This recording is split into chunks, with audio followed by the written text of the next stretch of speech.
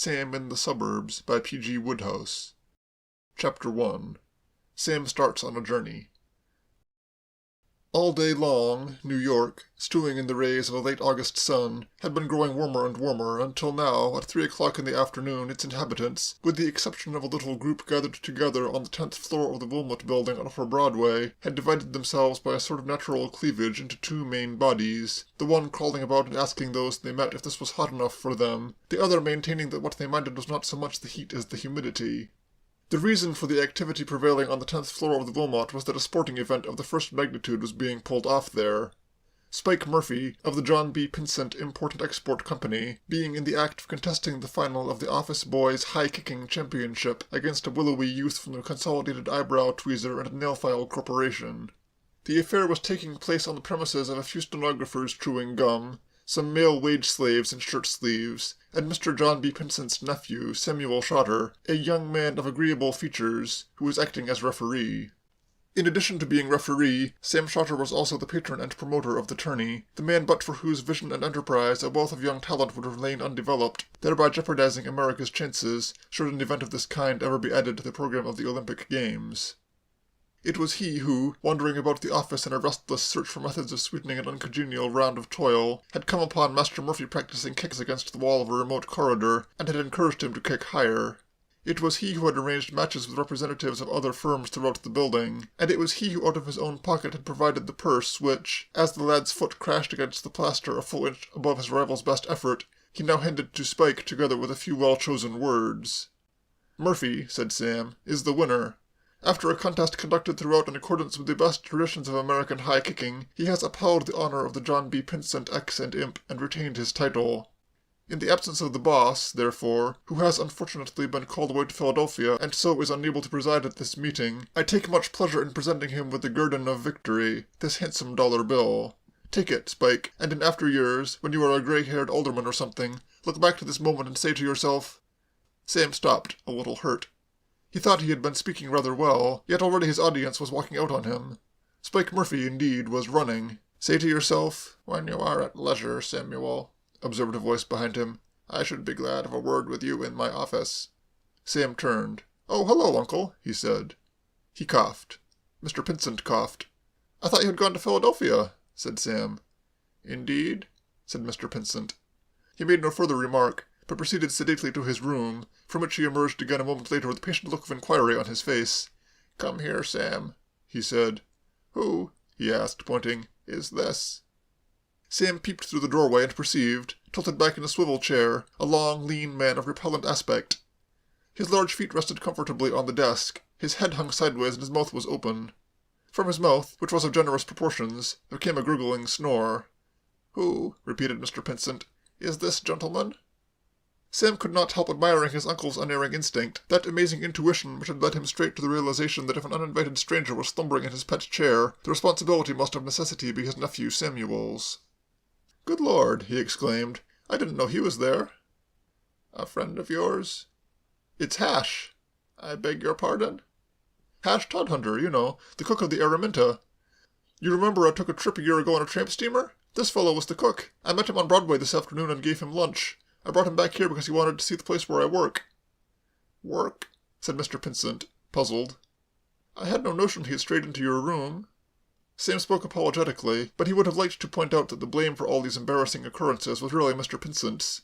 If a man creates the impression that he is going to Philadelphia and then does not go, he has only himself to thank for any complications that may ensue. However, this was a technicality with which he did not bother his uncle. "Shall I wake him?" "If you would be so good. And having done so, take him away and store him somewhere, and then come back. I have much to say to you." Shaken by a vigorous hand, the sleeper opened his eyes. Hauled to his feet, he permitted himself to be led, still in a trance-like condition, out of the room and down the passage to the cubbyhole where Sam performed his daily duties. Here, sinking into a chair, he fell asleep again, and Sam left him and went back to his uncle. Mr. Pinsent was staring thoughtfully out of the window as he entered. "Sit down, Sam," he said. Sam sat down. "I'm sorry about all that, Uncle." "All what?" "All that business that was going on when you came in." Yes. What was it, by the way?" "Spike Murphy was seeing if he could kick higher than a kid from a firm downstairs." "And did he?" "Yes." "Good boy," said Mr. Pinsent approvingly. You arranged the competition, no doubt? Yes, as a matter of fact, I did. You would. You have been in my employment, proceeded Mr. Pinsent evenly, 3 months. In that time you have succeeded in thoroughly demoralizing the finest office force in New York. Oh, uncle, said Sam reproachfully. Thoroughly, repeated Mr. Pinsent. The office boys call you by your Christian name. They will do it, sighed Sam. I clump their heads, but the habit persists. Last Wednesday I observed you kissing my stenographer. The poor little thing had toothache. Also, Mr. Ellaby informs me that your work is a disgrace to the firm. There was a pause. The English public school is the curse of the age, said Mr. Pinsent dreamily. To a stranger the remark might have sounded irrelevant, but Sam understood the import. He appreciated it for what it was, a nasty crack. Did they teach you anything at Wrykyn, Sam, except football? Oh, yes. What? Oh, lots of things. I have seen no evidence of it. Why your mother sent you to that place instead of to some good business college, I cannot imagine. Well, you see, father had been there. Sam broke off. Mr. Pinsent, he was aware, had not been fond of the late Anthony Shotter, considering, and possibly correctly, that his dead sister had, in marrying that amiable but erratic person, been guilty of the crowning folly of a frivolous and fluffy-headed life. A strong recommendation, said Mr. Pinsent dryly. Sam had nothing to say to this. You are very like your father in a great many ways, said Mr. Pinsent. Sam let this one go by, too. They were coming off the bat a bit fast this morning, but there was nothing to be done about it. And yet I am fond of you, Sam, resumed Mr. Pinsent after a brief pause. This was more the stuff. And I am fond of you, uncle, said Sam in a hearty voice, when I think of all you have done for me. But, went on Mr. Pinsent, I feel that I shall like you even better 3,000 miles away from the offices of the Pinsent Export and Import Company. We are parting, Sam, and immediately. I'm sorry. I, on the other hand, said Mr. Pinsent, am glad. There was a silence. Sam, feeling that the interview, having reached this point, might be considered over, got up. Wait a moment, said Mr. Pinsent. I want to tell you what plans I have made for your future. Sam was agreeably surprised. He had not supposed that his future would be of interest to Mr. Pinsent. Have you made plans? Yes, everything is settled. This is fine, uncle, said Sam cordially. I thought you were going to drive me out into the snow. Do you remember meeting an Englishman named Lord Tilbury at dinner at my house? Sam did indeed. His lordship had got him wedged into a corner after the meal, and had talked without pause for more than half an hour. He is the proprietor of the Mammoth Publishing Company, a concern which produces a great many daily and weekly papers in London. Sam was aware of this. Lord Tilbury's conversation had been almost entirely autobiographical. Well, he is returning to England on Saturday on the Mauretania, and you are going with him. Eh? He has offered to employ you in his business. But I don't know anything about newspaper work. You don't know anything about anything, Mr. Pinsent pointed out gently. It is the effect of your English public school education. However, you certainly cannot be a greater failure with Lord Tilbury than you have been with me. That waste-paper basket over there has been in my office only 4 days, and already it knows more about the export and import business than you would learn if you stayed here 50 years. Sam made plaintive noises. 50 years, he considered, was an overstatement. I concealed nothing of this from Lord Tilbury, but nevertheless he insists on engaging you. Odd, said Sam. He could not help feeling a little flattered at this intense desire for his services on the part of a man who had met him only once. Lord Tilbury might be a bore, but there was no getting away from the fact that he had that gift without which no one can amass a large fortune, that strange, almost uncanny gift for spotting the good man when he saw him. Not at all odd, said Mr. Pinsent. He and I are in the middle of a business deal. He is trying to persuade me to do something which at present I have not made up my mind to do. He thinks that by taking you off my hands he will put me under an obligation. So he will. Uncle, said Sam impressively, I will make good. You'd better, returned Mr. Pinsent, unmelted. It is your last chance. There is no earthly reason why I should go on supporting you for the rest of your life, and I do not intend to do it. If you make a mess of things at Tilbury House, don't think that you can come running back to me. There will be no fatted calf. Remember that. I will, uncle, I will, but don't worry. Something tells me I am going to be good. I shall like going to England. I am glad to hear that. Well, that is all. Good afternoon. You know, it's rather strange that you should be sending me over there, said Sam meditatively. I don't think so. I am glad to have the chance. What I mean is, do you believe in palmists? I do not. Goodbye. Because a palmist told me, the door, said Mr. Pinsent, is one of those which close automatically when the handle is released. Having tested this statement and proved it correct, Sam went back to his own quarters, where he found Mr. Clarence, Todhunter, the popular and energetic chef of the tramp steamer Araminta, awake and smoking a short pipe. "Who was the old boy?" inquired Mr. Todhunter. "That was my uncle, the head of the firm." "Did I go to sleep in his room?" "You did." "I'm sorry about that, Sam," said Hash with manly regret. "I had a late night last night." He yawned spaciously. Hash Todhunter was a lean, stringy man in the early 30s, with a high forehead and a ruminative eye. Irritated messmates who had played poker with him had sometimes compared this eye to that of a perishing fish, but to the critic whose judgment was not biased and inflamed by recent pecuniary losses, it would have been more suggestive of a parrot which has looked on life and found it full of disillusionment. There was a strong pessimistic streak in Hash, and in his cups he was accustomed to hint, darkly, that if everyone had their rights he would have been in the direct line of succession to an earldom.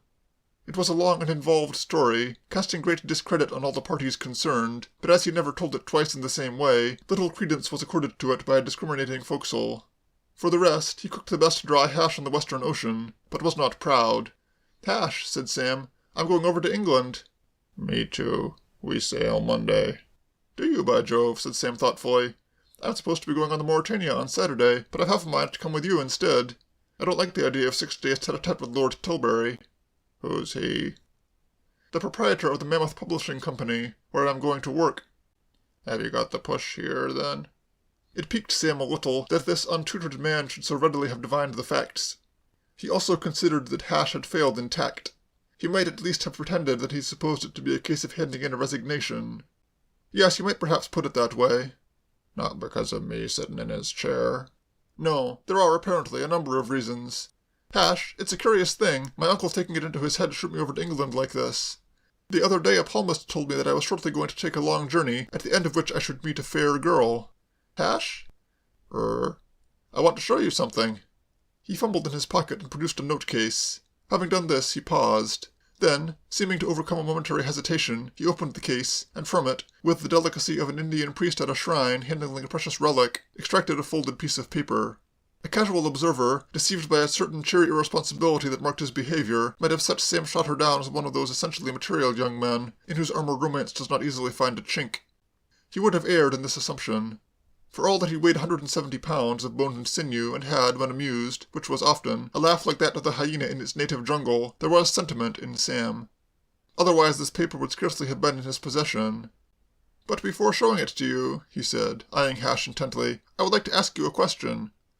Do you see anything funny, anything laughable, anything at all ludicrous, in a fellow going for a fishing trip to Canada and being stuck in the hot miles from anywhere, with nothing to read and nothing to listen to except the wild duck calling to its mate, and the nifties of a French-Canadian guide who couldn't speak more than 3 words of English?" "No," said Hash. "I haven't finished. Do you, to proceed, see anything absurd in the fact that such a fellow, in such a situation, finding the photograph of a beautiful girl tacked up on the wall of the hut by some previous visitor, and having nothing else to look at for 5 weeks, should have fallen in love with this photograph? Think before you answer." "No," said Hash after consideration.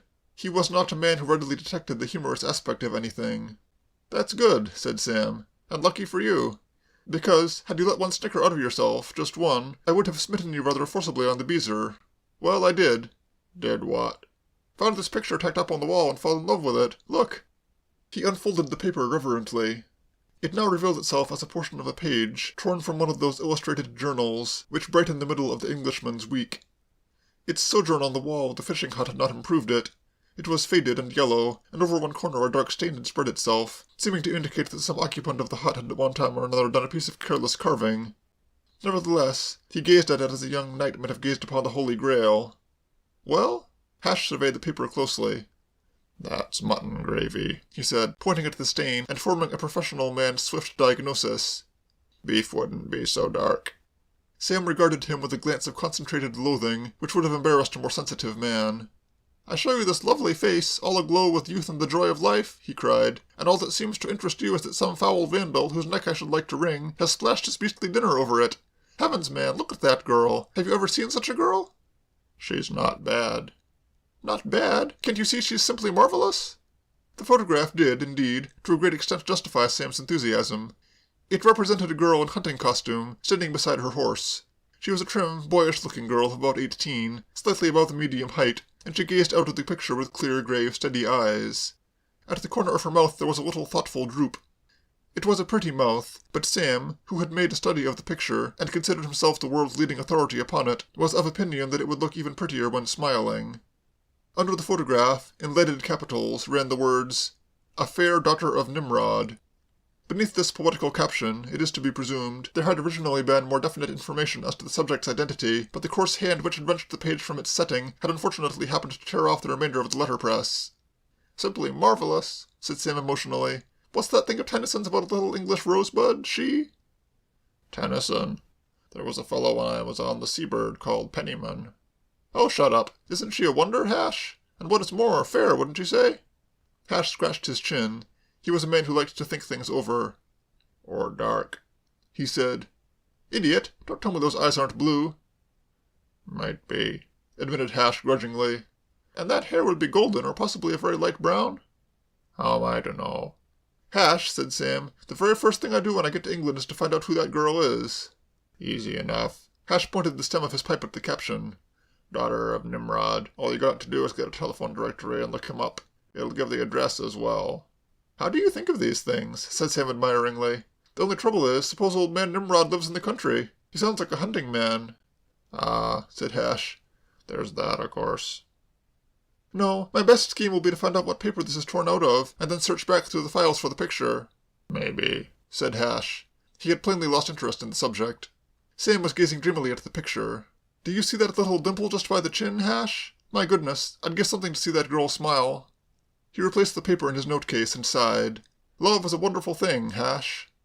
Mr. Todhunter's ample mouth curled sardonically. "When you've seen as much of life as I have," he replied, "you'd rather have a cup of tea." End of Chapter 1. Chapter 2. Kay of Valley Fields. The nameless individual who had torn from its setting the photograph which had so excited the admiration of Sam Shotter had, as has been already indicated, torn untidily.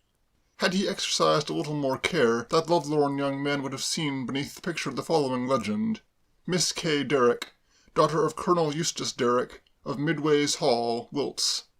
And if he had happened to be in Piccadilly Circus on a certain afternoon some 3 weeks after his conversation with Hash Todhunter, he might have observed Miss Derrick in person, for she was standing on the island there, waiting for a No. 3 omnibus. His first impression, had he so beheld her, would certainly have been that the photograph, attractive though it was, did not do her justice. 4 years had passed since it had been taken, and between the ages of 18 and 22 many girls gain appreciably in looks. Kay Derrick was one of them. He would then have observed that his views on her appearance had been sound. Her eyes, as he had predicted, were blue, a very dark, warm blue like the sky on a summer night, and her hair, such of it as was visible beneath a becoming little hat, was of a soft golden brown. The third thing he would have noticed about her was that she looked tired, and indeed she was. It was her daily task to present herself at the house of a certain Mrs. Winnington Bates in Thurlow Square, South Kensington, to read to that lady and to attend to her voluminous correspondence. And nobody who knew Mrs. Winnington Bates at all intimately would have disputed the right of any girl who did this to look as tired as she pleased. The omnibus arrived, and Kay climbed the steps to the roof. The conductor presented himself, punch in hand. "Bez, please." "Valley Fields," said Kay. "Q," said the conductor. He displayed no excitement as he handed her the ticket. None of that anxious concern exhibited by those who met the young man with the banner marked Excelsior, for the days are long past when it was considered rather a dashing adventure to journey to Valley Fields. 200 years ago, when highwaymen rode West Kensington and snipe were shot in Regent Street, this pleasant suburb of the Postal Division SE21 was a remote spot to which jaded bucks and beaux would ride when they wanted to get really close to nature. But now that vast lake of brick and asphalt which is London had flooded its banks and engulfed it. The Valley Fields of today is a mass of houses, and you may reach it not only by omnibus but by train, and even by tram. It was a place very familiar to Kay now, so that at times she seemed to have been there all her life, and yet actually only a few months had elapsed since she had been washed up on its shores like a piece of flotsam, or, to put the facts with less imagery, since Mr. Wren of San Raphael, Burberry Road, had come forward on the death of her parents and offered her a home there. This Mr. Wren being the bad Uncle Matthew who in the dim past, somewhere around the year 1905, splashed a hideous blot on the Derrick escutcheon by eloping with Kay's Aunt Enid. Kay had been a child of 2 at the time, and it was not till she was 8 that she had heard the story, her informant being young Willoughby Braddock, the stout boy who, with the aid of a trustee, owned the great house and estates adjoining Midway's. It was a romantic story of a young man who had come down to do midways for the Stately Homes of England series appearing in the then newly established Pike's Home Companion, who in the process of doing it had made the acquaintance of the sister of its owner, and who only a few weeks later had induced her to run away and marry him, thereby, according to the viewpoint of the family, ruining her chances in this world and her prospects in the next. For 20 years Matthew Wren had been the family outcast, and now time had accomplished one more of its celebrated revenges. The death of Colonel Derrick, which had followed that of his wife by a few months, had revealed the fact that in addition to Norman blood he had also had the simple faith which the poet ranks so much more highly, it taking the form of trusting prospectuses which should not have deceived a child, and endeavouring to make up losses caused by the diminishing value of land with a series of speculations, each of them more futile and disastrous than the last. His capital had gone to the Four Winds, Midways had gone to the mortgagees, and Kay, apprised of these facts by a sympathetic family lawyer, had gone to Mr. Matthew Wren, now for many years the editor of that same Pike's Home Companion, of which he had once been the mere representative. The omnibus stopped at the corner of Burberry Road, and Kay, alighting, walked towards San Rafael. Burberry Road is not one of the more fashionable and wealthy districts of Valley Fields, and most of the houses in it are semi-detached. San Rafael belonged to this class, being joined, like a stucco Siamese twin, in indissoluble union to its next-door neighbour, Mon Repose. It had in front of it a strip of gravel, 2 apologetic-looking flower-beds with evergreens in them, a fence, and in the fence a gate, modelled on the 5-barred gates of the country. Out of this gate, as Kay drew near, there came an elderly gentleman, tall, with grey hair and a scholarly stoop. "Why, hello, darling," said Kay. "Where are you off to?" She kissed her uncle affectionately, for she had grown very fond of him in the months of their companionship. "Just popping round to have a chat with Cornelius," said Mr. Wren. "I thought I might get a game of chess." In actual years Matthew Wren was on the right side of 50, but as editors of papers like Pike's Home Companion are apt to do, he looked older than he really was. He was a man of mild and dreamy aspect, and it being difficult to imagine him in any dashing role, Kay rather supposed that the energy and fire which had produced the famous elopement must have come from the lady's side. "Well, don't be late for dinner," she said. "Is Willoughby in?" "I left him in the garden." Mr. Wren hesitated. "That's a curious young man, Kay." "It's an awful shame that he should be inflicted on you, darling," said Kay. "His housekeeper shooed him out of his house, you know. She wanted to give it a thorough cleaning, and he hates staying at clubs and hotels, and I've known him all my life, and he asked me if we could put him up, and, well, there you are. But cheer up, it's only for tonight." "My dear, you know I'm only too glad to put up any friend of yours. But he's such a peculiar young fellow. I have been trying to talk to him for an hour, and all he does is to look at me like a goldfish." "Like a goldfish?" "Yes, with his eyes staring and his lips moving without any sound coming from them." Kay laughed. "It's his speech. I forgot to tell you. The poor lamb has got to make a speech tonight at the annual dinner of the old boys of his school. He's never made one before, and it's weighing on his mind terribly." Mr. Wren looked relieved. "Oh, I didn't know. Honestly, my dear, I thought that he must be mentally deficient." He looked at his watch. "Well, if you think you can entertain him, I'll be going along." Mr. Wren went on his way, and Kay, passing through the 5-barred gate, followed the little gravel path which skirted the house and came into the garden. Like all the gardens in the neighbourhood, it was a credit to its owner, on the small side, but very green and neat and soothing. The fact that, though so widely built over, Valley Fields has not altogether lost its ancient air of rusticity is due entirely to the zeal and devotion of its amateur horticulturists.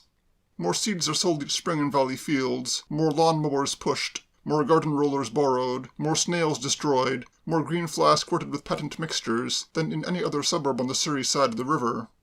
Brixton may have its Bon Marché, and Sydenham its Crystal Palace, but when it comes to pansies, roses, tulips, hollyhocks, and nasturtiums, Valley Fields points with pride. In addition to its other attractive features, the garden of San Rafael contained at this moment a pinkish, stoutish, solemn young man in a brown suit, who was striding up and down the lawn with a glassy stare in his eyes. "Hello, Willoughby," said Kay. The young man came out of his trance with a strong physical convulsion. "Oh, hello, Kay."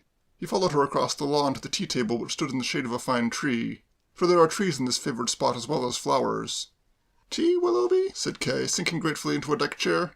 "Or have you had yours?" "Yes, I had some, I think." Mr. Braddock weighed the question thoughtfully. Yes, I've had some." Kay filled her cup and sipped luxuriously. "Golly, I'm tired," she said. "Had a bad day?" "Much the same as usual." "Mrs. B not too cordial?" "Not very, and unfortunately the sun and air was cordiality itself." Mr. Braddock nodded. "A bit of a trial, that lad." "A bit." "Wants kicking." "Very badly." Kay gave a little wriggle of distaste. Technically, her duties at Thurlow Square consisted of reading and writing Mrs. Willington Bates' letters, but what she was engaged for principally, she sometimes thought, was to act as a sort of spiritual punching bag for her employer. Today that lady had been exceptionally trying. Her son, on the other hand, who had recently returned to his home after an unsuccessful attempt to learn poultry farming in Sussex, and was lounging about it, with little to occupy him, had shown himself, in his few moments of opportunity, more than usually gallant. What life needed to make it a trifle easier, Kay felt, was for Mrs. Bates to admire her a little more, and for Claude Bates to admire her a little less. "I remember him at school," said Mr. Braddock. "A worm." "Was he at school with you?" "Yes, younger than me. A beastly little kid who stuffed himself with food and frosted over fires and tricked games. I remember Sam Shotter licking him once for stealing jam sandwiches at the school shop. By the way, Sam's coming over here. I had a letter from him." "Is he? And who is he? You've never mentioned his name before." "Haven't I told you about old Sam Shotter?" asked Mr. Braddock, surprised. "Never, but he sounds wonderfully attractive. Anyone who licked Claude Bates must have a lot of good in him." "He was at school with me." "What a lot of people seem to have been at school with you." "Well, there were about 600 fellows at Wrykyn, you know. Sam and I shared a study. Now there's a chap I envy. He's knocked about all over the world, having all sorts of fun. America one day, Australia the next, Africa the day after." "Quick mover," said Kay. "The last I heard from him he was in his uncle's office in New York, but in this letter he says he's coming over to work at Tilbury House." "Tilbury House? Really? I wonder if Uncle will meet him." "Don't you think it would be a sound move if I gave him a dinner or something, where he could meet a few of the lads? You and your uncle, of course, and if I could get hold of old Tilbury." "Do you know Lord Tilbury?" "Oh, yes. I play bridge with him sometimes, at the club. And he took my shooting last year." "When does Mr. Shotter arrive?" "I don't know. He says it's uncertain. You see, he's coming over on a tramp steamer." "A tramp steamer? Why?" "Well, it's the sort of thing he does. Sort of thing I'd like to do, too." "You?" said Kay, amazed. Willoughby Braddock had always seemed to her a man to whose well-being the refinements and even the luxuries of civilization were essential. One of her earliest recollections was of sitting in a tree and hurling juvenile insults at him, it having come to her ears through reliable channels that he habitually wore bed socks. "What nonsense, Willoughby! You would hate roughing it." "I wouldn't," said Mr. Braddock stoutly. "I'd love a bit of adventure." "But why don't you have it? You've got plenty of money. You could be a pirate of the Spanish Main if you wanted." Mr. Braddock shook his head wistfully. "I can't get away from Mrs. Lippett." Willoughby Braddock was one of those unfortunate bachelors who are doomed to live under the thrall of either a housekeeper or a valet. His particular cross in life was his housekeeper, his servitude being rendered all the more unescapable by the fact that Mrs. Lippett had been his nurse in the days of his childhood. There are men who can cope with a faithful old retainer, but if there are men who can tackle a faithful old female retainer who has frequently smacked them with the back of a hairbrush, Willoughby Braddock was not one of them. "She would have a fit or go into a decline or something if I tried to break loose." "Poor old Willoughby. Life can be very hard, can't it? By the way, I met my uncle outside. He was complaining that you were not very chummy." "No, was he?" "He said you just sat there looking at him like a goldfish." "Oh, I say," said Mr. Braddock remorsefully. "I'm awfully sorry. I mean, after he's been so decent putting me up and everything. I hope you explained to him that I was frightfully worried about this speech." "Yes, I did, but I don't see why you should be. It's perfectly simple making a speech. Especially at an old boys' dinner where they won't expect anything very much. If I were you, I should just get up and tell them one or two funny stories and sit down again." "I've got one story," said Mr. Braddock more hopefully. "It's about an Irishman." "Pat or Mike?" "I thought of calling him Pat. He's in New York and he goes down to the dock and he sees a diver coming up out of the water, in a diving suit, you know, and he thinks the fellow, the diver, you understand, has walked across the Atlantic and wishes he had thought of doing the same himself, so as to have saved the fare, don't you know." "I see. One of those weak-minded Irishmen." "Do you think it will amuse them?" asked Mr. Braddock anxiously. "I should think they would roll off their seats." "Oh, really?" He broke off and stretched out a hand in alarm. "I say, you weren't thinking of having one of those rock cakes, were you?" "I was, but I won't if you don't want me to. Aren't they good?" "Good? My dear old soul," said Mr. Braddock earnestly. "They are Clara's worst effort, absolutely her very worst. I had to eat one because she came and stood over me and watched me do it. It beats me why you don't sack that girl. She's a rotten cook." "Sack Claire?" Kay laughed. "You might just as well try to sack her mother." "I suppose you're right." "You can't sack a Lippett." "No, I see what you mean. I wish she wasn't so dashed familiar with the fellow, though. Well, she has known you almost as long as I have. Mrs. Lippett has always been a sort of mother to you, so I suppose Claire regards herself as a sort of sister. Yes, I suppose it can't be helped, said Mr. Braddock bravely. He glanced at his watch. Ought to be going and dressing. I'll find you out here before I leave. Oh, yes. Well, I'll be pushing along. I say, do you think that story about the Irishman is all right? Best thing I ever heard, said Kay loyally. For some minutes after he had left her, she sat back in her chair with her eyes closed, relaxing in the evening stillness of this pleasant garden. Finished with the tea, Miss Kay? Kay opened her eyes. A solid little figure in a print dress was standing at her side. A jaunty maid's cap surmounted this person's tow-colored hair. She had a perky nose and a wide, friendly mouth, and she beamed upon Kay devotedly. Brought you these, she said, dropping a rug, 2 cushions and a footstool, beneath the burden of which she had been staggering across the lawn like a small pack mule. Make you nice and comfortable, and then you can get a nice nap. I can see you're all tired out. That's awfully good of you, Claire, but you shouldn't have bothered. Claire Lippett, daughter of Willoughby Braddock's autocratic housekeeper and cook and maid of all work at San Rafael, was a survivor of the Midway's epoch.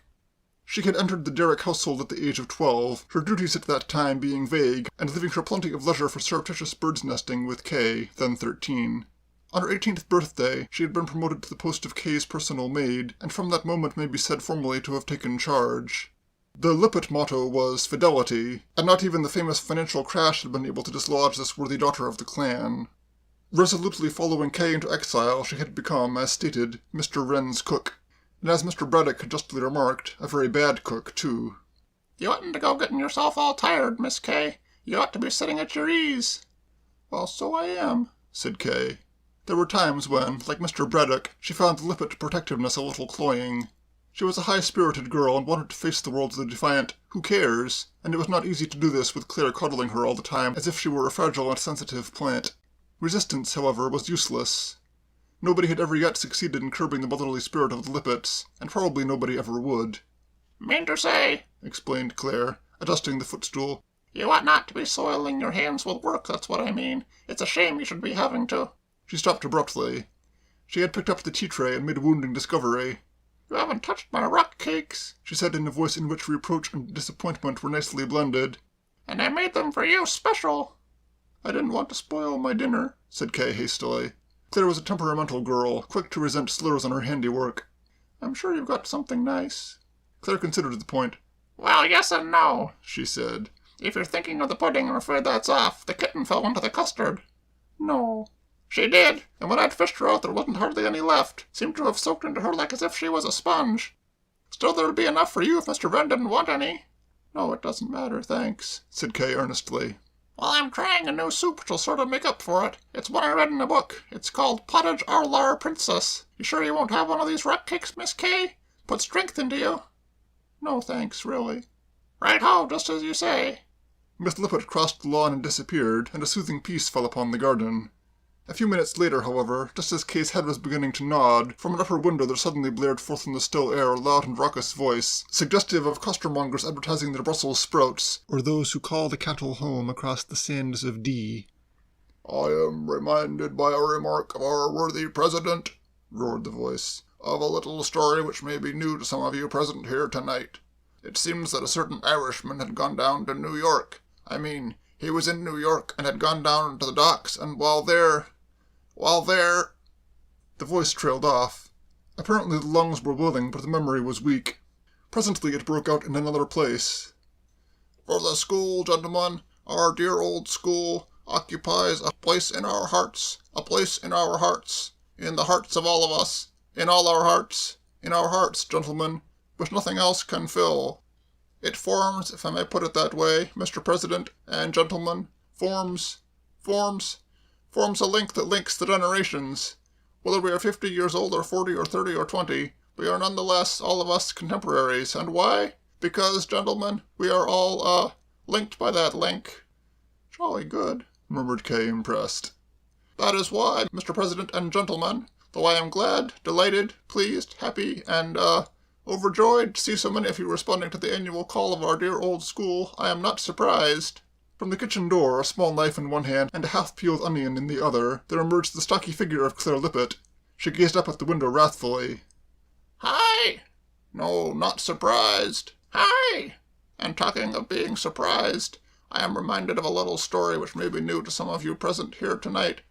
It seems that a certain Irishman, from the days when their ancestresses had helped the menfolk of the tribe to make marauding Danes wish they had stayed in Denmark, the female members of Claire Lippett's family had always been women of action. Having said hi twice, their 20th century descendant seemed to consider that she had done all that could reasonably be expected of her in the way of words. With a graceful swing of her right arm, she sent the onion shooting upward, and such was the never-failing efficiency of this masterly girl that it whizzed through the open window, from which, after a brief interval, there appeared, leaning out, the dress-shirted and white-tied upper portion of Mr. Willoughby Braddock. He was rubbing his ear. "Be quiet, can't you?" said Miss Lippett. Mr. Braddock gazed austerely into the depths. Except that the positions of the characters were inverted and the tone of the dialogue somewhat different, it might have been the big scene out of Romeo and Juliet. "What did you say?" "I said be quiet. Miss Kay wants to get a bit of sleep. How can she get a bit of sleep with that row going on?" "Clara," said Mr. Braddock pretentiously. "Claire," corrected the girl coldly, insisting on a point for which she had had to fight all her life. Mr. Braddock gulped. I shall speak to your mother," he said. It was a futile threat, and Claire signified as much by jerking her shoulder in a scornful and derogatory manner before stumping back to the house with all the honours of war. She knew, and Mr. Braddock knew that she knew, that complaints respecting her favourite daughter would be coldly received by Mrs. Lippett. Mr. Braddock withdrew from the window and presently appeared in the garden, beautifully arrayed. "Why, Willoughby," said Kay admiringly, "you look wonderful." The kindly compliment did much to soothe Mr. Braddock's wounded feelings. "No, really?" he said, and felt, as he had so often felt before, that Kay was a girl in a million, and that if only the very idea of matrimony did not scare a fellow so confoundedly, a fellow might very well take a chance and see what would happen if he asked her to marry him. "And the speech sounded fine." "Really?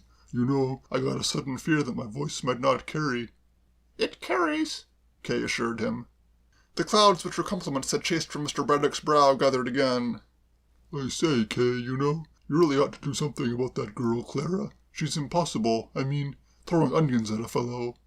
"You mustn't mind. Don't worry about her. It'll make you forget your speech. How long are you supposed to talk?" "About 10 minutes, I imagine. You know, this is going to just about kill me." "What you must do is drink lots and lots of champagne." "But it makes me spotty." "Well, be spotty. I shan't mind." Mr. Braddock considered. "I will," he said. "It's a very good idea. Well, I suppose I ought to be going." "You've got your key? That's right. You won't be back till pretty late, of course. I'll go and tell Claire not to bolt the door." When Kay reached the kitchen she found that her faithful follower had stepped out of the pages of Romeo and Juliet into those of Macbeth. She was bending over a cauldron, dropping things into it. The kitten, now comparatively dry and decustarded, eyed her with bright interest from a shelf on the dresser. "This is the new soup, Miss Kay," she announced with modest pride. "It smells fine," said Kay, wincing slightly as a painful aroma of burning smote her nostrils. "I say, Claire, I wish you wouldn't throw onions at Mr. Braddock." "I went up and got it back," Claire reassured her. "It's in the soup now." "You'll be in the soup if you do that sort of thing." "What?" asked Kay virtuously. "What'll the neighbors say?" "There aren't any neighbors," Claire pointed out. A wistful look came into her pricky face. "I wish someone would hurry up and move into Mon Repas," she said. "I don't like not having next doors. Gets lonely for a girl all day with no one to talk to." "Well, when you talk to Mr. Braddock, don't do it at the top of your voice. Please understand that I don't like it." "Now," said Claire simply, "you're cross with me." And without further preamble she burst into a passionate flood of tears. It was this sensitiveness of hers that made it so difficult for the young chatelaine of San Rafael to deal with the domestic staff. Kay was a warm-hearted girl, and a warm-hearted girl can never be completely at her ease when she is making cooks cry. It took 10 minutes of sedulous petting to restore the emotional Miss Lippett to her usual cheerfulness. "I'll never raise my voice so much as above a whisper to the man," she announced remorsefully at the end of that period. "All the same." Kay had no desire to reopen the Braddock argument. "That's all right, Claire. What I really came to say was, don't put the chain up on the front door tonight, because Mr. Braddock is sure to be late. But he will come in quite quietly and won't disturb you." "He'd better not," said Miss Lippett grimly. "I've got a revolver." "A revolver?" "Ah." Claire bent darkly over her cauldron. "You never know when there won't be burglars in these low parts. The girl that pumped Rosina down the road was telling me they'd had a couple of milk cans sneaked off their doorstep only yesterday. And I'll tell you another thing, Miss Kay. It's my belief there's been people breaking into Mon Repas." "What would they do that for? It's empty." "It wasn't empty last night." I was looking out of the window with one of my neuralgic headaches. Must have been between 2 and 3 in the morning, and there was mysterious lights going up and down the staircase. You imagined it. Begging your pardon, Miss Kay, I did not imagine it. There they were, as plain as plain. Might have been one of those electric tortures the criminal classes use. If you want to know what I think, Miss Kay, that Mon Repos is what I call a house of mystery, and I shan't be sorry when somebody respectable comes and takes it. The way it is now, we're just as likely as not to wake up and find ourselves all murdered in our beds. You mustn't be so nervous. Nervous? Replied Claire indignantly. Nervous? Takes more than a burglar to make me nervous. All I'm saying is I'm prepared. Well, don't go shooting Mr. Braddock. That, said Miss Lippett, declining to commit herself, is as may be. End of Chapter 2. Chapter 3. Sailors Don't Care. Some 5 hours after Willoughby Braddock's departure from San Rafael, a young man came up Villiers Street, and turning into the Strand, began to stroll slowly eastward. The Strand, it being the hour when the theatres had begun to empty themselves, was a roaring torrent of humanity and vehicles, and he looked upon the bustling scene with the affectionate eye of one who finds the turmoil of London novel and attractive. He was a nice-looking young man, but what was most immediately noticeable about him was his extraordinary shabbiness. Both his shoes were split across the toe, his hands were in the pockets of a stained and weather-beaten pair of blue trousers, and he gazed about him from under the brim of a soft hat which could have been worn without exciting comment by any scarecrow. So striking was his appearance that 2 exquisites, emerging from the Savoy Hotel and pausing on the pavement to wait for a vacant taxi, eyed him with pained disapproval as he approached, and then, starting, stared in amazement. "Good Lord," said the first exquisite. "Good heavens," said the second. "See who that is? S.P. Shotter. Used to be in the schoolhouse. Captain of football my last year. But I say it can't be, dressed like that, I mean." "It is." "Good heavens." "Good Lord." These 2 were men who had, in the matter of costume, a high standard. Themselves snappy and conscientious dressers, they judged their fellows hardly. Yet even an indulgent critic would have found it difficult not to shake his head over the spectacle presented by Sam Shotter as he walked the Strand that night. The fact is, it is not easy for a young man of adventurous and inquisitive disposition to remain dapper throughout a voyage on a tramp steamer. The Araminta, which had arrived at Millwall Dock that afternoon, had taken 14 days to cross the Atlantic, and during those 14 days Sam had entered rather fully into the many-sided life of the ship. He had spent much time in an oily engine room, he had helped the boatswain with a job of painting, he had accompanied the chief engineer on his rambles through the coal bunkers, and on more than one occasion had endeared himself to languid firemen by taking their shovels and doing a little amateur stoking. One cannot do these things and be foppish. Nevertheless, it would have surprised him greatly had he known that his appearance was being adversely criticized, for he was in that happy frame of mind when men forget they have an appearance. He had dined well, having as his guest his old friend Hash Todhunter. He had seen a motion picture of squashy sex appeal, and now, having put Hash on an eastbound tram, he was filled with that pleasant sense of well-being and content which comes on those rare occasions when the world's just about right. So far from being abashed by the shabbiness of his exterior, Sam found himself experiencing, as he strolled along the Strand, a gratifying illusion of having bought the place. He felt like the young squire, returned from his travels, and revisiting the old village. Nor, though he was by nature a gregarious young man and fond of human society, did the fact that he was alone depress him. Much as he liked Hash Todhunter, he had not been sorry to part from him. Usually an entertaining companion, Hash had been a little tedious tonight, owing to a tendency to confine the conversation to the subject of a dog belonging to a publican friend of his, which was running in a whippet race at Hackney Marshes next morning. Hash had, it seemed, betted his entire savings on this animal, and not content with this, had pestered Sam to lend him all his remaining cash to add to the investment, and though Sam had found no difficulty in remaining firm, it is always a bore to have to keep saying no. The 2 exquisites looked at each other apprehensively. "Shift ho before he touches us, what?" said the first. "Shift absolutely ho," assented the second. It was too late. The companion of their boyhood had come up, and after starting to pass had paused, peering at them from under that dreadful hat, which seemed to cut them like a knife, in the manner of one trying to identify half-remembered faces. "Bates and Tressida," he exclaimed at length. "By Jove!" "Hello," said the first exquisite. "Hello," said the second. "Well, well," said Sam. There followed one of those awkward silences which so often occur at these meetings of old schoolmates. The 2 exquisites were wondering dismally when the inevitable touch would come, and Sam had just recollected that these were 2 blighters whom, when, in statu pupillare, he had particularly disliked. Nevertheless, etiquette demanded that a certain modicum of conversation be made. "What have you been doing with yourselves?" asked Sam. "You look very festive." "Been dining," said the first exquisite. "Old Rykinian dinner," said the second. "Oh yes, of course. It was always at this time of year, wasn't it? Lots of little lads there, I suppose?" "Oh yes." "Good dinner?" "Goodish," said the first exquisite. "Not badish," said the second. "Rotten speeches, though." "Awful." "Can't think where they dig those blokes up." "No." "That man Braddock." "Frightful." "Don't tell me the old Bradder actually made a speech," said Sam, pleased. "Was he very bad?" "Worst of the lot." "Absolutely." "That story about the Irishman." "Foul." "And all that rot about the dear old school." "Ghastly." "If you ask me," said the first exquisite severely, "my opinion is that he was as tight as an owl." "Stewed to the eyebrows," said the second. "I watched him during dinner, and he was mopping up the stuff like a vacuum cleaner." There was a silence. "Well," said the first exquisite uncomfortably, "we must be pushing on." "Dashing off," said the second exquisite. "Got to go to supper at the Angry Cheese." "The where?" asked Sam. "Angry Cheese. New nightclub in Paynton Street. See you sometime, what?" "Oh yes," said Sam. Another silence was about to congeal when a taxi crawled up and the two exquisites leaped joyously in. "Awful a fellow going right under like that," said the first. "Ghastly," said the second. "Lucky we got away." "Yes." "He was shaping for a touch," said the first exquisite. "Trembling on his lips," said the second. Sam walked on.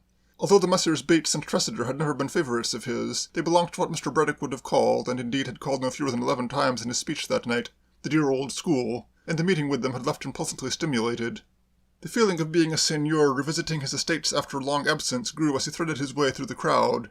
He eyed the passers-by in a jolly, laughing cavalier sort of way, wishing he knew them well enough to slap them on the back.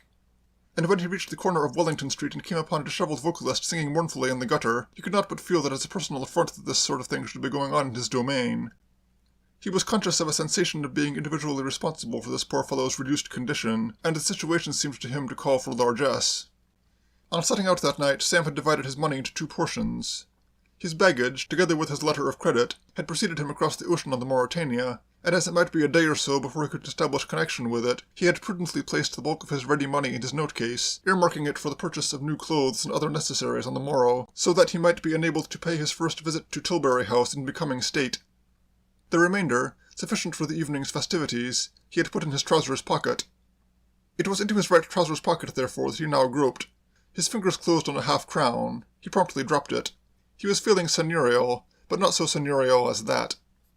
Something more in the nature of a couple of coppers was what he was looking for, and it surprised him to find that except for the half-crown, the pocket appeared to be empty.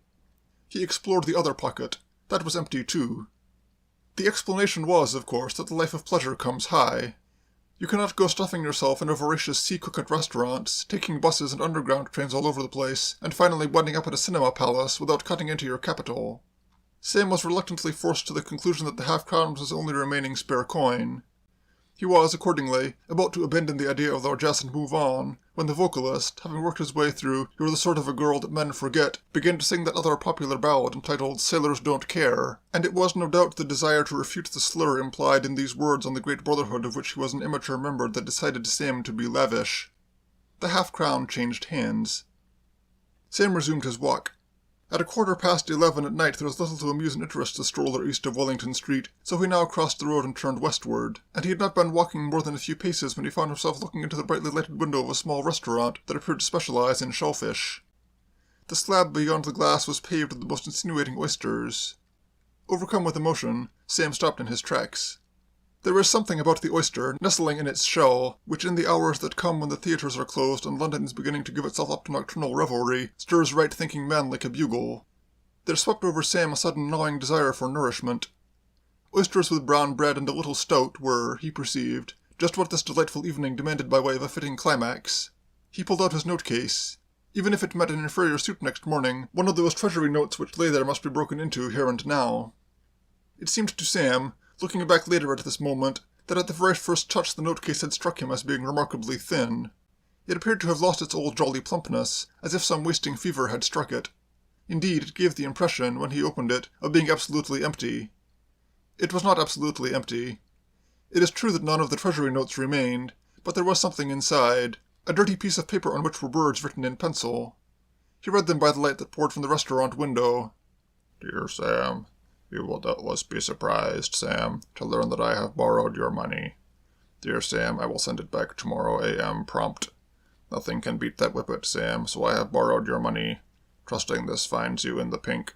Yours obediently, C. Todhunter. Sam stood staring at this polished communication with sagging jaw. For an instant it had a certain obscurity, the word W-I-P-E-T, puzzling him particularly. Then, unlike the missing money, it all came back to him. The rush of traffic was diminishing now, and the roar of a few minutes back had become a mere rumble. It was almost as if London, sympathizing with his sorrow, had delicately hushed its giant voice. To such an extent, in fact, was its voice hushed, that that of the Wellington Street vocalist was once more plainly audible, and there was in what he was singing a poignant truth which had not impressed itself upon Sam when he had first heard it. Sailors don't care, sailors don't care. It's something to do with the salt in the blood. Sailors don't care. End of Chapter 3. Chapter 4. Scene outside fashionable nightclub. The mental condition of a man who at 11:30 at night suddenly finds himself penniless and without shelter in the heart of the great city must necessarily be for a while somewhat confused. Sam's first coherent thought was to go back and try to recover that half-crown from the wandering minstrel. After a very brief reflection, however, he dismissed this scheme as too visionary for practical consideration. His acquaintance with the other had been slight, but he had seen enough of him to gather that he was not one of those rare spiritual fellows who give half-crowns back. The minstrel was infirm and old, but many years would have to elapse before he became senile enough for that. No, some solution on quite different lines was required, and, thinking deeply, Sam began to move slowly in the direction of Charing Cross. He was as yet far from being hopeless. Indeed, his mood at this point might have been called optimistic, for he realized that, if this disaster had been decreed by fate from the beginning of time, and he supposed it had been, though that palmist had made no mention of it, it could hardly have happened at a more convenient spot. The old Rykinian dinner had only just broken up, which meant that this portion of London must be full of men who had been at school with him and would doubtless be delighted to help him out with a temporary loan. At any moment now he might run into some kindly old schoolfellow, and almost immediately he did, or, rather, the old schoolfellow ran into him. He had reached the vaudeville theatre and had paused, debating within himself the advisability of crossing the street and seeing how the hunting was on the other side, when a solid body rammed him in the back. "Oh, sorry, frightfully sorry, I say, awfully sorry." It was a voice which had been absent from Sam's life for some years, but he recognized it almost before he had recovered his balance. He wheeled joyfully round on the stout and red-faced young man who was with some difficulty retrieving his hat from the gutter. "Excuse me," he said, "but you are extraordinarily like a man I used to know named J.W. Braddock." "I am J.W. Braddock." "Ah," said Sam, "that accounts for the resemblance." He contemplated his erstwhile steady companion with affection. He would have been glad at any time to meet the old Bradder, but he was particularly glad to meet him now. As Mr. Braddock himself might have put it, he was glad, delighted, pleased, happy, and overjoyed. Willoughby Braddock, bearing out the words of the two exquisites, was obviously in a somewhat vinous condition, but Sam was no Puritan and was not offended by this. The thing about Mr. Braddock that impressed itself upon him to the exclusion of all else was the fact that he looked remarkably rich. He had that air, than which there is none more delightful, of being the sort of man who would lend a fellow a fiver without a moment's hesitation. Willoughby Braddock had secured his hat, and he now replaced it in a sketchy fashion on his head. His face was flushed, and his eyes, always slightly prominent, seemed to protrude like those of a snail, and an extremely inebriated snail at that. "A speech," he said. "I beg your pardon?" said Sam. "I made a speech." "Yes, so I heard." "You heard my speech?" "I heard that you had made one."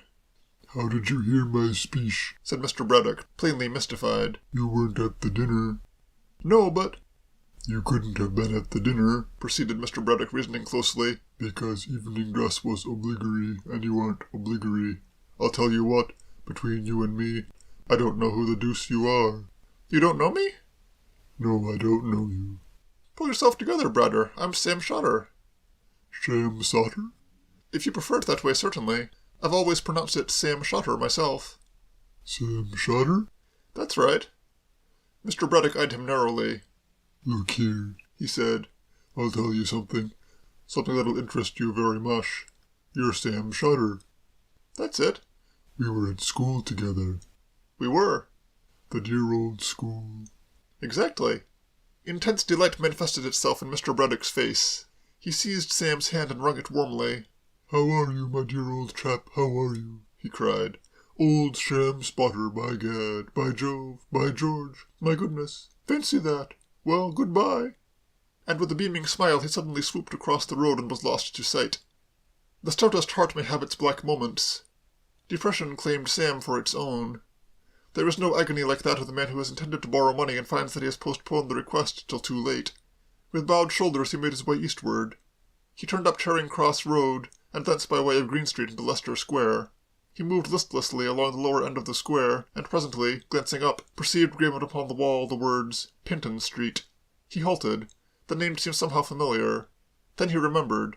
The Angry Cheese, that haunt of wealth and fashion to which those fellows, Bates and Tressida, had been going, was in Pinton Street.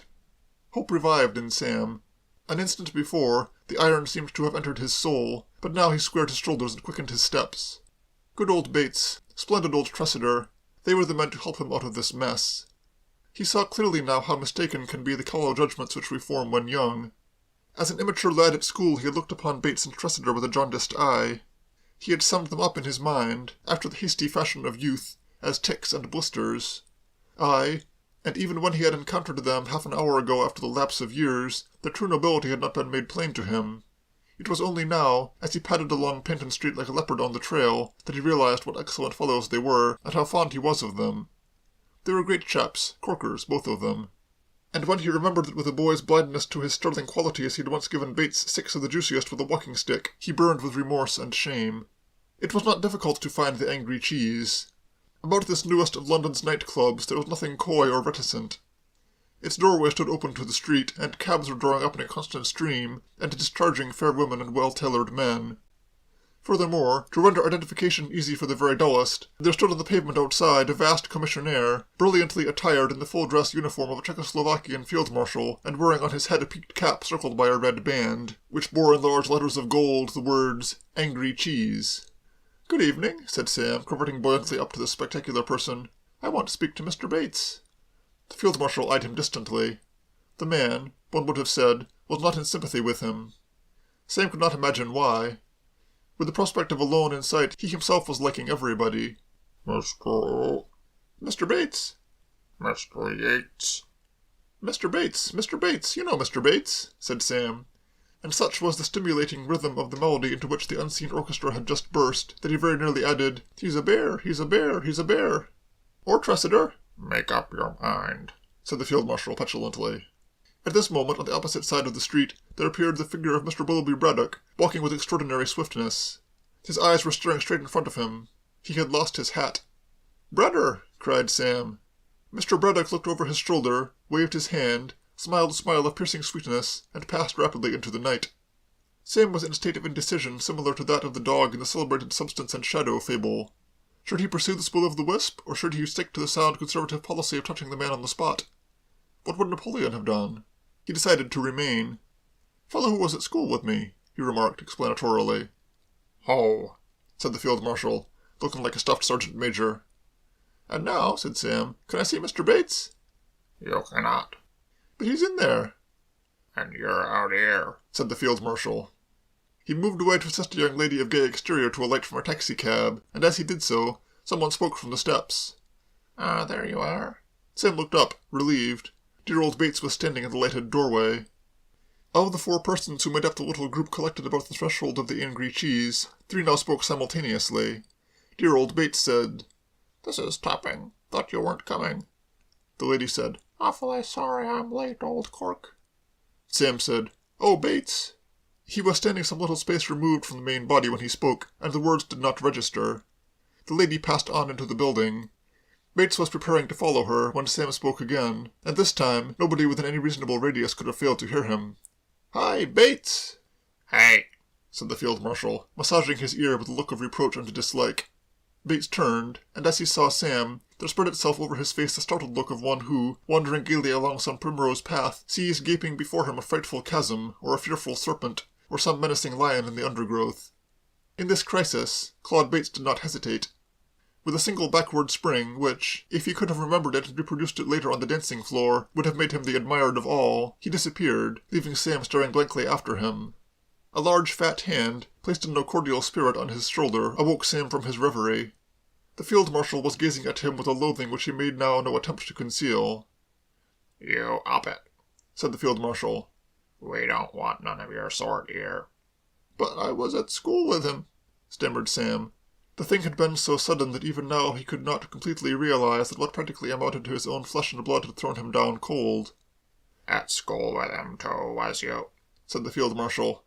"The only school you was ever at was Borstal. You up it, and quick. That's what you do before I call a policeman." Inside the nightclub, Claude Bates, restoring his nervous system with a whiskey and soda, was relating to his friend Tressida the tale of his narrow escape. "Absolutely lurking on the steps," said Bates. "Ghastly," said Tressida. End of Chapter 4. Chapter 5. Painful Affair at a Coffee Stall. London was very quiet. A stillness had fallen upon it, broken only by the rattle of an occasional cab and the footsteps of some home-seeking wayfarer. The lamplight shone on glistening streets, on pensive policemen, on smoothly prowling cats, and on a young man in a shocking suit of clothes whose faith in human nature was at zero. Sam had now no definite objective. He was merely walking aimlessly with the idea of killing time. He wandered on, and presently found that he had passed out of the haunts of fashion into a meaner neighborhood. The buildings had become dingier, the aspect of the perambulating cats more sinister and blackguardly. He had in fact reached the district which, in spite of the efforts of its inhabitants to get it called Lower Belgravia, is still known as Pimlico, and it was near the beginning of Lupus Street that he was roused from his meditations by the sight of a coffee stall. It brought him up standing. Once more he had suddenly become aware of that gnawing hunger which had afflicted him outside the oyster restaurant. Why he should be hungry, seeing that not many hours ago he had consumed an ample dinner, he could not have said. A psychologist, had one been present, would have told him that the pangs of starvation from which he supposed himself to suffer were purely a figment of the mind, and that it was merely his subconscious self reacting to the suggestion of food. Sam, however, had positive inside information to the contrary, and he halted before the coffee stall, staring wolfishly. There was not a large attendance of patrons. 3 only were present. One was a man in some sort of uniform, who seemed to have been cleaning streets. The 2 others had the appearance of being gentlemen of leisure. They were leaning restfully on the counter, eating hard-boiled eggs. Sam eyed them resentfully. It was just this selfish sort of Epicureanism, he felt, that was the canker which destroyed empires. And when the man in uniform, wearying of eggs, actually went on to supplement them with a slice of seed cake, it was as if he were watching the orgies that preceded the fall of Babylon. With gleaming eyes he drew a step closer, and was thus enabled to overhear the conversation of these Sybarites. Like all patrons of coffee stalls, they were talking about the royal family, and for a brief space it seemed that a perfect harmony was to prevail. Then the man in uniform committed himself to the statement that the Duke of York wore a mustache, and the gentlemen of leisure united to form a solid opposition. "He ain't got no mustache," said one. "Certainly he ain't got no mustache," said the other. "What?" inquired the first gentleman of leisure. "Made you get that silly idea into your head that he's got a mustache?" "He's got a small clipped mustache," said the man in uniform stoutly. "A small clipped mustache?" "A small clipped mustache." "You say he's got a small clipped mustache?" A small clipped mustache." "Well then," said the leader of the opposition, with the air of a cross-examining counsel who has dexterously trapped a reluctant witness into damaging admission, "that's where you make your ready error, because he ain't got no small clipped mustache." It seemed to Sam that a little adroit diplomacy at this point would be in his best interests. He had not the pleasure of the Duke's acquaintance, and so was not really entitled to speak as an expert, but he decided to support the man in uniform. The good graces of a fellow of his careless opulence were worth seeking. In a soaring moment of optimism it seemed to him that a hard-boiled egg and a cup of coffee were the smallest reward a loyal supporter might expect. He advanced into the light of the naphtha flare and spoke with decision. "This gentleman is right," he said. "The Duke of York has a small clipped mustache." The interruption appeared to come on the 3 debaters like a bombshell. It had on them an effect much the same as an uninvited opinion from a young and newly joined member would have on a group of bishops and generals in the smoking room of the Athenaeum Club. For an instant there was a shocked silence. Then the man in uniform spoke. "What do you want sticking your ugly fat head in?" he demanded coldly. Shakespeare, who knew too much ever to be surprised at man's ingratitude, would probably have accepted this latest evidence of it with stoicism. It absolutely stunned Sam. A little peevishness from the 2 gentlemen of leisure he had expected, but that his sympathy and support should be received in this fashion by the man in uniform was simply disintegrating. It seemed to be his fate tonight to lack appeal for men in uniform. Yes, agreed the leader of the opposition. who are still to shove in? Come and sticking his head in, sniffed the man in uniform. All three members of the supper party eyed him with manifest disfavor. The proprietor of the stall, a silent, hairy man, said nothing, but he too cast a chilly glance of hauteur in Sam's direction. There was a sense of strain. I only said, Sam began. And who asked you to? Retorted the man in uniform. The situation was becoming difficult. At this tense moment, however, there was a rattling and a grinding of brakes, and a taxicab drew up at the curb, and out of its interior shot Mr. Willoughby Braddock. Get a cup of coffee, observed Mr. Braddock explanatorily to the universe. End of Chapter 5. Chapter 6. A Friend in Need. Of certain supreme moments in life it is not easy to write. The workaday teller of tales, whose gifts, if any, lie rather in the direction of recording events than of analyzing emotion, finds himself baffled by them. To say that Sam Shotter was relieved by the sudden reappearance of his old friend would obviously be inadequate. Yet it is hard to find words that will effectually meet the case. Perhaps it is simplest to say that his feelings, at this juncture, were to all intents and purposes those of the garrison besieged by savages in the final reel of a motion picture super film, when the operator flashes on the screen the subtitle, "Hurrah! Here come the United States Marines." And blended with this heart-shaking thankfulness came instantaneously the thought that he must not let this poor fish get away again. Here I say, said Mr. Braddock, becoming aware of a clutching hand upon his coat sleeve. It's all right, Bradder, old man, said Sam. It's only me. Who? Me. Who are you? Sam Shotter. Sam Shotter? Sam Shotter. Sam Shotter used to be at school with me? The very same. Are you Sam Shotter? I am. Why, so you are, said Mr. Braddock, completely convinced. He displayed the utmost delight at this reunion. Most extraordinary coincidence, he said as he kneaded Sam lovingly about the shoulder. I was talking to a fellow in the Strand about you only an hour ago. Were you, Bradder, old man? Yes, nasty, ugly-looking fellow. I bumped into him and he turned round and the very first thing he said was, Do you know Sam Shotter? He told me all sorts of interesting things about you, too. All sorts of interesting things. I've forgotten what they were, but you see what I mean. I follow you perfectly, Bradder. What's become of your hat? A look of relieved happiness came into Willoughby Braddock's face. Have you got my hat? Where is it? I haven't got your hat.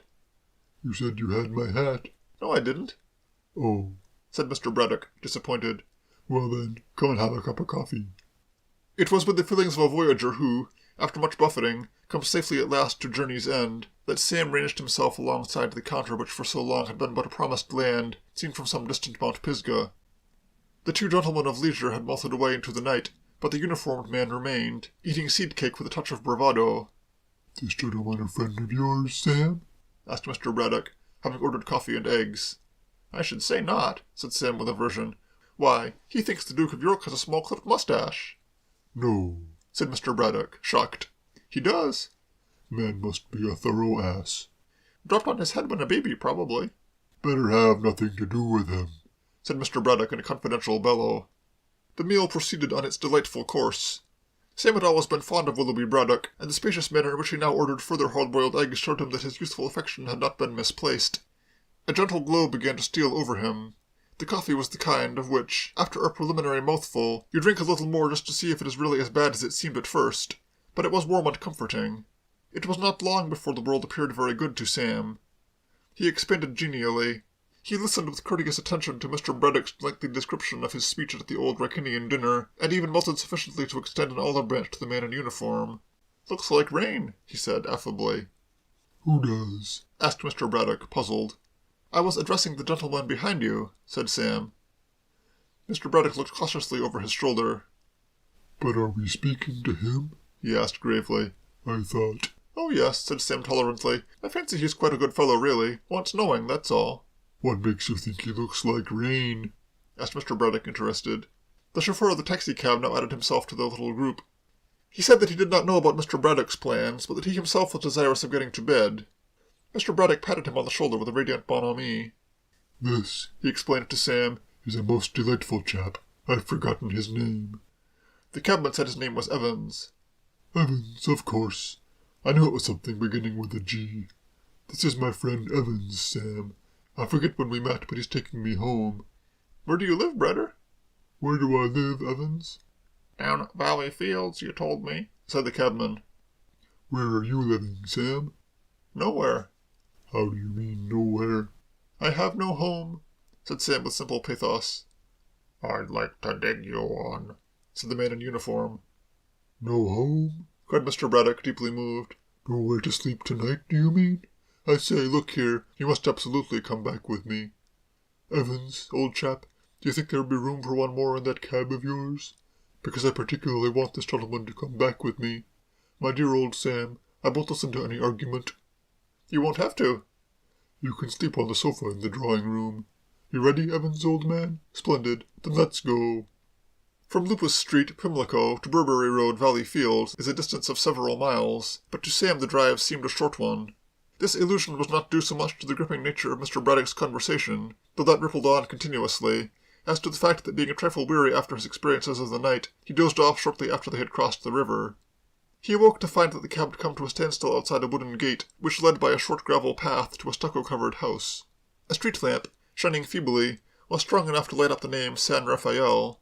Mr. Braddock paid the cabman and ushered Sam through the gate. He produced a key after a little searching, and having mounted the steps, opened the door. Sam found himself in a small hall, dimly lighted by a turned-down jet of gas. Go right in, said Mr. Braddock. I'll be back in a moment. Got to see a man. Got to what? Said Sam, surprised. Got to see a man for a minute. Fellow named Evans who was at school with me. Most important. And with that curious snipe-like abruptness which characterized his movements tonight, Willoughby Braddock slammed the front door violently and disappeared. Sam's feelings, as the result of his host's impulsive departure, were somewhat mixed. To the credit side of the ledger he could place the fact that he was safely under the shelter of a roof, which he had not expected to be an hour ago, but he wished that, before leaving, his friend had given him a clue as to where was situated this drawing-room with its sofa whereon he was to spend the remainder of the night. However, a brief exploration would no doubt reveal the hidden chamber. It might even be that room whose door faced him across the hall. He was turning the handle with the view of testing this theory, when a voice behind him, speaking softly but with startling abruptness, said, "Hands up!" At the foot of the stairs, her wide mouth set in a determined line, her tow-colored hair adorned with gleaming curling pins, there was standing a young woman in a pink dressing gown and slippers. In her right hand, pointed at his head, she held a revolver. End of Chapter 6. Chapter 7. Sam at San Rafael. It is not given to every girl who makes prophecies to find those prophecies fulfilled within a few short hours of their utterance, and the emotions of Claire Lippett as she confronted Sam in the hall of San Rafael were akin to those of one who sees the long shot romp in ahead of the field, or who unexpectedly solves the crossword puzzle. Only that evening she had predicted that burglars would invade the house, and here one was, as large as life. Mixed, therefore, with her disapproval of this midnight marauder, was a feeling almost of gratitude to him for being there. Of fear she felt no trace. She presented the pistol with a firm hand. One calls it a pistol for the sake of technical accuracy. To Sam's startled senses it appeared like a young cannon, and so deeply did he feel regarding it that he made it the subject of his opening remark, which, by all the laws of etiquette, should have been a graceful apology for and explanation of his intrusion. "Steady with the howitzer," he urged. "What say?" said Claire coldly. "The lethal weapon. Be careful with it. It's pointing at me." "I know it's pointing at you." "Oh, well, so long as it only points," said Sam. He felt a good deal reassured by the level firmness of her tone. This was plainly not one of those neurotic, fluttering females whose fingers cannot safely be permitted within a foot of a pistol trigger. There was a pause. Claire, still keeping the weapon poised, turned the gas up, upon which Sam, rightly feeling that the ball of conversation should be set rolling by himself, spoke again. "You are doubtless surprised," he said, plagiarizing the literary style of Mr. Todhunter, "to see me here." "No, I'm not." "You're not?" "No. You keep those hands of yours up." Sam sighed. "You wouldn't speak to me in that harsh tone," he said, "if you knew all I had been through. It is not too much to say that I have been persecuted this night." "Well, you shouldn't come breaking into people's houses," said Claire primly. "You are laboring under a natural error," said Sam. "I did not break into this charming little house. My presence, Mrs. Braddock, strange as it may seem, is easily explained." "Who are you calling Mrs. Braddock?" "Aren't you Mrs. Braddock?" "No." "You aren't married to Mr. Braddock?" "No, I'm not." Sam was a broad-minded young man. "Oh, well," he said, In the sight of God, no doubt. I'm the cook. Oh, said Sam, relieved. That explains it. Explains what? Well, you know, it seemed a trifle odd for a moment that you should be popping about here at this time of night with your hair in curlers and your little white ankles peeping out from under a dressing gown. Cool, said Claire in a modest flutter. She performed a swift adjustment of the garment's folds. But if you're Mr. Braddock's cook... Who said I was Mr. Braddock's cook? You did. I didn't say any such thing. I'm Mr. Wren's cook. Mr. who? Mr. Wren. This was a complication which Sam had not anticipated.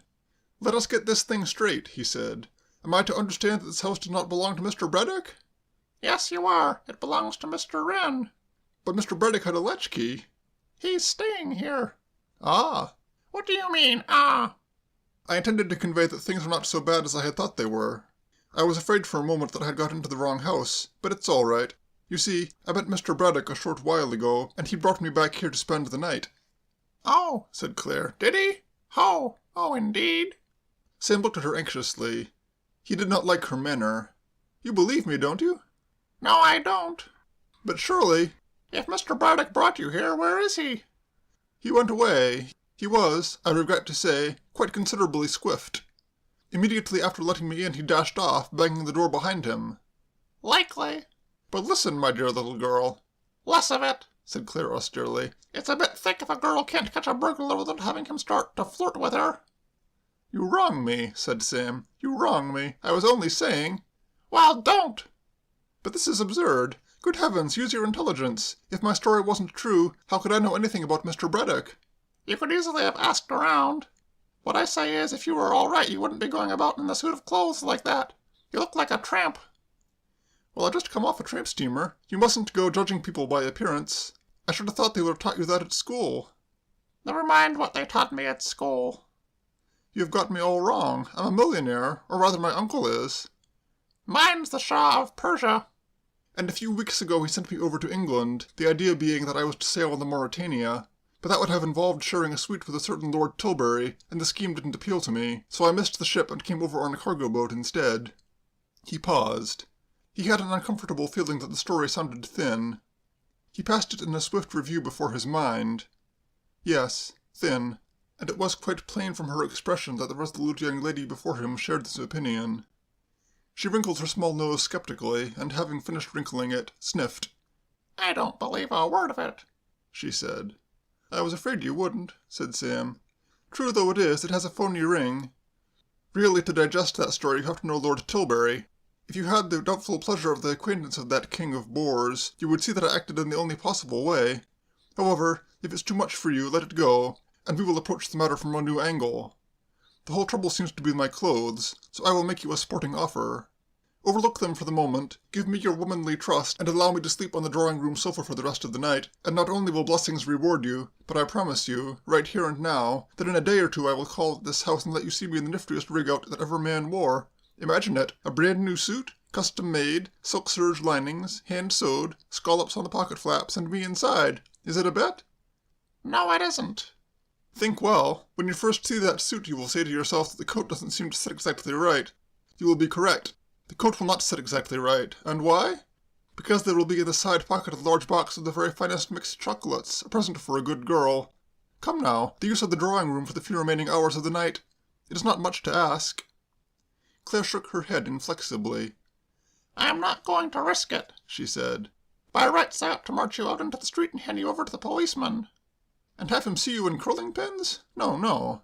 What's wrong with my curling pins? Demanded Claire fiercely. Nothing, said Sam hastily. I admire them. It only occurred to me as a passing thought. The reason I don't do it is because I'm tender-hearted and don't want to be too hard on a feller. It is a spirit I appreciate, said Sam, and would that there had been more of it abroad in London this night. So out you go and don't let me hear no more of you. Just buzz off, that's all I ask. And be quick about it, because I need my sleep. I was wrong about those chocolates, said Sam. Silly mistake to make. What will really be in that side pocket will be a lovely diamond brooch. And a motor car and a ruby ring and a new dress and a house in the country, I suppose. Outside! Sam accepted defeat. The manly spirit of the Shutters was considerable, but it could be broken. Oh, all right, I'll go. One of these days, when my limousine splashes you with mud, you will be sorry for this. And don't bang the door behind you. ordered the ruthless girl. End of Chapter 7. Chapter 8. Sam at Bon Repos. Standing on the steps and gazing out into the blackness, Sam now perceived that in the interval between his entrance into San Rafael and his exit therefrom, the night, in addition to being black, had become wet. A fine rain had begun to fall, complicating the situation to no small extent. For some minutes he remained where he was, hoping for Mr. Braddock's return. But the moments passed and no sound of footsteps, however distant, broke the stillness. So, after going through a brief combination service, in which the names of Hashed Headhunter, Claude Bates, and Willoughby Braddock were prominently featured, he decided to make a move. And it was as he came down from the steps onto the little strip of gravel that he saw a board leaning drunkenly towards him, a few paces to his left, and read on that board the words, "To let, furnished." This opened up an entirely new train of thought. It revealed to him what he had not previously suspected, that the house outside which he stood was not one house but two houses. It suggested, moreover, that the one to which the board alluded was unoccupied, and the effect of this was extraordinarily stimulating. He hurried along the gravel, and, rounding the angle of the building, saw dimly through the darkness a structure attached to its side which looked like a conservatory. He bolted in, and with a pleasant feeling of having circumvented fate, sat down on a wooden shelf intended as a resting place for potted geraniums. But fate is not so easily outmaneuvered. Fate, for its own inscrutable reasons, had decided that Sam was to be thoroughly persecuted tonight, and it took up the attack again without delay. There was a sharp cracking sound, and the wooden shelf collapsed in ruin. Sam had many excellent qualities, but he did not in the least resemble a potted geranium, and he went through the woodwork as if it had been paper, and fate, which observes no rules of the ring, and has no hesitation about hitting a man when he is down, immediately proceeded to pour water down his neck through a hole in the broken roof. Sam rose painfully. He saw now that he had been mistaken in supposing that this conservatory was a home from home. He turned up his coat collar and strode wrathfully out into the darkness. He went round to the back of the house, with the object of ascertaining if there was an outside coal cellar where a man might achieve dryness, if not positive comfort. And it was as he stumbled along that he saw the open window. It was a sight which in the blackness of the night he might well have missed, but suffering had sharpened his senses, and he saw it plainly. An open window only a few feet above the ground. Until this moment the idea of actually breaking into the house had not occurred to him, but now, regardless of all the laws which discouraged such behavior, he put his hand on the sill and scrambled through. The rain, as if furious at the escape of its prey, came lashing down like a shower bath. Sam moved carefully on. Groping his way, he found himself at the foot of a flight of stairs. He climbed these cautiously, and became aware of doors to left and right. The room to the right was empty, but the other one contained a bed. It was a bed, however, that had been reduced to such a mere scenario that he decided to leave it and try his luck downstairs. The board outside had said, "To let, furnished," which suggested the possibility of a drawing-room sofa. He left the room and started to walk down the stairs. At first, as he began the descent, the regions below had been in complete darkness, but now a little beam of light suddenly pierced the gloom, a light that might have been that of an electric torch. It was wavering uncertainly, as if whoever was behind it was in the grip of a strong emotion of some kind. Sam was also in the grip of a strong emotion. He stopped and held his breath. For the space of some seconds there was silence. Then he breathed again. Perfect control of the breathing apparatus is hard to acquire. Singers spend years learning it. Sam's skill in that direction was rudimentary. It had been his intention to let his present supply of breath gently out and then, very cautiously, to take another supply gently in, instead of which he gave vent to a sound so loud and mournful that it made his flesh creep. It was half a snort and half a groan, and it echoed through the empty house like a voice from the tomb. This, he felt, was the end. Further concealment was obviously out of the question. Dully resentful of the curse that seemed to be on him tonight, he stood waiting for the inevitable challenge from below. No challenge came. Instead, there was a sharp clatter of feet, followed by a distant scrabbling sound. The man behind the torch had made a rapid exit through the open window. For a moment Sam stood perplexed. Then the reasonable explanation came to him. It was no caretaker who had stood there, but an intruder with as little right to be on the premises as he himself. And having reached this conclusion, he gave no further thought to the matter. He was feeling extraordinarily sleepy now, and speculations as to the identity of burglars had no interest for him. His mind was occupied entirely by the question of whether or not there was a sofa in the drawing-room. There was, and a reasonably comfortable sofa too. Sam had reached the stage where he could have slept on spikes, and this sofa seemed to him as inviting as the last word in beds, with all the latest modern springs and box mattresses. He lay down, and sleep poured over him like a healing wave. End of Chapter 8. Chapter 9. Breakfast for One. It was broad daylight when he woke. Splashes of sunlight were on the floor, and outside a cart clattered cheerfully. Rising stiffly, he was aware of a crick in the neck, and of that unpleasant sensation of semi-suffocation which comes to those who spend the night in a disused room with the windows closed. More even than a bath and a shave, he desired fresh air. He made his way down the passage to the window by which he had entered. Outside, glimpses of a garden were visible. He climbed through and drew a deep breath. The rain of the night had left the world sweet and clean. The ragged grass was all jewelled in the sunshine, and birds were singing in the trees. Sam stood drinking in the freshness of it all, feeling better every instant. Finally, having performed a few of those bending and stretching exercises which form such an admirable corrective to the effects of a disturbed night, he strolled down the garden path, wishing he could somehow, and at no very distant date, connect with a little breakfast. For goodness sake! He looked up. Over the fence which divided the garden from the one next door a familiar face was peering. It was his hostess of last night. But, whereas then she had been curling-pinned and dressing-gowned, she was now neatly clad in print and wore on her head a becoming cap. Her face, moreover, which had been hard and hostile, was softened by a friendly grin. "Good morning," said Sam. "How did you get there?" "When you turned me out into the night," said Sam reproachfully, "I took refuge next door."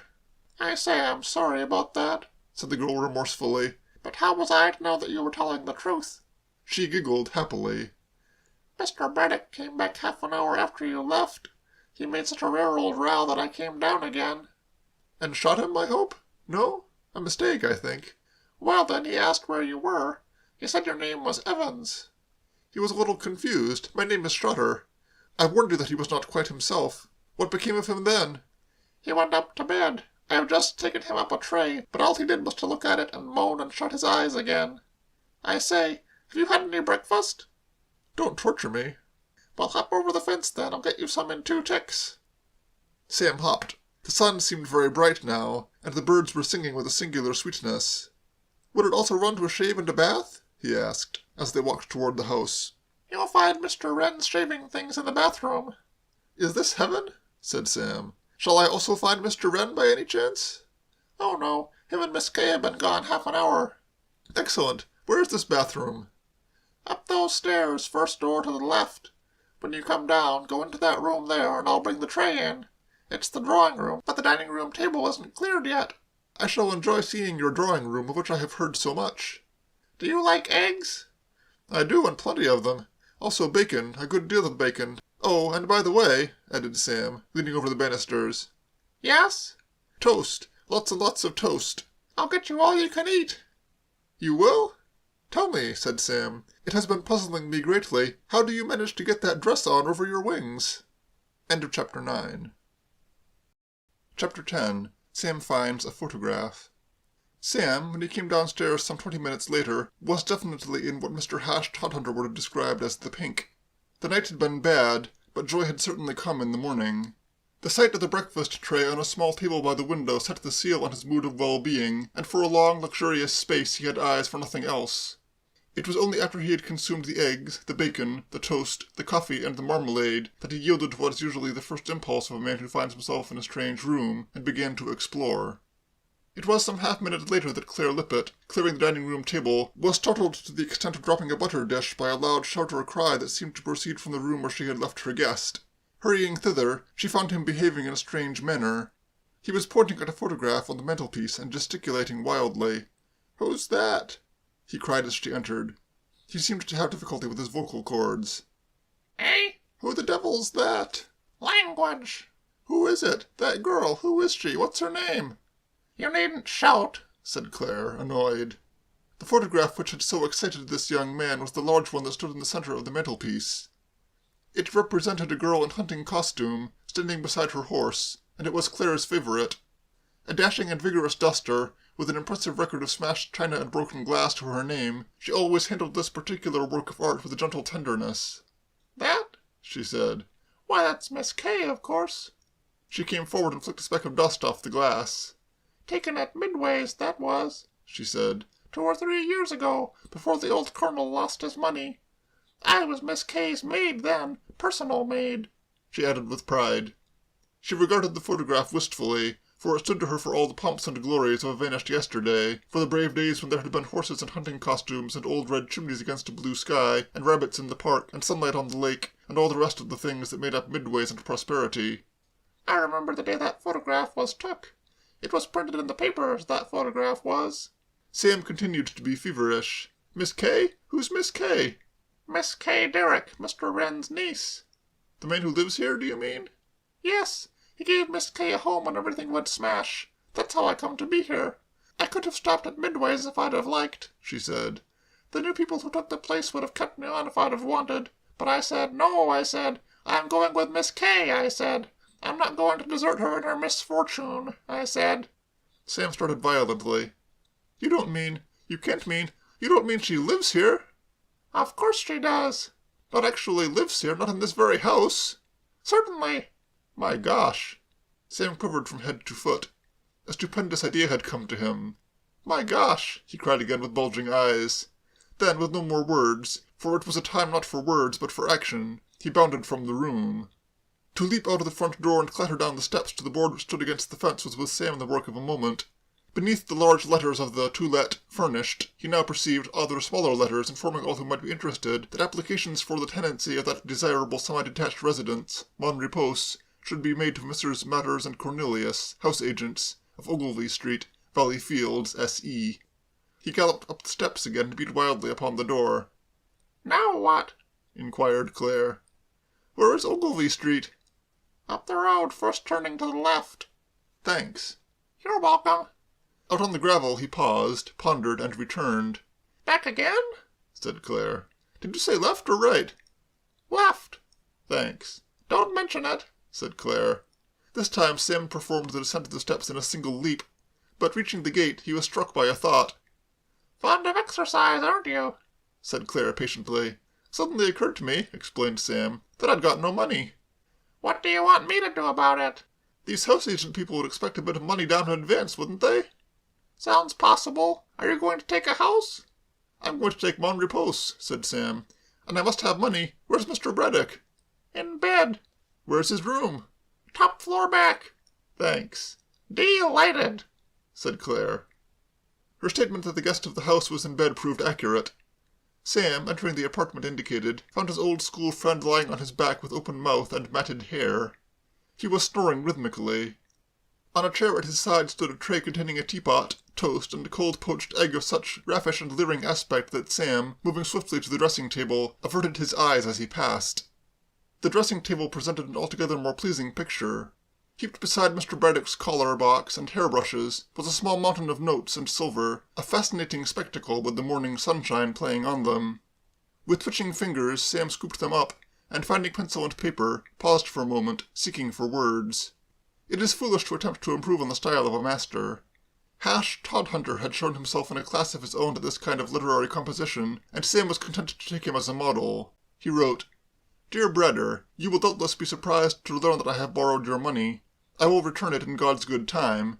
Meanwhile, as Sir Philip Sidney said to the wounded soldier, my need is greater than yours.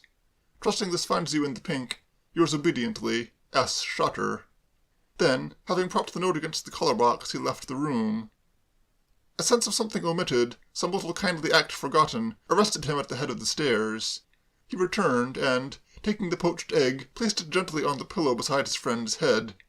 This done, he went downstairs again, and so out on the broad trail that led to the premises of Messrs. Matters and Cornelius, house agents of Ogilvy Street.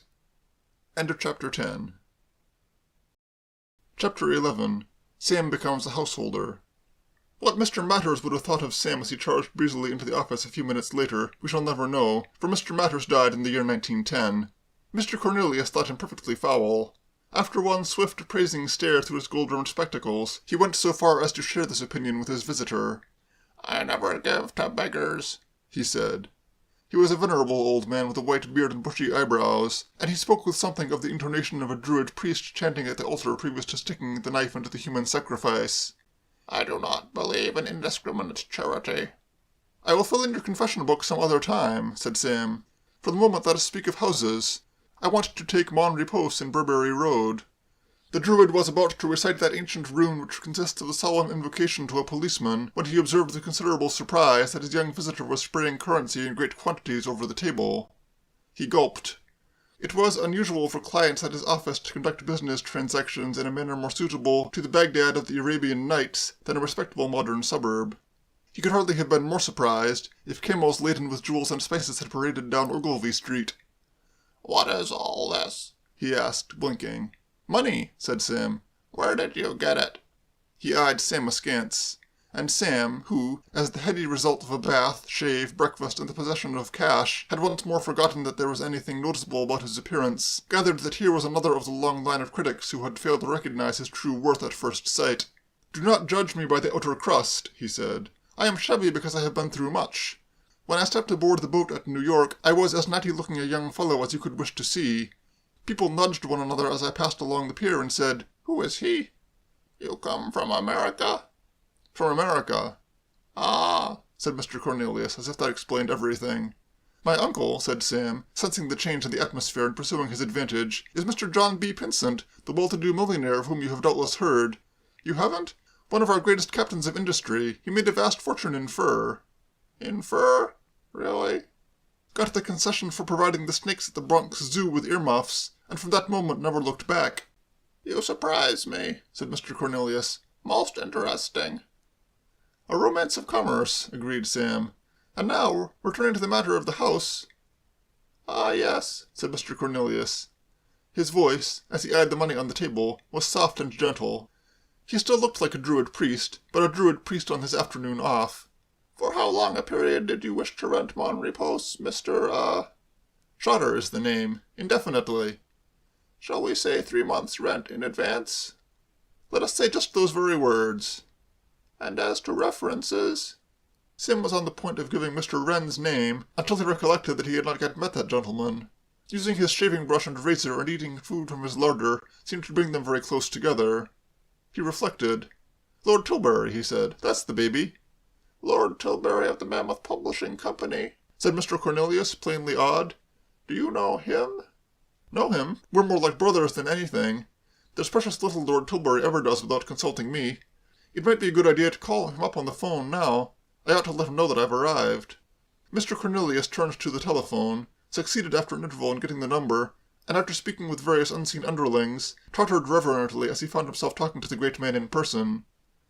He handed the instrument to Sam. "His lordship would like to speak to you, Mr. Trotter." I knew it," said Sam. "Hello, Lord Tilbury? This is Sam. How are you? I've just arrived. I came over in a tramp steamer, and I've been having all sorts of adventures. Give you a good laugh. I'm down at Valley Fields at the moment, taking a house. I've given your name as a reference. You don't mind? Splendid. Lunch? Delighted. I'll be along as soon as I can. Got to get a new suit first. I slept in my clothes last night. Well, goodbye." "It's all right about the references," he said, turning to Mr. Cornelius. "Carry on." "I will draw up the lease immediately, Mr. Trotter, if you will tell me where I am to send it." "Send it?" said Sam, surprised. "Watch him on repose, of course." "But—" "Can I move in at once?" "I suppose so, if you wish it. But I fancy the house is hardly ready for immediate tenancy. You will need linen." "That's all right. A couple of hours shopping will fix that." Mr. Cornelius smiled indulgently. He was thoroughly pro-Sam by now. "True American hustle," he observed, waggling his white beard. "Well, I see no objection if you make a point of it. I will find the key for you. Tell me, Mr. Trotter," he asked as he rummaged about in drawers, "what has caused this great desire on your part to settle in Valley Fields? Of course, as a patriotic inhabitant, I ought not to be surprised. I have lived in Valley Fields all my life, and would not live anywhere else if you offered me £1,000,000. "I won't." "I was born in Valley Fields, Mr. Trotter, and I love the place, and I am not ashamed to say so." "Breathes there the man with soul so dead," inquired Mr. Cornelius, "who never to himself hath said, 'This is my own, my native land,' whose heart hath ne'er within him burned, as home his footsteps he hath turned from wandering on a foreign strand?" "Ah," said Sam, "that's what we'd all like to know, wouldn't we?" "If such there breathe," proceeded Mr. Cornelius, "go mark him well, for him no minstrel raptures swell. High though his titles, proud his name, boundless his wealth as wish can claim, despite those titles' power and pelf, the wretch, concentred all in self, I have a luncheon engagement at 1:30, said Sam. Living shall forfeit fair renown, and doubly dying shall go down to the vile dust from whence he sprung, unwept, unhonoured, and unsung. Those words, Mr. Shutter. A little thing of your own? Those words, Mr. Shutter, will appear on the title page of the History of Valley Fields, which I am compiling. A history dealing not only with its historical associations, which are numerous, but also with those aspects of its life which my occupation as house agent has given me peculiar opportunities of examining. I get some queer clients, Mr. Shutter. Sam was on the point of saying that the clients got a queer house agent, thus making the thing symmetrical, but he refrained. It may interest you to know that a very well-known criminal, a man who might be described as a second Charles Peace, once resided in the very house which you are renting. I shall raise the tone. Like Charles Peace, he was a most respectable man to all outward appearances. His name was Finglass. Nobody seems to have had any suspicion of his real character until the police, acting on information received, endeavoured to arrest him for the perpetration of a great bank robbery. Catch him? Said Sam, only faintly interested. No, he escaped and fled the country, but I was asking what made you settle on Valley Fields as a place of residence. You would seem to have made up your mind very quickly. Well, the fact is, I happened to catch sight of my next-door neighbours, and it struck me that they would be pleasant people to live near. Mr. Cornelius nodded. Mr. Wren is greatly respected by all who know him. I liked his razor, said Sam. If you are going to Tilbury House, it is possible that you may meet him. He is the editor of Pike's Home Companion. Is that so? Said Sam. Pike's Home Companion, eh? I take it in regularly. And Mr. Wren's niece? A charming girl, I thought.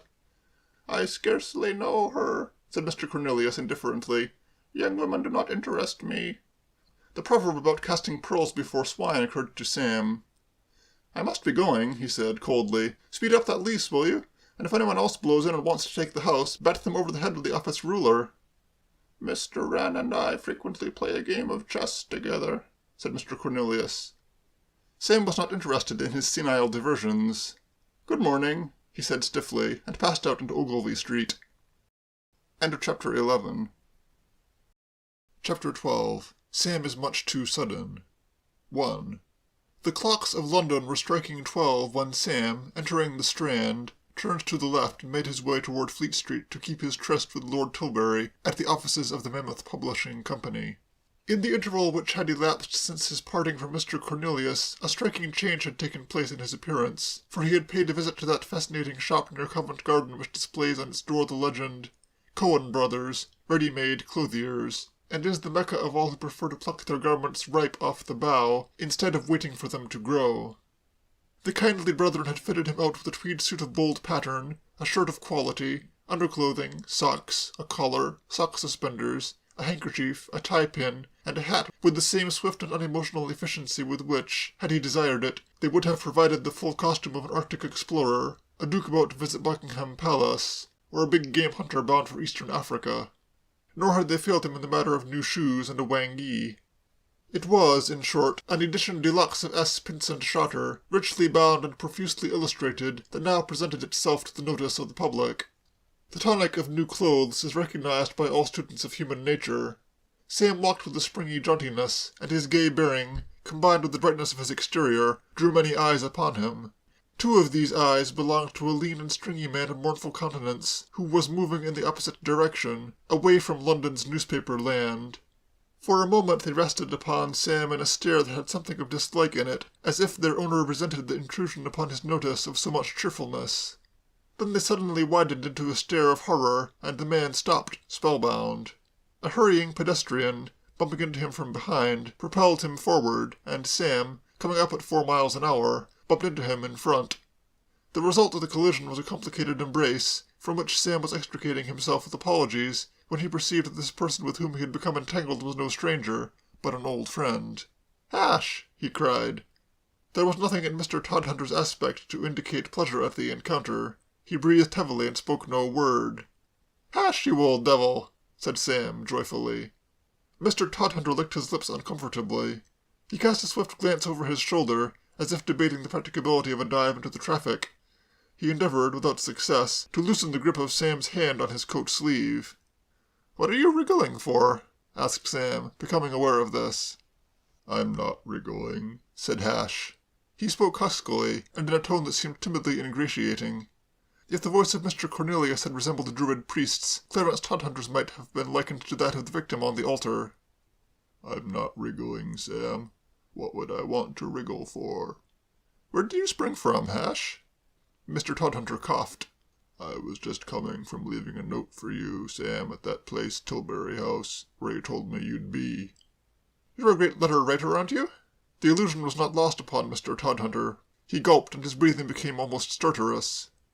I want to explain about that, Sam, he said. Explain, if I may use the term fully.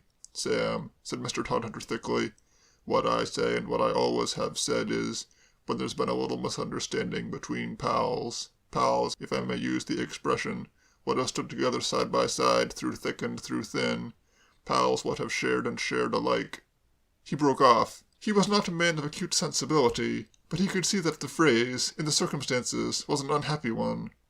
What I say is, Sam, when it's like that, well, there's nothing like letting bygones be bygones and, so to speak, burying the dead past. As a man of the world, you being one and me being another. I take it, said Sam, from a certain something in your manner, that moth-eaten whippet of yours did not win his race. Sam, said Mr. Todhunter, I will not conceal it from you. I will be frank, open, and above board. That whippet did not win. Your money, then, and mine, is now going to support some bookie in the style to which he has been accustomed? It's gone, Sam, admitted Mr. Todhunter in a deathbed voice. Yes, Sam, it's gone. Then come and have a drink, said Sam cordially. A drink? Or two. He led the way to a hostelry that lurked coyly among shops and office buildings. Hash followed, marveling. The first stunned horror had passed, and his mind, such as it was wrestling with the insoluble problem of why Sam, with the facts of the whippet disaster plainly before him, was so astoundingly amiable. The hour being early, even for a perpetually thirsty community like that of Fleet Street, the saloon bar into which they made their way was free from the crowds which would have interfered with a quiet chat between friends. Two men who looked like printers were drinking beer in a corner, while at the counter a haughty barmaid was mixing a cocktail for a solitary reveller in a velours hat. This individual had just made a remark about the weather in a rich and attractive voice, and his intonation was so unmistakably American that Sam glanced at him as he passed, and, glancing, half stopped, arrested by something strangely familiar about the man's face. It was not a face which anyone would be likely to forget if they had seen it often, and the fact that it had brought no memories back to him inclined Sam to think that he could never have met this rather striking-looking person, but must have seen him somewhere, on the street or in a hotel lobby. He was a handsome, open-faced man of middle age. "I've seen that fellow somewhere before," he said, as he sat with Hash at a table by the window. "Have you?" said Hash, and there was such a manifest lack of interest in his tone that Sam, surprised at his curtness, awoke to the realization that he had not yet ordered refreshment. He repaired the omission, and Hash's drawn face relaxed. "Hash," said Sam, "I owe you a lot." "Me?" said Hash blankly. "Yes. You remember that photograph I showed you?" "The girl Nimrod?" "Yes, Hash. I've found her, and purely owing to you. If you hadn't taken that money it would never have happened." Mr. Todhunter, though he was far from understanding, endeavored to assume a simper of modest altruism. He listened attentively while Sam related the events of the night. "And I've taken the house next door," concluded Sam, "and I move in today, so if you want a shore job, the post of cook in the Trotter household is open. How about it?" A sort of spasm passed across Hash's wooden features. "I've got to get a cook somewhere. Can you leave the ship?" "Can I leave the ship? Mister, you watch and see how quick I can leave that ruddy ocean-going steam kettle. I've been wanting a shore job ever since I was cloth-headed enough to go to sea." "You surprise me," said Sam. "I have always looked on you as one of those tough old salts who can't be happy away from deep waters. I thought you sang shanties in your sleep. Well, that's splendid. You'd better go straight down to the house and start getting things fixed up. Here's the key. Write the address down. Mon Repos, Burberry Road, Valley Fields." A sharp crash rang through the room. The man at the bar who had finished his cocktail and was drinking a whiskey and soda had dropped his glass. "Here!" exclaimed the barmaid, startled, a large hand on the left side of her silken bosom. The man paid no attention to her cry. He was staring with marked agitation at Sam and his companion. "How do I get there?" asked Hash. "By train or bus. There's any number of ways." "And I can go straight into the house?" "Yes, I've taken it from this morning." Sam hurried out. Hash, Pausing to write down the address, became aware that he was being spoken to. "Say, pardon me," said the fine-looking man who was clutching at his sleeve. "Might I have a word with you, brother?" "Well," said Hash, suspiciously.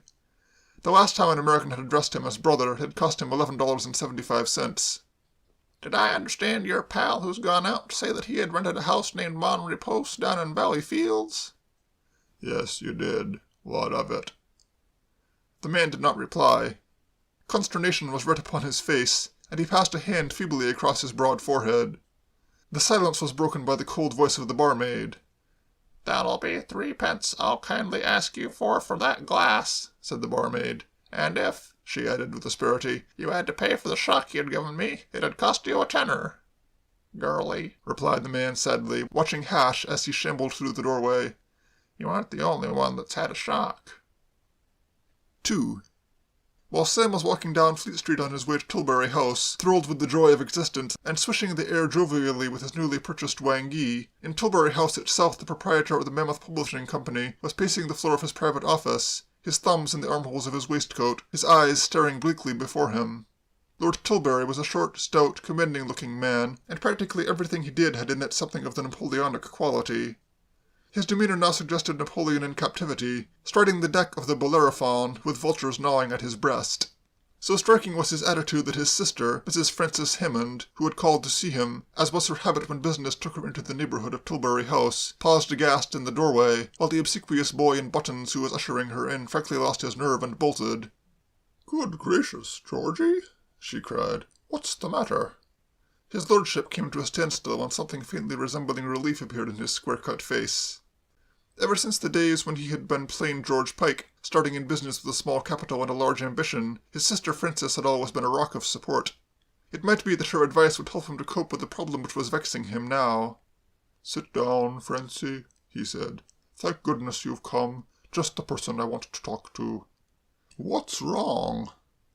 "I'm telling you. You remember that when I was in America I met a man named Pinsent?" "Yes." "This man Pinsent was the owner of an island off the coast of Maine." "Yes, I know. And you—" "An island," continued Lord Tilbury, "densely covered with trees. He used it merely as a place of retirement, for the purpose of shooting and fishing, but when he invited me there for a weekend I saw its commercial possibilities in an instant."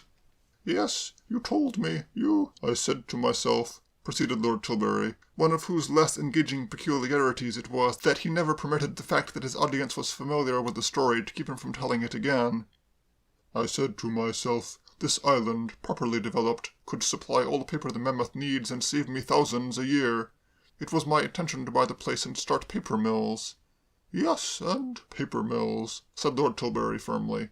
"I made an offer to Pinsent. He shilly-shallied. I increased my offer. Still he would give me no definite answer. Sometimes he seemed willing to sell, and then he would change his mind. And then, when I was compelled to leave and return to England, an idea struck me. He had been talking about his nephew and how he was anxious for him to settle down and do something." "So you offered to take him over here and employ him in the Mammoth?" said Mrs. Hammond, with a touch of impatience. She loved and revered her brother, but she could not conceal it from herself that he sometimes tended to be prolix. "You thought it would put him under an obligation?" "Exactly. I imagined I was being shrewd. I supposed that I was introducing into the affair just that little human touch which sometimes makes all the difference. Well, it will be a bitter warning to me never again to be too clever. Half the business deals in this world are ruined by one side or the other trying to be too clever." "But, George, what has happened? What is wrong?" Lord Tilbury resumed his patrol of the carpet. "I'm telling you, it was all arranged that he should sail back with me on the Mauretania, but when the vessel left he was nowhere to be found. And then, about the second day out, I received a wireless message saying, 'Sorry not to be with you, coming Araminta. Love to all.' I could not make head or tail of it." "No," said Mrs. Hammond thoughtfully, "it is very puzzling. I think it may possibly have meant—" "I know what it meant now. The solution," said Lord Tilbury bitterly, "was vouchsafed to me only an hour ago by the boy himself." "Has he arrived, then?" "Yes, he has arrived, and he travelled on a tramp steamer." "A tramp steamer? But why?" "Why? Why? How should I know why? Last night, he informed me, he slept in his clothes." "Slept in his clothes? Why?" "How should I know why? Who am I to analyze the motives of a boy who appears to be a perfect imbecile?" "But have you seen him?" "No. He rang up on the telephone from the office of a house agent in Valley Fields. He has taken a house there and wished to give my name as a reference." "Valley Fields? Why Valley Fields?" "Don't keep on saying why," cried Lord Tilbury tempestuously. "Haven't I told you a dozen times that I don't know why, that I haven't the least idea why? He does seem an eccentric boy." "Eccentric! I feel as if I had allowed myself to be saddled with the guardianship of a dancing dervish. And when I think that if this young idiot gets into any sort of trouble while he is under my charge, Pinsent is sure to hold me responsible, I could kick myself for ever having been fool enough to bring him over here." "You mustn't blame yourself, Georgie." "It isn't a question of blaming myself. It's a question of Pinsent blaming me, and getting annoyed and breaking off the deal about the island." And Lord Tilbury, having removed his thumbs from the armholes of his waistcoat in order the more freely to fling them heavenwards, uttered a complicated sound which might be rendered phonetically by the word core, tenser and more dignified than the coo of the lower-class Londoner, but expressing much the same meaning. In the hushed silence which followed, the buzzer on the desk sounded. "Yes, eh? Oh, send him up." Lord Tilbury laid down the instrument and turned to his sister grimly. "Shotter is downstairs," he said. "Now you will be able to see him for yourself." Mrs. Hammond's first impression, when she saw Sam for herself, was that she had been abruptly confronted with something in between a cyclone and a large Newfoundland puppy dressed in bright tweeds. Sam's mood of elation had grown steadily all the way down Fleet Street, and he burst into the presence of his future employer as if he had just been let off a chain. "Well, how are you?" he cried, seizing Lord Tilbury's hand in a grip that drew from him a sharp yelp of protest. Then, perceiving for the first time the presence of a fair stranger, he moderated his exuberance somewhat and stared politely.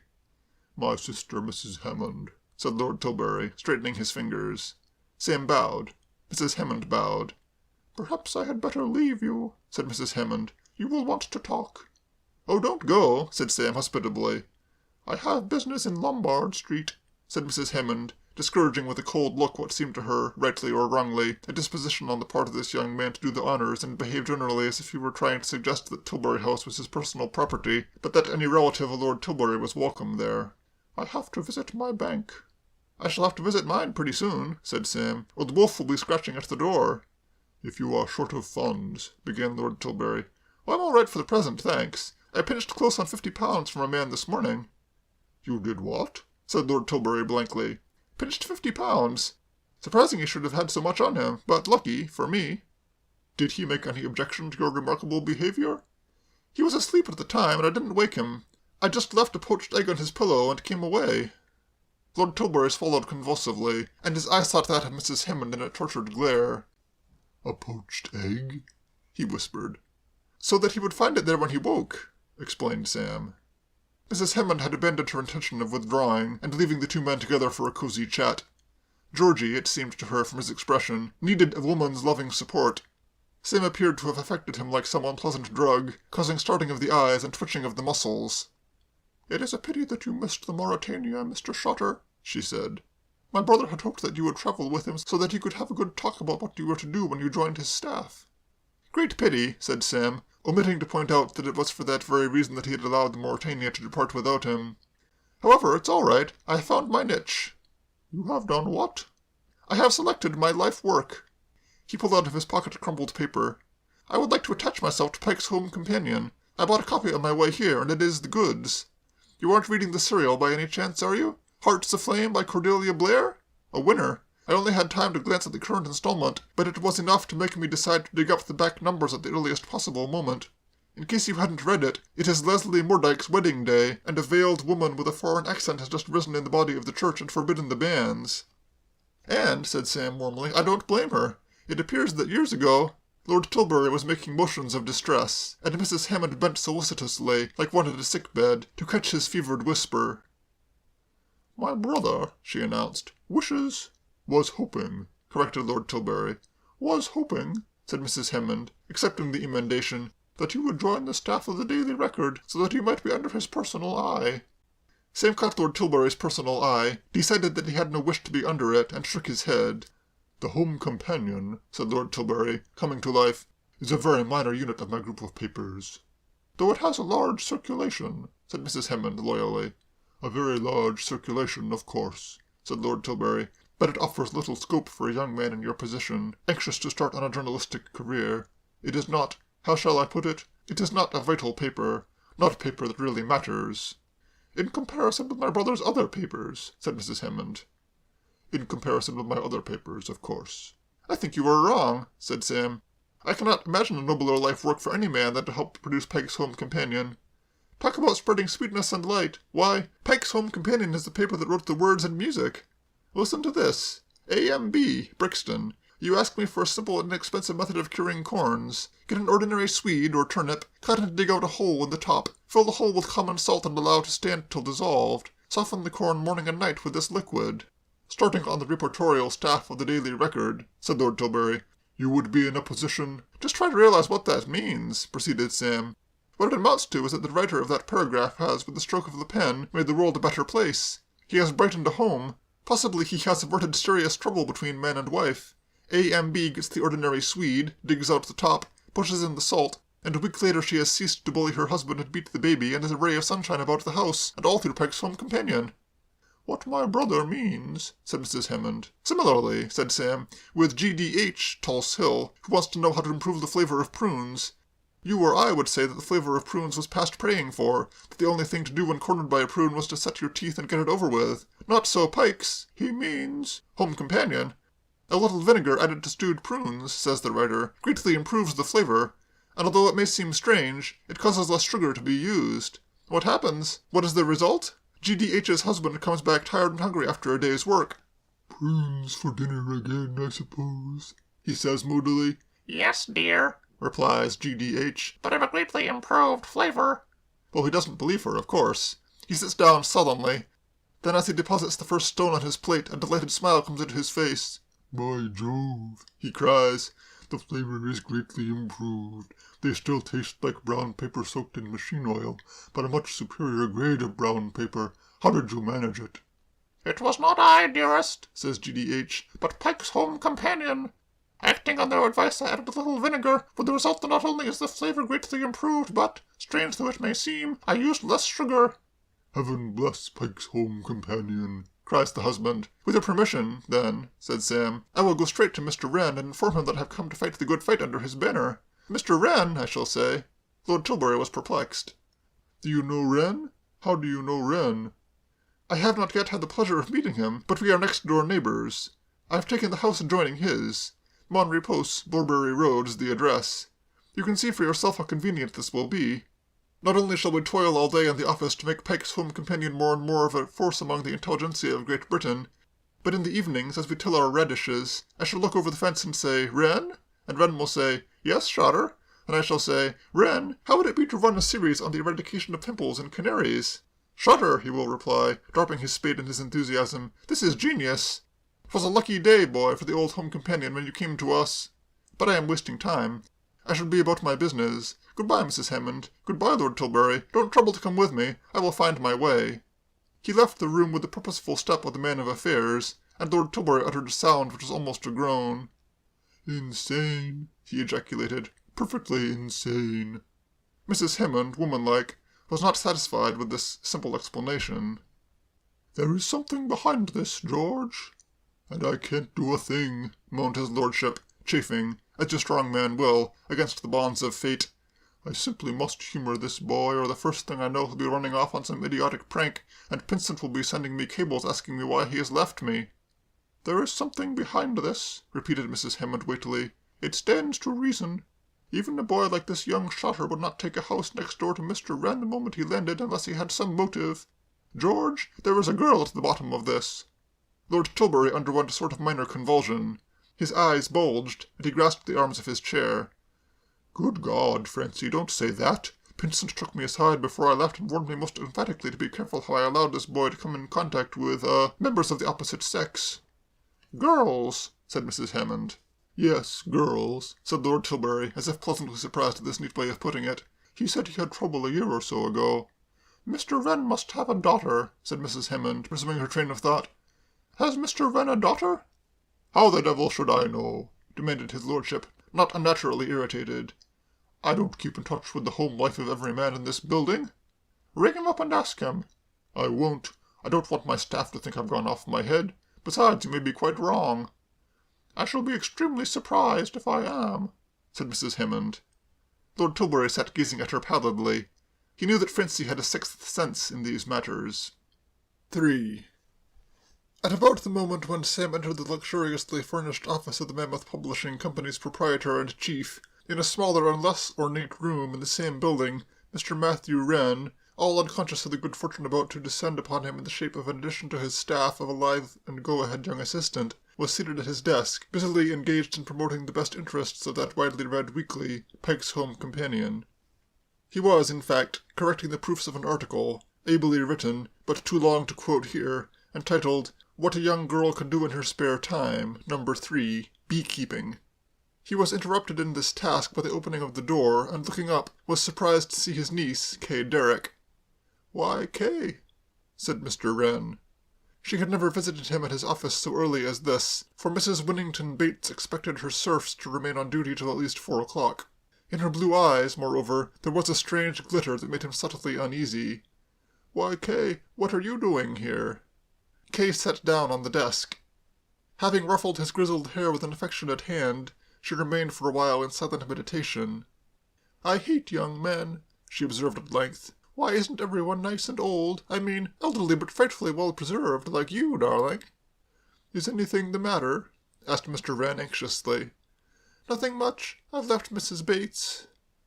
"I'm very glad to hear it, my dear. There is no earthly reason why you should have to waste your time slaving." "You're worse than Claire," said Kay, her eyes ceasing to glitter. "You both conspire to coddle me. I'm young and strong, and I ought to be earning my living. But," she went on, tapping his head with her finger to emphasize her words, "I will not continue in a job which involves being kissed by worms like Claude Bates. No, no, no, sir." Mr. Wren raised a shocked and wrathful face. "He kissed you?" "Yes. You had an article in the Home Companion last week, Uncle, saying what a holy and beautiful thing the first kiss is. Well, Claude Bates wasn't. He hadn't shaved, and he was wearing a dressing gown. Also, he was pallid and greenish, and looked as if he had been out all night. Anything less beautiful and holy I never saw." "He kissed you? What did you do?" "I hit him very hard with a book which I was taking to read to Mrs. Bates. It was the Reverend Aubrey Jerningham's Is There a Hell? And I'll bet Claude thought there was. Until then I had always rather disliked Mrs. Bates' taste in literature, which shows how foolish I was. If she had preferred magazines, where would I have been? There were about 600 pages of Aubrey Jerningham, bound in stiff cloth, and he blacked Claude's eye like a scholar and a gentleman. And at that moment in came Mrs. Bates." "Yes?" said Mr. Wren, enthralled. "Well, the boy's best friend is his mother. Have you ever seen one of those cowboy films where there is trouble in the bar-room? It was like that. Mrs. Bates started to dismiss me, but I got in first with my resignation, shooting from the hip, as it were, and then I came away, and here I am." "The fellow should be horsewhipped," said Mr. Wren, breathing heavily. "He isn't worth bothering about," said Kay. The riot of emotion into which she had been plunged by the addresses of the unshaven Bates had puzzled her, but now she understood. It was galling to suppose so monstrous a thing, but the explanation was, she felt, that there had been condescension in his embrace. If she had been Miss Derrick of Midways, he would not have summoned up the nerve to kiss her in a million years. But his mother's secretary and companion held no terror for him. And at the thought a deep thrill of gratitude to the Reverend Aubrey Jerningham passed through Kay. How many a time, wearied by his duties about the parish, must that excellent clergyman have been tempted to skimp his work, and shirk the labor of adding that extra couple of thousand words which just make all the difference to literature when considered in the light of a missal. But he had been strong. He had completed his full 600 pages, and had seen to it that his binding had been heavy and hard and sharp about the edges. For a moment, as she sat there, the Reverend Aubrey Jerningham seemed to Kay the one bright spot in a black world. She was still meditating upon him when there was a hearty smack on the door and Sam came in. "Good morning," he said cheerily. And then he saw Kay, and on the instant his eyes widened into a goggling stare, his mouth fell open, his fingers clutched wildly at nothing, and he stood there, gasping. Kay met his stare with a defiant eye. In her present mood she disliked all young men, and there seemed nothing about this one to entitle him to exemption from her loathing. Rather, indeed, the reverse, for his appearance jarred upon her fastidious taste. If the Cohen brothers of Covent Garden have a fault, it is that they sometimes allow their clients to select clothes that are a shade too prismatic for anyone who is not at the same time purchasing a banjo and a straw hat with a crimson ribbon. Fittings take place in a dimly lit interior, with the result that suits destined to make phlegmatic horses shy on the open street seem in the shop to possess merely a rather pleasing vivacity. One of these Sam had bought, and it had been a blunder on his part. If he had intended to sing comic songs from a punt at the Henley Regatta, he would have been suitably, even admirably, attired, but as a private gentleman he was a little on the bright side. He looked, in fact, like a bookmaker who won billiard tournaments, and Kay gazed upon him with repulsion. He, on the other hand, gazed at her with stunned admiration. That photograph should have prepared him for something notable in the way of feminine beauty, but it seemed to him, as he raked her with eyes like small dinner plates, that it had been a libel, an outrage, a gross caricature. This girl before him was marvelous. Helen of Troy could have been nothing to her. He loved her shining eyes, unaware that they shone with loathing. He worshipped her rose-flushed cheeks, not knowing that they were flushed because he had been staring at her for 43 seconds without blinking, and she was growing restive beneath his gaze. Mr. Wren was the first to speak. "Did you want anything?" he asked. "What?" said Sam. "Is there anything I can do for you?" "Eh?" Mr. Wren approached the matter from a fresh angle. "This is the office of Pike's Home Companion. I am Mr. Wren, the editor. Did you wish to see me?" "Who?" said Sam. At this point Kay turned to the window, and the withdrawal of her eyes had the effect of releasing Sam from his trance. He became aware that a grey-haired man, whom he dimly remembered having seen on his entry into the room some hours before, was addressing him. "I beg your pardon? You wished to see me?" "Yes," said Sam. Yes. "What about?" asked Mr. Wren patiently. The directness and simplicity of the question seemed to clear Sam's head. He recalled now what it was that had brought him here. "I've come over from America to join the staff of Pike's Home Companion." "What? Lord Tilbury wants me to." "Lord Tilbury?" "Yes, I've just been seeing him." "But he has said nothing to me about this, Mr. "Shut No, we only arranged it a moment ago." Mr. Wren was a courteous man, and though he was under the impression that his visitor was raving, he did not show it. "Perhaps I had better see Lord Tilbury," he suggested, rising. "By the way, my niece, Miss Derrick. Kay, my dear, Mr. Shutter." The departure of the third party, and the sudden institution of the intimacies of a tete-a-tete had the usual effect of producing a momentary silence. Then Kay moved away from the window and came to the desk. "Did you say you had come from America?" she asked, fiddling with Mr. Wren's editorial pencil. She had no desire to know, but she supposed she must engage this person in conversation. "From America, yes, from America." "Is this your first visit to England?" asked Kay, stifling a yawn. "Oh no, I was at school in England." "Really? Where?" "At Brecon." Kay's attitude of stiff aloofness relaxed. She became interested. "Good gracious, of course." She looked upon him quite benevolently. "A friend of yours was talking to me about you only yesterday, Willoughby Braddock." "Do you know the Bredder?" gulped Sam, astounded. "I've known him all my life." A most extraordinary sensation flooded over Sam. It was hard to analyze, but its effects were thoroughly definite. At the discovery that this wonderful girl knew the old Bredder, and that they could pave the way to a beautiful friendship by talking about the old Bredder, the office of Pike's Home Companion became all at once flooded with brilliant sunshine. Birds twittered from the ceiling, and blended with their notes with the soft music of violins and harps. "You really know the Bredder?" "We were children together." "What a splendid chap!" "Yes, he's a dear." "What a corker!" "Yes." "What an egg!" "Yes. Tell me, Mr. Shotter," said Kay, wearying of this eulogy, "do you remember a boy at your school named Bates?" Sam's face darkened. Time had softened the anguish at that moment outside the angry cheese, but the sting still remained. "Yes, I do." "Willoughby Braddock told me that you once beat Bates with a walking stick." "Yes." "A large walking stick?" "Yes." "Did you beat him hard?" "Yes, as hard as ever I could lay it in." A little sigh of gratification escaped Kay. "Ah," she said. In the course of the foregoing conversation the two had been diminishing inch by inch the gap which had separated them at its outset, so that they had come to be standing only a short distance apart, and now, as she heard those beautiful words, Kay looked up into Sam's face with a cordial, congratulatory friendliness which caused him to quiver like a smitten blancmange. Then, while he was still reeling, she smiled. And it is at this point that the task of setting down the sequence of events becomes difficult for the historian. For, briefly, what happened next was that Sam, groping forward in a bemused fashion and gathering her clumsily into his arms, kissed Kay. 4. It might, of course, be possible to lay no stress upon this occurrence, to ignore it and pass. In kissing, as kissing, there was nothing fundamentally reprehensible.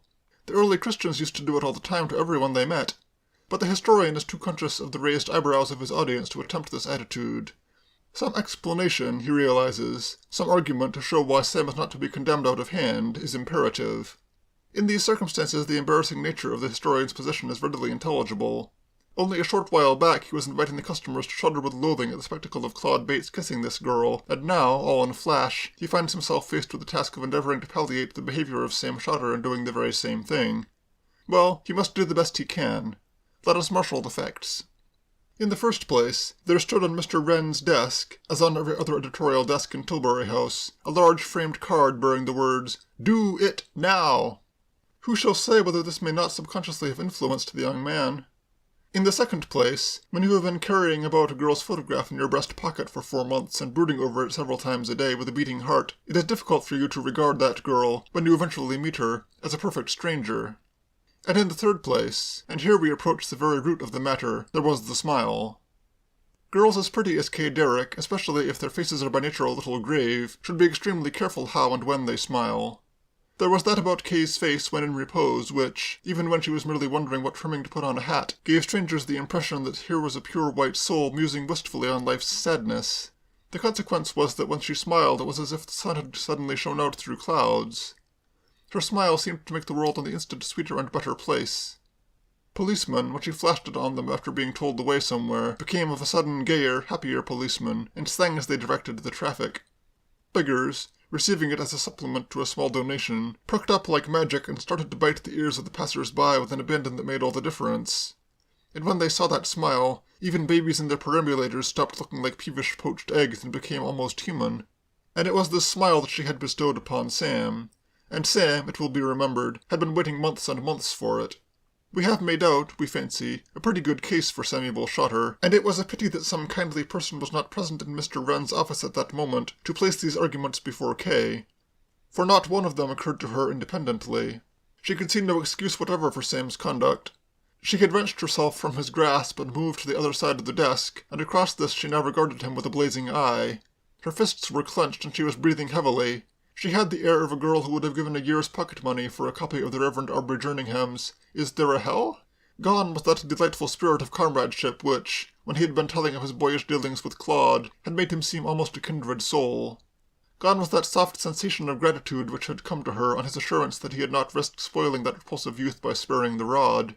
All she felt now was that her first impression of this young man had been right, and that she had been mauled and insulted by a black-hearted bounder, whose very clothes should have warned her of his innate despicableness. It seems almost incredible that anyone should think such a thing of anybody, but it is a fact that in that instant Kay Derrick looked upon Sam as something even lower in the graduated scale of human subspecies than Claude Winnington Bates. As for Sam, he was still under the ether. Nothing is more difficult for both parties concerned than to know what to say immediately after an occurrence like this. An agitated silence was brooding over the room, when the necessity for speech was removed by the re-entry of Mr. Wren. Mr. Wren was not an observant man, nor was he sensitive to atmosphere. He saw nothing unusual in his niece's aspect, nothing out of the way in Sam's. The fact that the air inside the office of Pike's home companion was quivering with charged emotion escaped his notice altogether. He addressed Sam genially.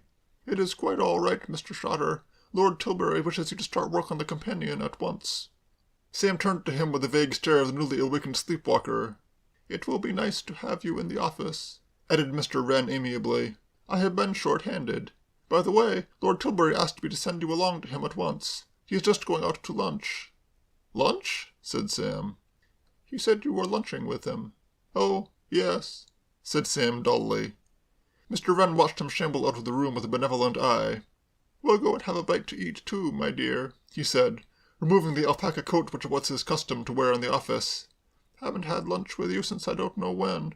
He reached for the hook which held his other coat. "I shall like having this young Shutter in the office," he said. "He seems a nice young fellow." "He is the most utterly loathsome creature I have ever met," said Kay. Mr. Wren, startled, dropped his hat. "Eh? What do you mean?" "Just what I say. He's horrible." "But, my dear girl, you only met him 5 minutes ago." "I know." Mr. Wren stooped for his hat and smoothed it with some agitation. "This is rather awkward," he said. "What is?" "You're feeling like that about young Shutter." "I don't see why. I don't suppose I shall ever meet him again." "But you will. I don't see how it can be prevented. Lord Tilbury tells me that this young man has taken a lease on Mon Repose." "Mon Repose?" Kay clutched at the desk. "You don't mean Mon Repose next door to us?" "Yes, it is so difficult to avoid one's next-door neighbors." Kay's teeth met with a little click.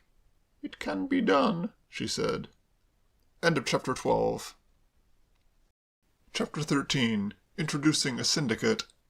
Across the way from Tilbury House, next door to the massive annex containing the offices of Tiny Tots, Sabbath Jottings, British Girlhood, the Boys' Adventure Weekly, and others of the more recently established of the Mammoth Publishing Company's periodicals, there stands a ramshackle four-storied building of an almost majestic dinginess, which Lord Tilbury, but for certain regulations having to do with ancient lights, would have swallowed up years ago, as he had swallowed the rest of the street. The first 3 floors of this building are occupied by firms of the pathetic type which cannot conceivably be supposed to do any business, and yet hang on with dull persistency for decade after decade. Their windows are dirty and forlorn, and most of the lettering outside has been worn away, so that on the second floor it would appear that trade is being carried on by the J.A. and some R. Rub Co., while just above, Messrs. Smith, Urbison, and G. that mystic firm, are dealing in something currently described as C. It is not until we reach the 4th and final floor that we find the modern note struck. Here the writing is not only clear and golden, but, when read, stimulating to the imagination. It runs, "The Tilbury Detective Agency, Limited, J. Sheringham Adair, Manager, large and efficient staff," and conjures up visions of a suite of rooms filled with hawk-faced men examining bloodstains through microscopes, or poring tensely over the papers connected with the singular affair of the theft of the Maharaja's ruby. On the morning, however, on which Sam Shotter paid his visit to Tilbury House, only one man was sitting in the office of the detective agency. He was a small and weedy individual, clad in a suit brighter even than the one which Sam had purchased from the brothers Cohen, and when it is stated in addition that he wore a waxed mustache, and that his handkerchief, which was of coloured silk, filled the air with a noisome perfume, further evidence is scarcely required to convince the reader that he is being introduced to a most undesirable character. Nevertheless, the final damning fact may as well be revealed. It is this: the man was not looking out of a window. Tilbury Street is very narrow, and the 4th-floor windows of this ramshackle building are immediately opposite those of the 4th floor of Tilbury House. Alexander Twist, therefore, was in a position, if he pleased, to gaze through into the private sanctum of the proprietor of the Mammoth Publishing Company, and obtain the spiritual uplift which could hardly fail to result from the spectacle of that great man at work. Alone of London's millions of inhabitants, he had it in his power to watch Lord Tilbury pacing up and down, writing at his desk, or speaking into the dictating device who knows what terrific thoughts. Yet he preferred to sit at a table playing solitaire and, one is prepared to bet, cheating. One need not, one fancies, say more. So absorbed was Mr. Twist in his foolish game that the fact that someone was knocking on the door did not at first penetrate his senses. It was only when the person outside, growing impatient, rapped the panel with some hard object which might have been the handle of a lady's parasol that he raised his head with a start. He swept the cards into a drawer, gave his coat a settling tug, and rose alertly. The knock sounded like business, and Mr. Twist, who was not only J. Sheringham Adair, manager, but the large and efficient staff as well, was not the man to be caught unprepared. "Come in," he shouted. With a quick flick of his hand he scattered a top-dressing of important-looking papers about the table, and was bending over these with a thoughtful frown when the door opened. At the sight of his visitor he relaxed the preoccupied austerity of his demeanour. The newcomer was a girl in the middle 20s, of bold but at the moment rather sullen good looks. She had the bright hazel eyes which seldom go with a meek and contrite heart. Her colouring was vivid, and in the light from the window her hair gleamed with a sheen that was slightly metallic. "Why, hello, Dolly," said Mr. Twist. "Hello," said the girl, moodily. "Haven't seen you for a year, Dolly. Never knew you were this side at all. Take a seat." The visitor took a seat. "For the love of pipe, chimp," she said, eyeing him with languid curiosity, "where did you get the fungus?" Mr. Twist moved in candid circles, and the sobriquet, Chimp, short for chimpanzee, by which he was known not only to his intimates, but to police officials in America who would have liked to become more intimate than they were, had been bestowed upon him at an early stage of his career, in recognition of a certain simian trend which critics affected to see in the arrangement of his features. "Looks good, don't you think?" he said, stroking his moustache fondly. It and money were the only things he loved. "Anything you say. And I suppose when you know you may be in the coop any moment, you like to have all the hair you can while you can." Mr. Twist felt a little wounded. He did not like badinage about his moustache. He did not like tactless allusions to the coop. and he was puzzled by the unwonted brusqueness of the girl's manner. The Dora Gunn he had known had been a cheery soul, quite unlike this tight-lipped, somber-eyed person now before him. The girl was looking about her. She seemed perplexed. "What's all this?" she asked, pointing her parasol at the writing on the window. Mr. Twist smiled indulgently and with a certain pride. He was, he flattered himself, a man of ideas, and this of presenting himself to the world as a private investigator he considered one of his happiest. "Just camouflage," he said. "Darn useful to have a label. Keeps people from asking questions." "It won't keep me from asking questions. That's what I've come for. Say, Chimp, can you tell the truth without straining a muscle?" "You know me, Dolly?" "Yes, that's why I asked. Well, I've come to get you to tell me something. Nobody listening?" "Not a soul." "How about the office boy?" "I haven't got an office boy. Who do you think I am, Pierpont Morgan?" Thus reassured, the girl produced a delicate handkerchief, formerly the property of Harrod's Stores, and parted from unwittingly by that establishment. "Chimp," she said, brushing away a tear, "I'm simply miserable." Chimp Twist was not the man to stand idly by while beauty in distress wept before him. He slid up, and was placing a tender arm about her shoulder when she jerked herself away. "You can tie a can to that stuff," she said, with womanly dignity. "I'd like you to know I'm married." "Married?" "Sure. Day before yesterday to Soapy Malloy." "Soapy?" Mr. Twist started. "What in the world did you want to marry that slab of gorgonzola for?" "I'll ask you kindly if you wouldn't mind," said the girl in a cold voice, "not to go alluding to my husband as slabs of gorgonzola." "He is a slab of gorgonzola." "He is not. Well, anyway, I'm hoping he's not. That's what I've come here to find out." Mr. Twist's mind had returned to the perplexing matter of the marriage. "I don't get this," he said. "I saw Soapy a couple of weeks back, and he didn't say he'd even met you." "He hadn't then. We only run into each other 10 days ago. I was walking up the Haymarket, and I catch sight of a feller behind me out of the corner of my eye, so I faint on him, see?" "You're still in that line, eh?" "Oh, it's what I do best, isn't it?" Chimp nodded. Dora Malloy, fainting Dolly to her friends, was unquestionably an artist in her particular branch of industry. It was her practice to swoon in the arms of rich-looking strangers in the public streets, and pick their pockets as they bent to render her assistance. It takes all sorts to do the world's work. "Well, then I seen it was Soapy, and so we go to lunch and have a nice chat. I always was strong for that boy, and we were both feeling kind of lonesome over here in London, so we fix it up. And now I'm simply miserable." "What," inquired Mr. Twist, "is biting you?" "Well, I'll tell you. This is what's happened. Last night this bird Soapy goes out after supper and doesn't blow in again till 4 in the morning. 4 in the morning, don't trouble you, and us only married 2 days. Well, if he thinks a young bride's going to stand for that sort of conduct right plumb spang in the middle of what you might call the honeymoon, he's got a second guess due him." "What did you do?" asked Mr. Twist sympathetically, but with a touch of that rather unctuous complacency which bachelors display at moments like this.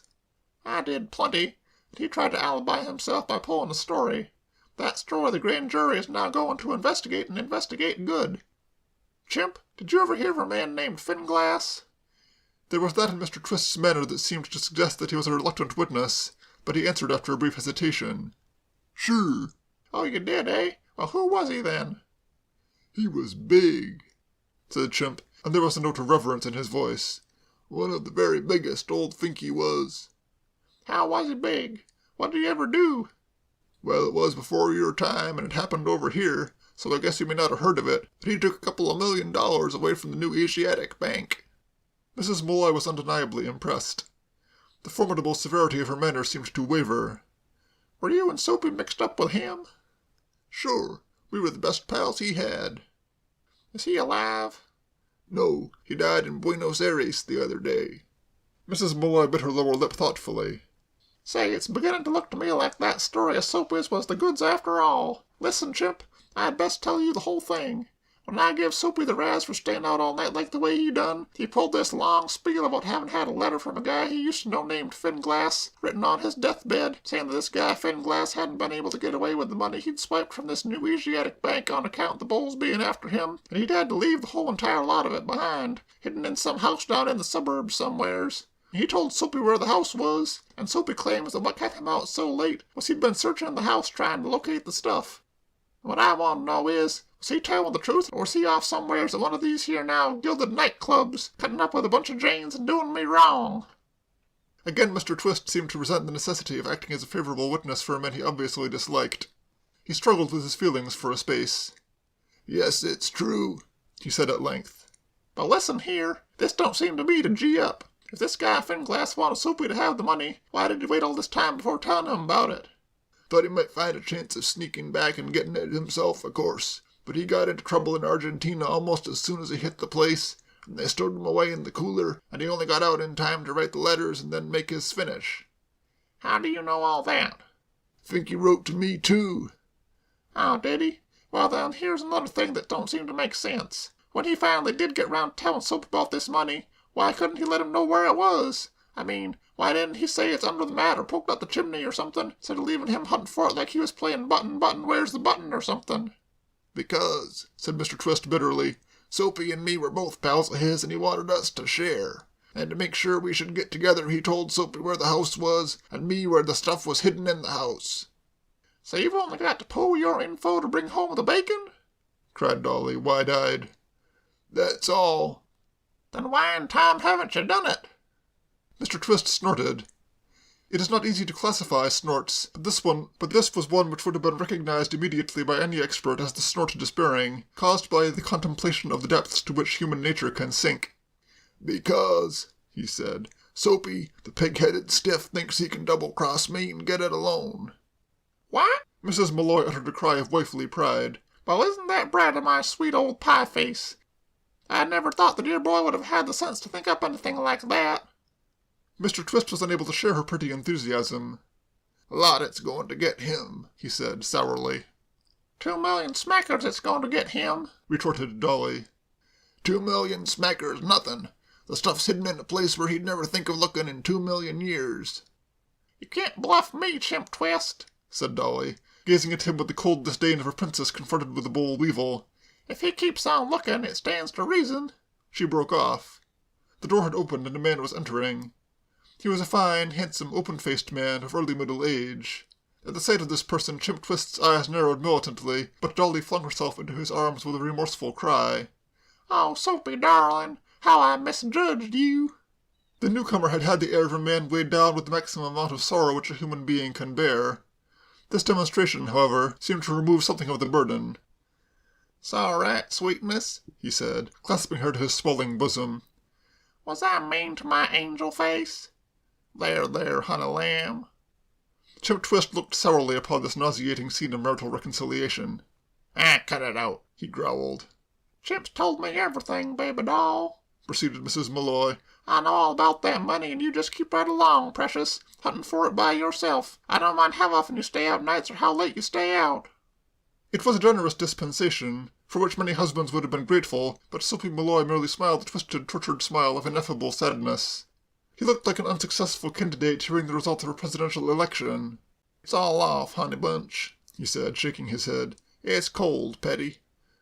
We'll have to let Chimp in on it after all, sweetie pie. I came here to put my cards on the table and have a showdown."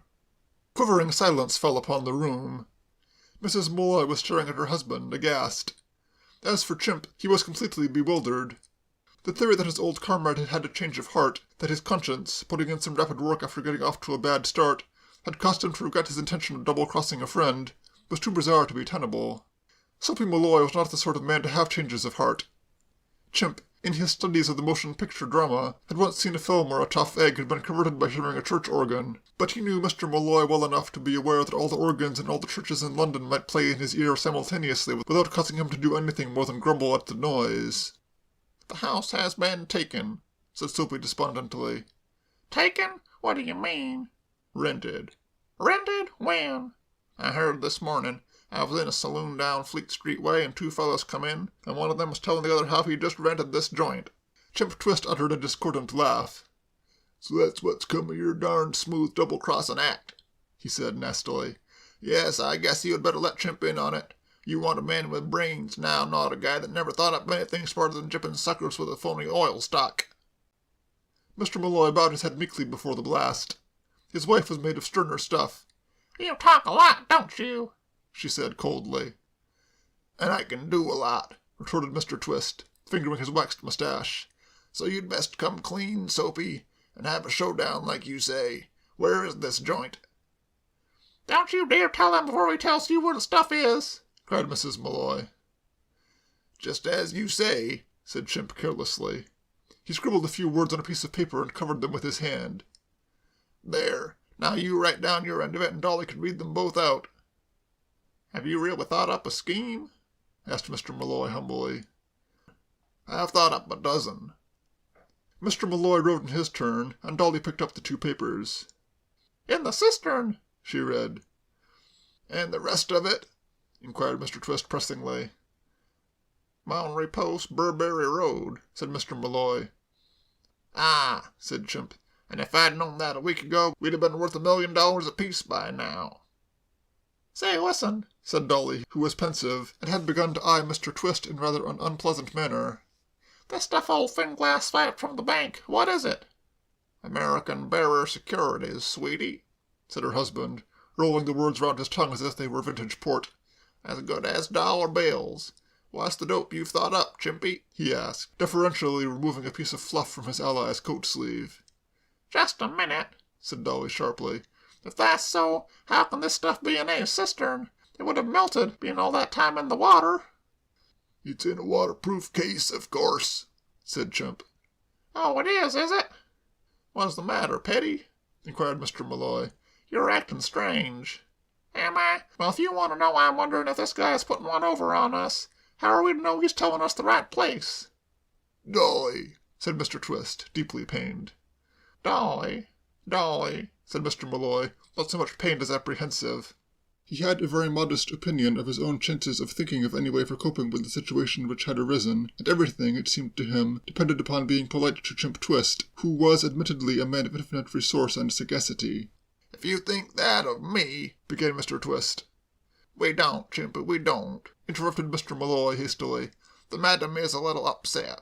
Don't listen to her. What is this scheme of yours, Chimpy? Perhaps Mrs. Malloy's estimates of her husband's talents as a strategist resembled his own. At any rate, she choked down certain words that had presented themselves to her militant mind, and stood eyeing Chimp inquiringly. Well, I'll tell you, said Chimp. But first let's get the business end straight. How do we divvy? Why, 50-50, Chimp, stammered Mr. Malloy, stunned at the suggestion implied in his words that any other arrangement could be contemplated. Me and the madam counting as one, of course. Chimp laughed sardonically. 50-50, nothing. I'm the brains of this concern, and the brains of a concern always gets paid highest. Look at Henry Ford. Look at the Archbishop of Canterbury. Do you mean to say, demanded Dolly, that if Soapy was sitting in with the Archbishop of Canterbury on a plane for skinning a sucker, the Archbishop wouldn't split even Stephen?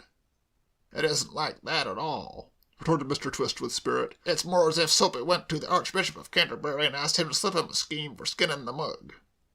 Well, in that case, said Mr. Malloy, I venture to assert that the Archbishop would simply say to me, Malloy, he'd say.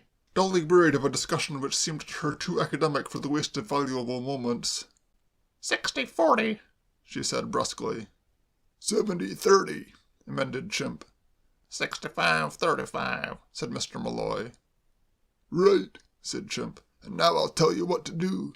I'll give you 5 minutes first to see if you can think of it for yourself, and if you can't, I'll ask you not to start beefing because it's so simple and not worth the money. 5 minutes concentrated meditation produced no brainwave in Mr. Malloy, who, outside his chosen profession of selling valueless oil stock to a trusting public, was not a very gifted man. Well then, said Chimp, here you are. You go to that fellow who's taken the joint and ask him to let you buy it off him. Well, of all the fool propositions, cried Dolly shrilly, and even Mr. Malloy came near to sneering. Not so good, you don't think, continued Chimp, uncrushed. Well then, listen here to the rest of it. Dolly calls on this fellow first. She acts surprised because her father hasn't arrived yet. Her what? Her father. Then she starts in vamping this guy all she can. If she hasn't lost her pep since she last tried that sort of thing, the guy ought to be in pretty good shape for Act 2 by the time the curtain rings up. That's when you blow in, Soapy. Am I her father? Asked Mr. Malloy a little blankly. Sure you're her father. Why not? Mr. Malloy, who was a little sensitive about the difference in age between his bride and himself, considered that Chimp was not displaying his usual tact, but muttered something about graying himself up some at the temples. Then what? asked Dolly. Then, said Chimp, Soapy does a spiel. Mr. Malloy brightened. He knew himself to be at his best when it came to a spiel. Soapy says he was born in this joint ages and ages ago. What do you mean, ages and ages ago? Said Mr. Malloy, starting. Ages and ages ago, repeated Chimp firmly, before we had to emigrate to America and leave the dear old place to be sold. He has loving childhood recollections of the lawn where he played as a kiddie and worships every brick in the place. All his favourite relations pegged out in the rooms upstairs, and all like that. Well, I'm here to say, concluded Chimp emphatically, that if that guy has any sentiment in him, and if Dolly has done the preliminary work properly, he'll drop. There was a tense silence. It'll work, said Soapy. It might work, said Dolly more doubtfully. It will work, said Soapy. I shall be good. I will have that lobster weeping into his handkerchief inside 3 minutes. A lot depends on Dolly, Chimp reminded him. Don't you worry about that, said the lady stoutly. I'll be good, too. But listen here, I gotta dress this act. This is where I have to have that hat with the bird of paradise feathers that I see in Regent Street this morning. How much? Inquired the rest of the syndicate in a single breath. 18 guineas. 18 guineas, said Chimp. 18 guineas, said Soapy. They looked at each other wanly, while Dolly, unheeded, spoke of ships and hapworths of tar. And a new dress, she continued, warming to her work. And new shoes, and a new parasol, and new gloves, and new... Have a heart, Petty, pleaded Mr. Malloy. Exercise a little discretion, sweetness. Dolly was firm. A girl, she said, can't do herself justice in a tacky lid. You know that, and you know as well as I do that the first thing a gentleman does is to look at a dame's hoofs. And as for gloves, I simply beg you to cast an eye on these old things I've got on now, and ask yourselves. Oh, all right, said Chimp. All right, echoed Mr. Malloy. Their faces were set grimly. These men were brave, but they were suffering. End of Chapter 13. Chapter 14. The Chirrup. Mr. Wren looked up from his plate with a sudden start, a wild and febrile glare of horror in his eyes. Old theatre-goers, had any such been present, would have been irresistibly reminded by his demeanour of the late Sir Henry Irving in The Bells. It was breakfast time at San Rafael, and, as always at this meal, the air was charged with an electric unrest. It is ever thus at breakfast in the suburbs. The spectre of a fleeting train broods over the feast, turning normally placid men into temporary neuropaths. Meeting Mr. Wren in Fleet Street after lunch, you would have set him down as a very pleasant, quiet, elderly gentleman, rather on the mild side. At breakfast, Bengal tigers could have picked up hints from him. "Saddle Whittle," he gasped, speaking in the early morning patois of Suburbia, which is the English language filtered through toast and marmalade. "Of course it wasn't a whistle, darling," said Kay, soothingly. "I keep telling you you've lots of time." Partially reassured, Mr. Wren went on with his meal. He finished his toast and reached for his cup. "Wasn't I? Only a quarter past. Sure your wash right? I put it right yesterday." At this moment there came faintly from afar sweet musical chiming. "There's the college clock striking the quarter," said Kay. Mr. Wren's fever subsided. If it was only a quarter past, he was on velvet. He could linger and chat for a while. He could absolutely dally.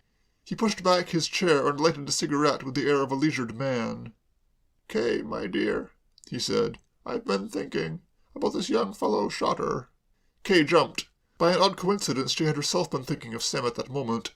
It annoyed her to think of Sam, but she constantly found herself doing it. "I really think we ought to invite him to dinner one night."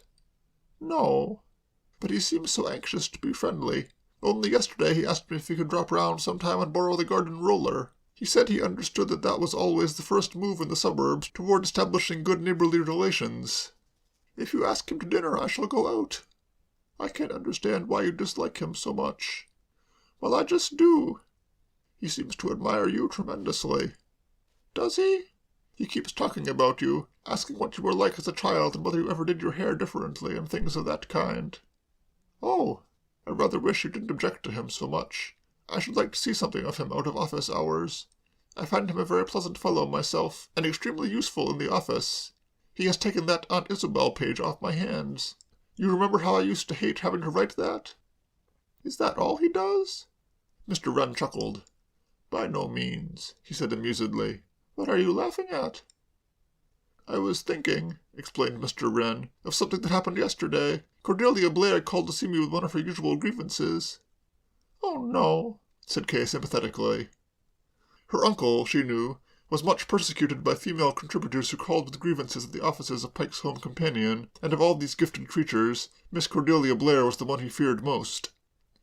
What was the trouble this time? Apparently the artist who was illustrating Hearts Aflame had drawn Leslie Mordyke in a lounge suit instead of dress clothes. Why don't you bite these women's heads off when they come bothering you? You shouldn't be so nice to them. I can't, my dear, said Mr. Wren plaintively. I don't know why it is, but the mere sight of a woman novelist who is all upset seems to take all the heart out of me. I sometimes wish I could edit some paper like Tiny Tots or Our Feathered Chums. I don't suppose indignant children come charging in on Mason, or outraged canaries on Mortimer.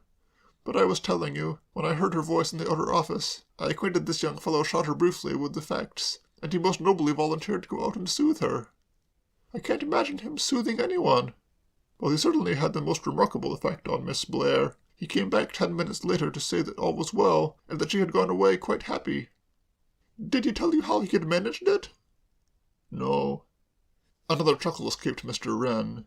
Kay, it isn't possible. You don't imagine. You don't suppose he could conceivably, on such a very slight acquaintance, have kissed her, do you? I should think it very probable. Well, I'm bound to own. Don't laugh in that horrible, ghoulish way, uncle. I can't help it. I could see nothing, you understand, as I was in the inner office, but there were most certainly sounds that suggested— Mr. Wren broke off.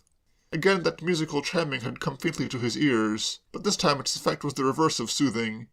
He became a thing of furious activity.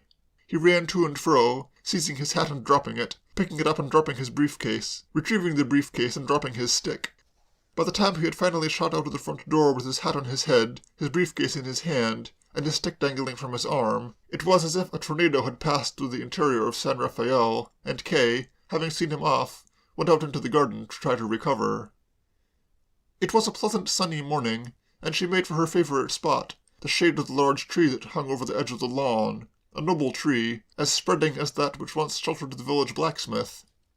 Technically this belonged to Mon Repose, its roots being in the latter's domain, but its branches had grown out over the fence, and San Rafael, with that injustice which is so marked a feature of human affairs, got all the benefit of its shade. Seated under this, with a gentle breeze ruffling her hair, Kay gave herself up to meditation. She felt worried and upset and in the grip of one of her rare moods of despondency. She had schooled herself to pine as little as possible for the vanished luxury of midways, but when she did so pine it was always at this time of day. For although she had adjusted herself with almost complete success to the conditions of life at San Rafael, she had not yet learned to bear up under the suburban breakfast.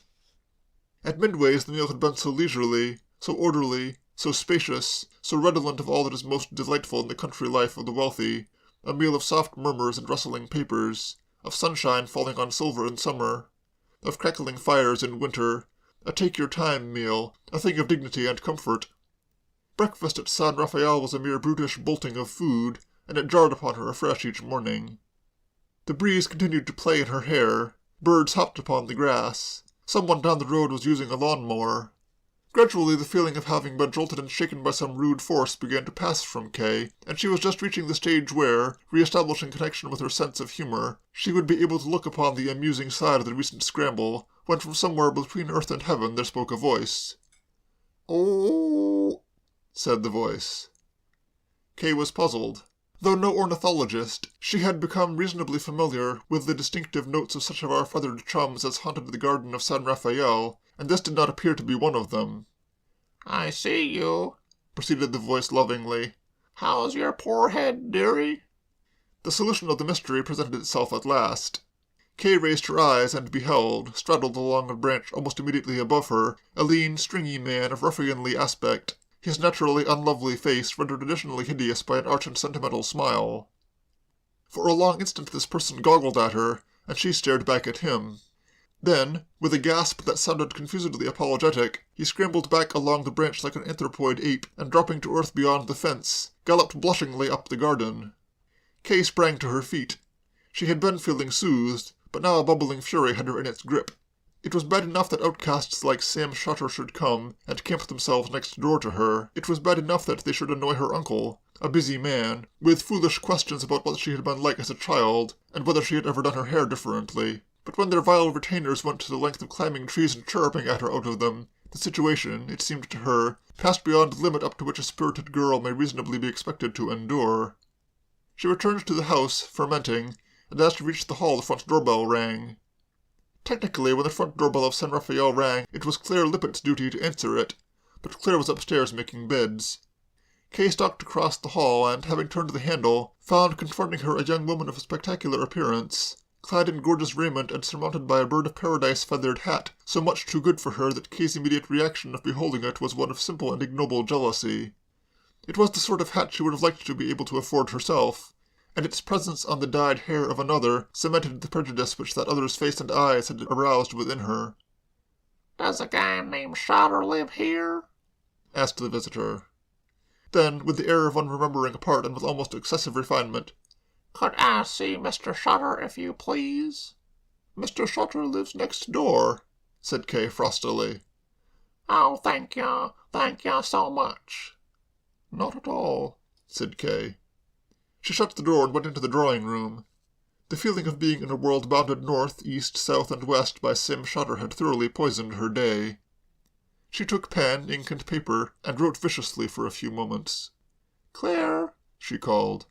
"Hello," replied a distant voice. "I'm leaving a note on the hall table. Will you take it next door sometime?" "Right-ho," bellowed the obliging Miss Lippett. End of Chapter 14. Chapter 15. Visitors at Mon Repos. Sam was preparing to leave for the office when his visitor arrived. He had, indeed, actually opened the front door. "Mr. Shutter?" "Yes," said Sam. He was surprised to see Mrs. Malloy. He had not expected visitors at so early a period of his tenancy. This, he supposed, must be the suburban equivalent of the country calling on the newcomer. Impressed by the hat, he assumed Dolly to be one of the old aristocracy of Valley Fields.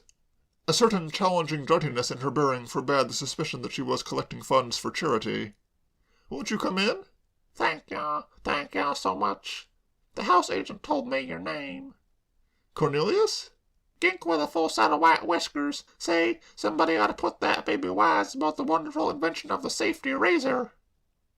Sam agreed that this might be in the public interest, but he began to revise his views about the old aristocracy.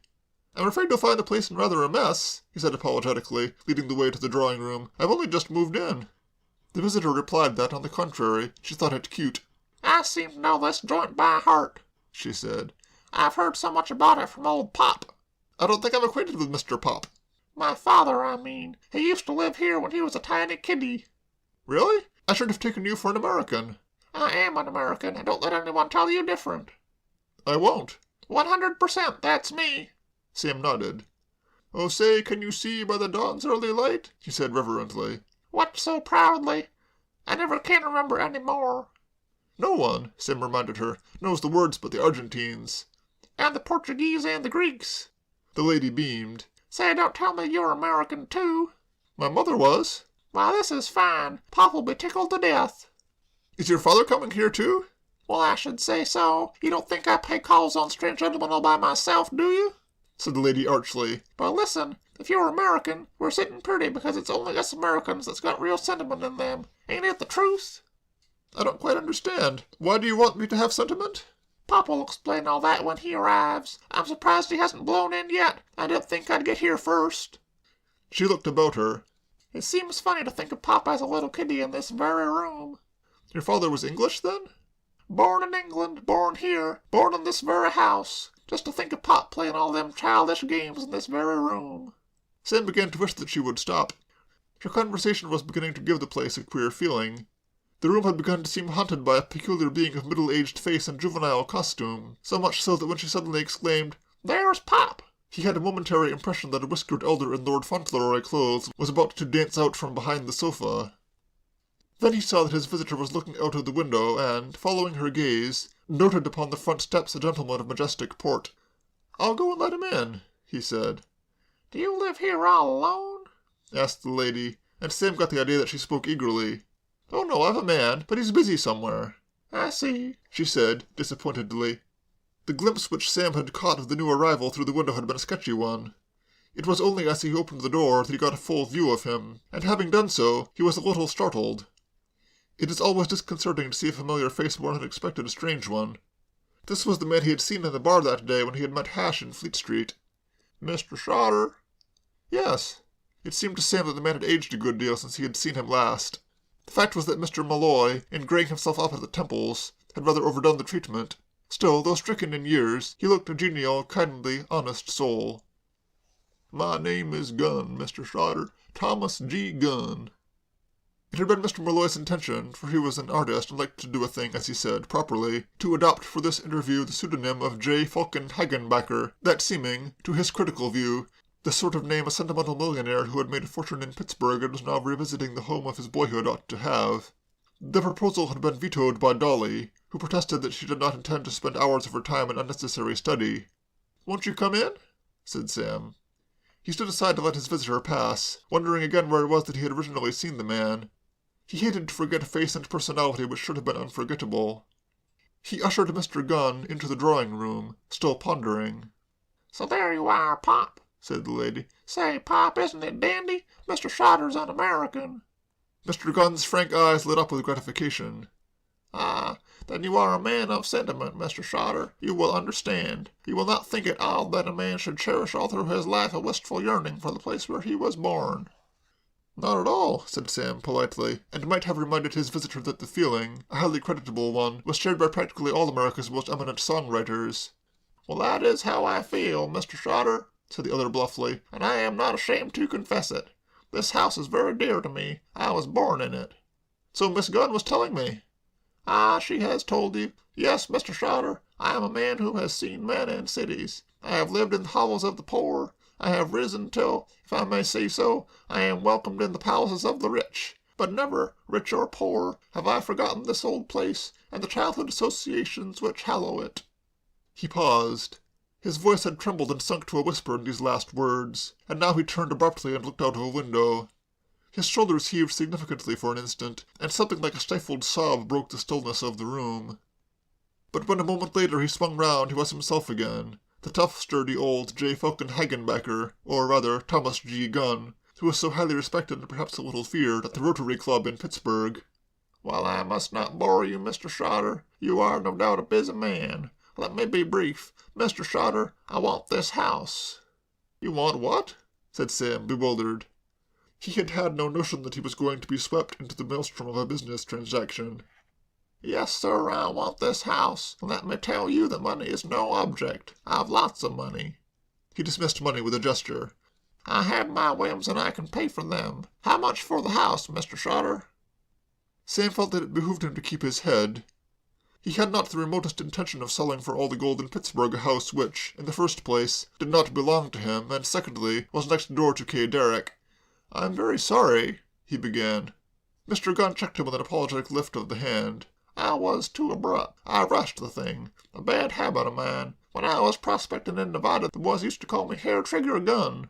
I ought to have stated my position more clearly." "Oh, I understand your position." "You realize then that this isn't a house to me, it is a shrine?" Yes, but—" "It contains," said Mr. Gunn with perfect truth, "something very precious to me." "Yes, but—" "It is my boyhood that is enshrined here, my innocent, happy, halcyon boyhood. I have played games at my mother's knee in this very room. I have read tales from the Scriptures with her here. It was here that my mother, seated at the piano, used to sing. His voice died away again. He blew his nose, and turned once more to the window. But though he was under the impression that he had achieved a highly artistic aposioposis, he could hardly have selected a more unfortunate word to stammer brokenly. Something resembling an electric thrill ran through Sam. Memory, dormant, had responded to the code word. Sing Sing. He knew now where he had seen this man before. It is the custom of the Welfare League of America's most famous penitentiary to alleviate the monotony of the convict's lot by giving periodical performances of plays produced and acted by the personnel of the prison. Why, the enterprising burglar isn't burgling. In fact, he is probably memorizing the words of some popular lyric for rendition on the next big night. To one of these performances, some 18 months back, Sam had been taken by a newspaper friend. The hit of the evening had been this very Thomas G. Gunn, then a mere number, in the role of a senator. Mr. Gunn had resumed his address. He was speaking once more of his mother, and speaking well, but he was not holding his audience. Sam cut in on his eloquence. "I'm sorry," he said, "but I'm afraid this house is not for sale." "But, Mr. Shorter—" "No," said Sam. "I have a very special reason for wishing to stay here, and I intend to remain. And now I'm afraid I must ask you—" "Suppose I look in this evening and take the matter up again?" pleaded Mr. Gunn, finding with some surprise that he had been edged out onto the steps and making a last stand there. "'Tis no use. Besides, I shan't be in this evening. I'm dining out." "Will anybody be in?" asked Miss Gunn suddenly, breaking a long silence. "Why, yes," said Sam, somewhat surprised. "The man who works here. Why?" "I was only thinking that if we called he might show us over the place." "Oh, I see. Well, good-bye." "But say now, listen." "Good-bye," said Sam. He closed the door and made his way to the kitchen. Hash, his chair tilted back against the wall, was smoking a thoughtful pipe. Who was it, Sam? "Somebody wanting to buy the house. Hash, there's something fishy going on." Do you remember me pointing out a man to you in that bar in Fleet Street?" Yes. "Well, it was the same fellow. And do you remember me saying that I was sure I'd seen him before somewhere?" Yes. "Well, I've remembered where it was. It was in Sing Sing, and he was serving a sentence there." Mr. Todhunter's feet came to the floor with a crash. "There's something darned peculiar about this house, Hash. I slept in it the night I landed, and there was a fellow creeping around with an electric torch. And now this man, whom I know to be a crook, puts up a fake story to make me let him have it. What do you think, Hash?" "I'll tell you what I think," said Mr. Todhunter, alarmed. "I think I'm going straight out to buy a good watchdog." "It's a good idea." "I don't like these bad characters hanging about. I had a cousin in the pawnbroking line what was hit on the head by a burglar with an antique vase. That's what happened to him all through hearing a noise in the night and coming down to see what it was." "What's at the back of all this? What do you make of it?" There you have me," said Hash frankly. "But that don't alter the fact that I'm going to get a dog." "I should. Get something pretty fierce." "I'll get a dog," said Hash solemnly. "That'll feed on nails and bite his own mother." End of Chapter 15. Chapter 16.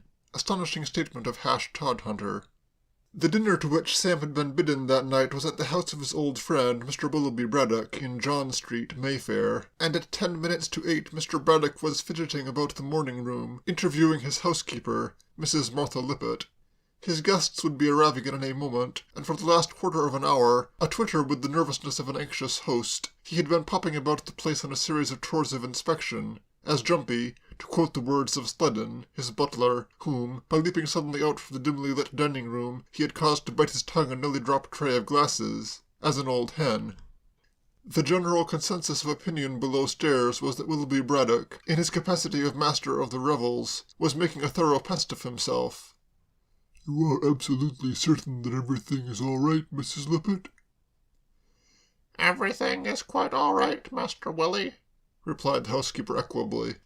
This redoubtable woman differed from her daughter Claire in being tall and thin and beaked like an eagle. One of the well-known Bromage family of Marshart in the Dale, she had watched with complacent pride the Bromage nose developing in her sons and daughters, and it had always been a secret grief to her that Claire, her favourite, who inherited so much of her forceful and determined character, should have been the only one of her children to take nasally after the inferior or Lippett side of the house. Mr. Lippett had been an undistinguished man, hardly fit to mate with a Bromage, and certainly not worthy to be resembled in appearance by the best of his daughters. "You're sure there will be enough to eat?" "There will be ample to eat." "How about drinks?" said Mr. Braddock, and was reminded by the word of a grievance which had been rankling within his bosom ever since his last expedition to the dining-room. He pulled down the corners of his white waistcoat and ran his finger round the inside of his collar. "Mrs. Lippett," he said, I was outside the dining-room just now." "Were you, Master Willie? You must not fuss so. Everything will be quite all right." "And I overheard you telling Sledden not to let me have any champagne tonight," said Mr. Braddock, reddening at the outrageous recollection. The housekeeper stiffened. Yes, I did, Master Willie, and your dear mother, if she were still with us, would have given the very same instructions, after what my daughter Claire told me of what occurred the other night and the disgraceful condition you were in. What your dear mother would have said, I don't know. Mrs. Lippett's conversation during the last 20 years of Willoughby Braddock's life had dealt largely with speculations as to what his dear mother would have said of various ventures undertaken or contemplated by him. You must fight against the craving, Master Willie. Remember your Uncle George. Mr. Braddock groaned in spirit. One of the things that makes these old retainers so hard to bear is that they are so often walking editions of the chroniques scandaleuses of the family. It sometimes seemed to Mr. Braddock that he could not move a step in any direction without having the awful example of some erring ancestor flung up against him. "Well, look here," he said, with weak defiance. "I want champagne tonight." You will have cider, Master Willie. "But I hate cider." Cider is good for you, Master Willie, said Mrs. Lippett firmly. The argument was interrupted by the ringing of the doorbell. The housekeeper left the room, and presently Sludden, the butler, entered, escorting Lord Tilbury. "Ah, my dear fellow," said Lord Tilbury, bustling in. He beamed upon his host as genially as the Napoleonic cast of his countenance would permit. He rather liked Willoughby Braddock, as he rather liked all very rich young men. "How are you?" said Mr. Braddock. "Awfully good of you to come at such short notice." "My dear fellow." He spoke heartily, but he had, as a matter of fact, been a little piqued at being invited to dinner on the morning of the feast. He considered that his eminence entitled him to more formal and reverential treatment, and although he had accepted, having had previous experience of the excellence of Mr. Braddock's cook, he felt that something in the nature of an apology was due to him, and was glad that it had been made. "I asked you at the last moment," explained Mr. Braddock, "because I wasn't sure till this morning that Sam Shotter would be able to come. I thought it would be jolly for him, meeting you out of the office, don't you know?" Lord Tilbury inclined his head. He quite saw the force of the argument that it would be jolly for anyone meeting him. So you know young Shotter? "Oh, yes, we were at school together." A peculiar young fellow. "A great lad." But, a little eccentric, don't you think? "Oh, Sam was always a bit of a nib," said Mr. Braddock. "At school there used to be some iron bars across the passage outside our dormitory, the idea being to coop us up during the night, don't you know? Sam used to shin over these and go downstairs to the housemaster's study." With what purpose? "Oh, just to sit." Lord Tilbury was regarding his host blankly. Not a day passed, he was ruefully reflecting, but he received some further evidence of the light and unstable character of this young man of whom he had so rashly taken charge. "It sounds a perfectly imbecile proceeding to me," he said. "Oh, I don't know, you know," said Mr. Braddock for the defence. "You see, occasionally there would be a cigar or a plate of biscuits or something left out, and then Sam would scoop them, so it wasn't altogether a waste of time." Sludden was entering with a tray. "Cocktail?" said Mr. Braddock, taking one himself with a defiant glare at his faithful servant, who was trying to keep the tray out of his reach. "No, I thank you," said Lord Tilbury. "My doctor has temporarily forbidden me the use of alcoholic beverages. I have been troubled of late with a suspicion of gout." "Tough luck." "No doubt I am better without them. I find cider an excellent substitute. Are you expecting many people here tonight?" "A fairish number. I don't think you know any of them, except, of course, old Wren." "Wren? You mean the editor of my Home Companion?" "Yes, he and his niece are coming. She lives with him, you know."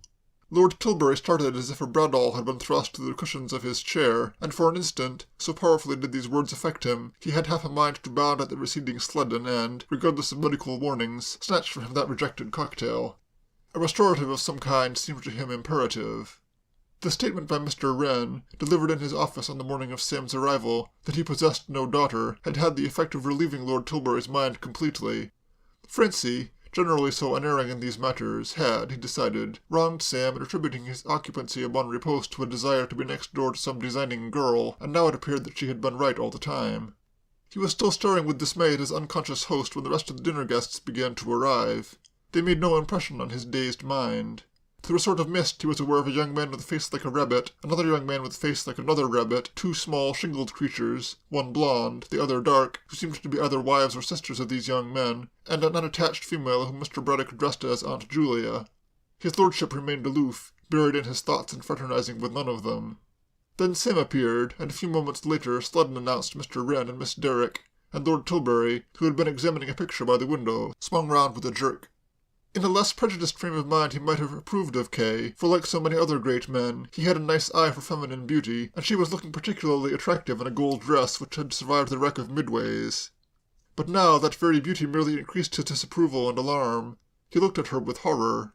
He glared as the good old father in a film glares at the adventuress from whose clutches he is trying to save his only son. At this moment, however, something happened that sent hope and comfort stealing through his heart. Sam, who had been seized upon by Aunt Julia, and had been talking restively to her for some minutes, now contrived by an adroit piece of sidestepping to remove himself from her sphere of influence. He slid swiftly up to Kay, and Lord Tilbury, who was watching her closely, saw her face freeze. She said a perfunctory word or two, and then, turning away, began to talk with great animation to one of the rabbit-faced young men. And Sam, with rather the manner of one who has bumped into a brick wall in the dark, drifted off, and was immediately gathered in again by Aunt Julia. A delightful sensation of relief poured over Lord Tilbury. In the days of his youth, when he had attended subscription dances at the Empress Rooms, West Kensington, he had sometimes seen that look on the faces of his partners when he had happened to tread on their dresses. He knew its significance. Such a look could mean but one thing, that Kay, though living next door to Sam, did not regard him as one of the pleasant features of the neighborhood. In short, felt Lord Tilbury, if there was anything between these two young people, it was something extremely one-sided, and he went into dinner with a light heart, prepared to enjoy the cooking of Mr. Braddock's admirable chef as it should be enjoyed. When, on sitting at the table, he found that Kay was on his right, he was pleased, for he had now come to entertain a feeling of warm esteem for this excellent and sensible girl. It was his practice never to talk while he ate caviar, but when that had been consumed in a holy silence he turned to her, beaming genially. "I understand you live at Valley Fields, Miss Derrick." "Yes." "A charming spot." "Very." "The college grounds are very attractive." "Oh, yes." "Have you visited the picture gallery?" "Yes, several times." Fish arrived, sole meunière. It was Lord Tilbury's custom never to talk during the fish course. "My young friend Shotter is, I believe, a near neighbor of yours," he said, when the sole meunière was no more. "He lives next door." "Indeed? Then you see a great deal of him, no doubt." "I never see him." "A most delightful young fellow," said Lord Tilbury, sipping cider. Kay looked at him stonily. "Do you think so?" she said. Lord Tilbury's last doubts were removed. He felt that all was for the best in the best of all possible worlds. Like some joyous reveller out of Rabelais, he raised his glass with a light-hearted flourish. He looked as if he were about to start a drinking chorus. "Excellent cider, this, Braddock," he boomed genially. "Most excellent." Willoughby Braddock, who had been eyeing his own supply of that wholesome beverage with sullen dislike, looked at him in pained silence, and Sam, who had been sitting glumly, listening without interest to the prattle of one of the shingled girls, took it upon himself to reply. He was feeling sad and ill-used. That incident before dinner had distressed him. Moreover, only a moment ago he had caught Kay's eye for an instant across the table, and it had been cold and disdainful. He welcomed the opportunity of spoiling somebody's life, and particularly that of an old ass like Lord Tilbury, who should have been thinking about the hereafter instead of being so infernally hearty. "I read a very interesting thing about cider the other day," he said in a loud, compelling voice that stopped one of the rabbit-faced men in mid-anecdote as if he'd been smitten with an axe. "It appears that the farmers down in Devonshire put a dead rat in every barrel." "My dear Shotter." "To give it body," went on Sam doggedly, "and the curious thing is that when the barrels are opened, the rats are always found to have completely disappeared, showing the power of the juice." A wordless exclamation proceeded from Lord Tilbury. He lowered his glass. Mr. Braddock was looking like one filled with a sudden great resolution. "I read it in Peg's Home Companion," said Sam, "so it must be true." "A little water, please," said Lord Tilbury stiffly. "Sleddon," said Mr. Braddock in a voice of thunder, "give me some champagne." "Sir," quavered the butler. He cast a swift look over his shoulder, as if seeking the moral support of Mrs. Lippett, but Mrs. Lippett was in the housekeeper's room. "Sleddon?" "Yes, sir," said the butler meekly. Sam was feeling completely restored to his usual sunny self. "Talking of Pike's Home Companion," he said, "did you take my advice and read that serial of Cordelia Blair's, Lord Tilbury?" "I did not," replied his lordship shortly. "You should. Miss Blair is a very remarkable woman." Kay raised her eyes. "A great friend of yours, isn't she?" she said. "I would hardly say that. I've only met her once." "But you got on very well with her, I heard." "I think I endeared myself to her pretty considerably." "So I understood." "I gave her a plot for a story," said Sam. One of the rabbit-faced young men said that he could never understand how fellows, or women for that matter, thought up ideas for stories, or plays, for the matter of that, or, as a matter of fact, any sort of ideas for that matter. This, Sam explained, was something that actually happened to a friend of mine. The other rabbit-faced young man said that something extremely rummy had once happened to a pal of his. He had forgotten what it was, but it had struck him at the time as distinctly rummy. This fellow, said Sam, was fishing up in Canada. He lived in a sort of shack. A what? Asked the blonde-shingled girl. A hut, and tacked up on the wall of the shack was a photograph of a girl torn out of an illustrated weekly paper. Pretty? Asked the dark-shingled girl. You bet she was pretty, said Sam devoutly. Well, this man spent weeks in absolute solitude, with not a soul to talk to, nothing, in fact, to distract his mind from the photograph. The consequence was that he came to look on this girl as, well, you might say an old friend. Sleddon, said Mr. Braddock. more champagne. Some months later, proceeded Sam, the man came over to England. He met the girl, and still looking on her as an old friend, you understand, he lost his head, and 2 minutes after they met, he kissed her. Must have been a rather soppy, kind of a silly sort of an idiot, observed the blonde-shingled girl critically. Perhaps you're right, agreed Sam. Still, that's what happened. I don't see where the story comes in, said one of the rabbit-faced young men. Well, naturally, you see, not realizing the true state of affairs, the girl was very sore, said Sam. The rabbit-faced young men looked at each other and shook their heads. The shingled young women raised their eyebrows pityingly. No good, said the blonde-shingled girl. Dud, said the dark-shingled girl. Who's going to believe nowadays the girl is such a trump as to mind a man kissing her? Everybody kisses everybody nowadays, said one of the rabbit-faced young men profoundly.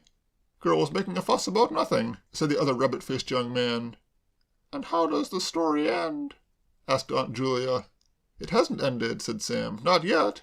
Sleddon, said Mr. Braddock in a quiet, dangerous voice. It is possible, if you are young and active and in an exhilarated frame of mind, to walk from John Street, Mayfair, to Burberry Road, Valley Fields. Sam did so. His frame of mind was extraordinarily exhilarated.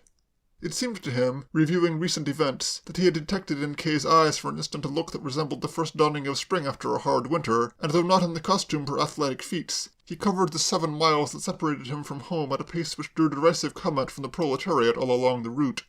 The Surrey-side Londoner is always intrigued by the spectacle of anyone hurrying, and when that person is in dress clothes and a tall hat he expresses himself without reserve. Sam heard nothing of this ribaldry.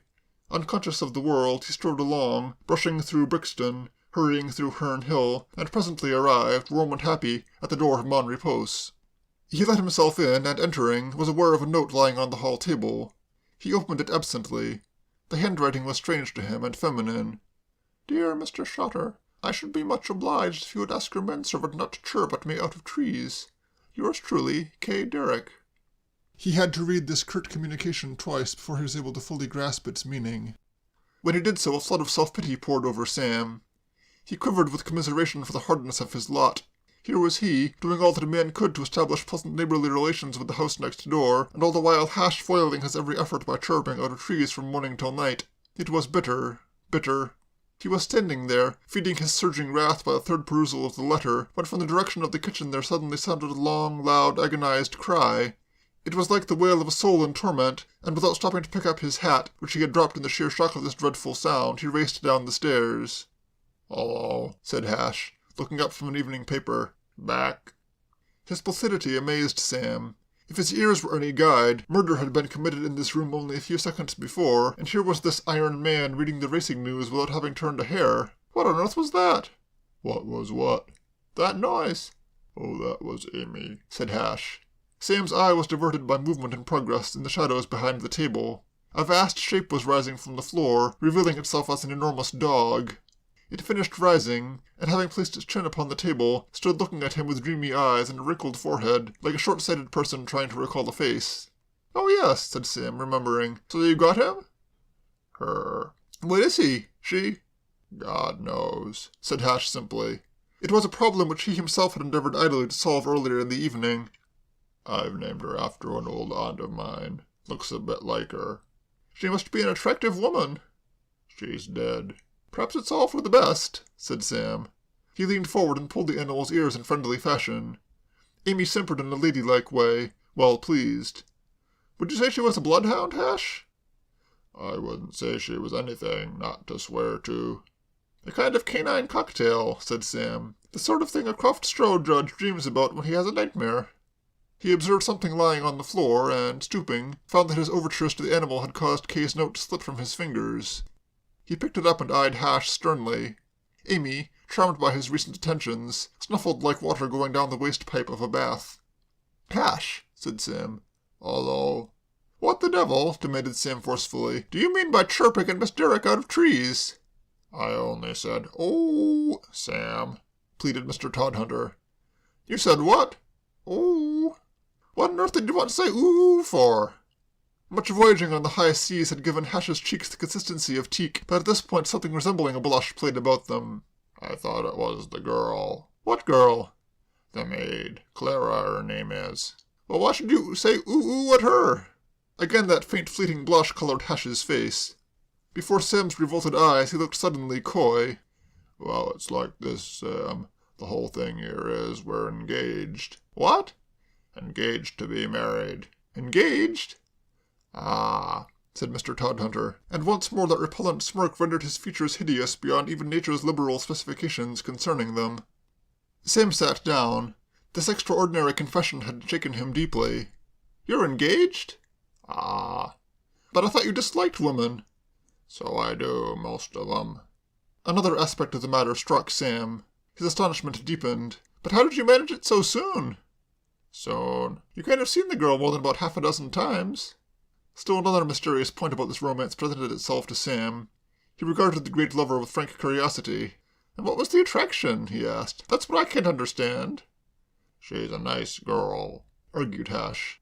I don't mean in her, I mean in you. What is that about you that could make this misguided female commit such a rash act? If I were a girl and you begged me for one little rose from my hair, I wouldn't give it to you. But no, said Sam firmly, it's no use arguing. I just wouldn't give it to you. What did she see in you? Oh, well. It couldn't have been your looks. We'll dismiss that right away, of course. It couldn't have been your conversation or your intellect, because you haven't any. Then what was it? Mr. Todhunter smirked coyly. Oh, well, I've got a way with me, Sam. That's how it is. A way? Ah. What sort of a way? Oh, just a way. Have you got it with you now? Naturally, I wouldn't have it with me now, said Hash. You keep it for special occasions, eh? Well, you haven't explained yet how it all happened. Mr. Todhunter coughed. Well, it was like this, Sam. I see her in the garden, and I says, "Hello," and she says, "Hello," and then she comes to the fence, and then I come to the fence, and she says, "Hello," and I says, "Hello," and then I kiss her. Sam gaped. Didn't she object? Object? What would she want to object for? No, indeed. It seemed to break what you might call the ice, and after that everything got kind of nice and matey, and one thing led to another, see what I mean? An aching sense of the injustice of things afflicted Sam. Well, it's very strange, he said. What's strange? I mean, I knew a fellow who, kissed a girl when he'd only just met her, and she was furious. Ah, said Hash, leaping instantly at the plausible solution. But then he was probably a chap with a face like God help us and hair growing out of his ears. Naturally, no one wouldn't like having someone like that kissing him. Sam went upstairs to bed.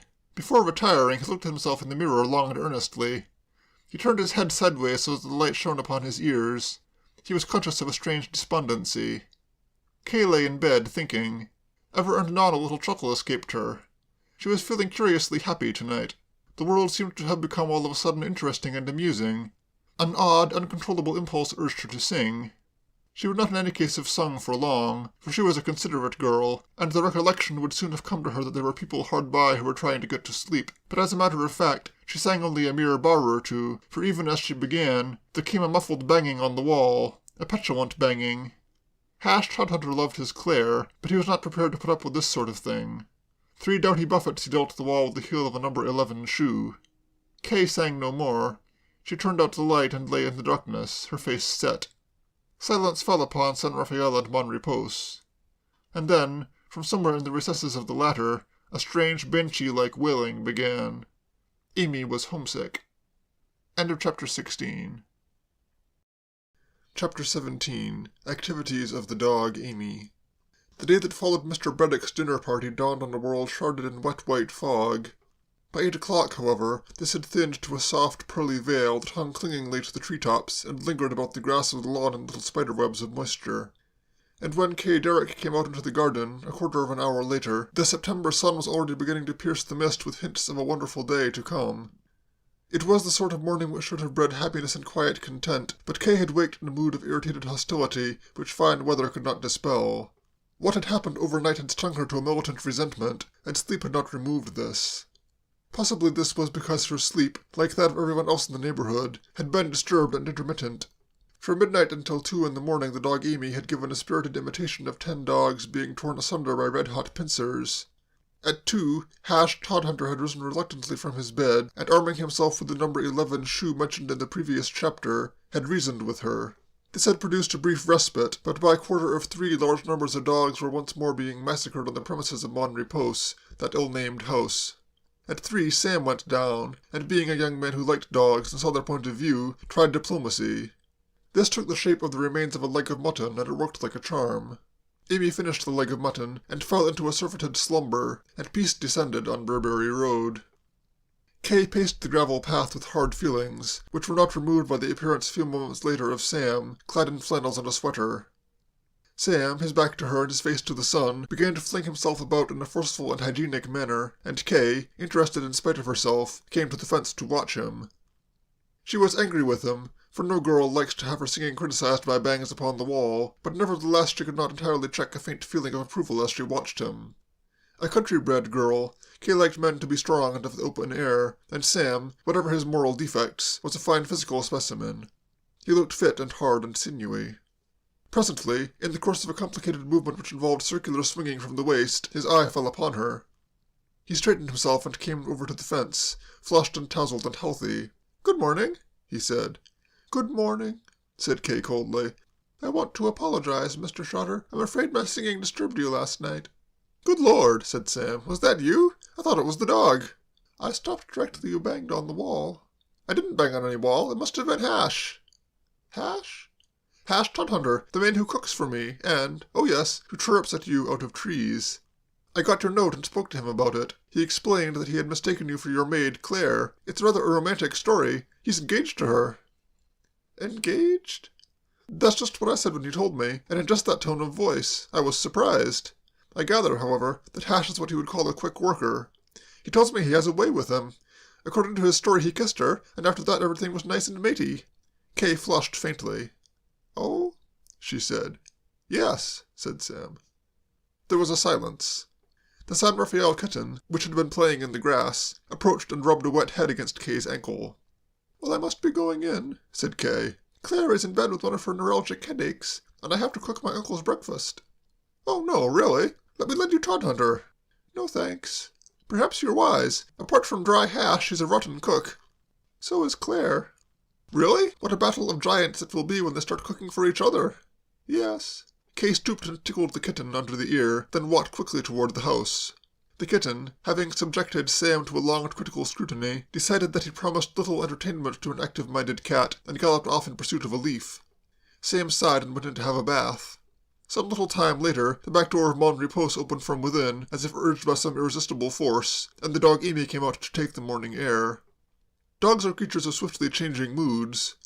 Only a few hours before, Amy, in the grip of a dreadful depression caused by leaving the public house where she had spent her girlhood, for, in case the fact is of interest to anyone, Hash had bought her for 5 shillings from the proprietor of the Blue Anchor at Tulse Hill, had been making the night hideous with her lamentations.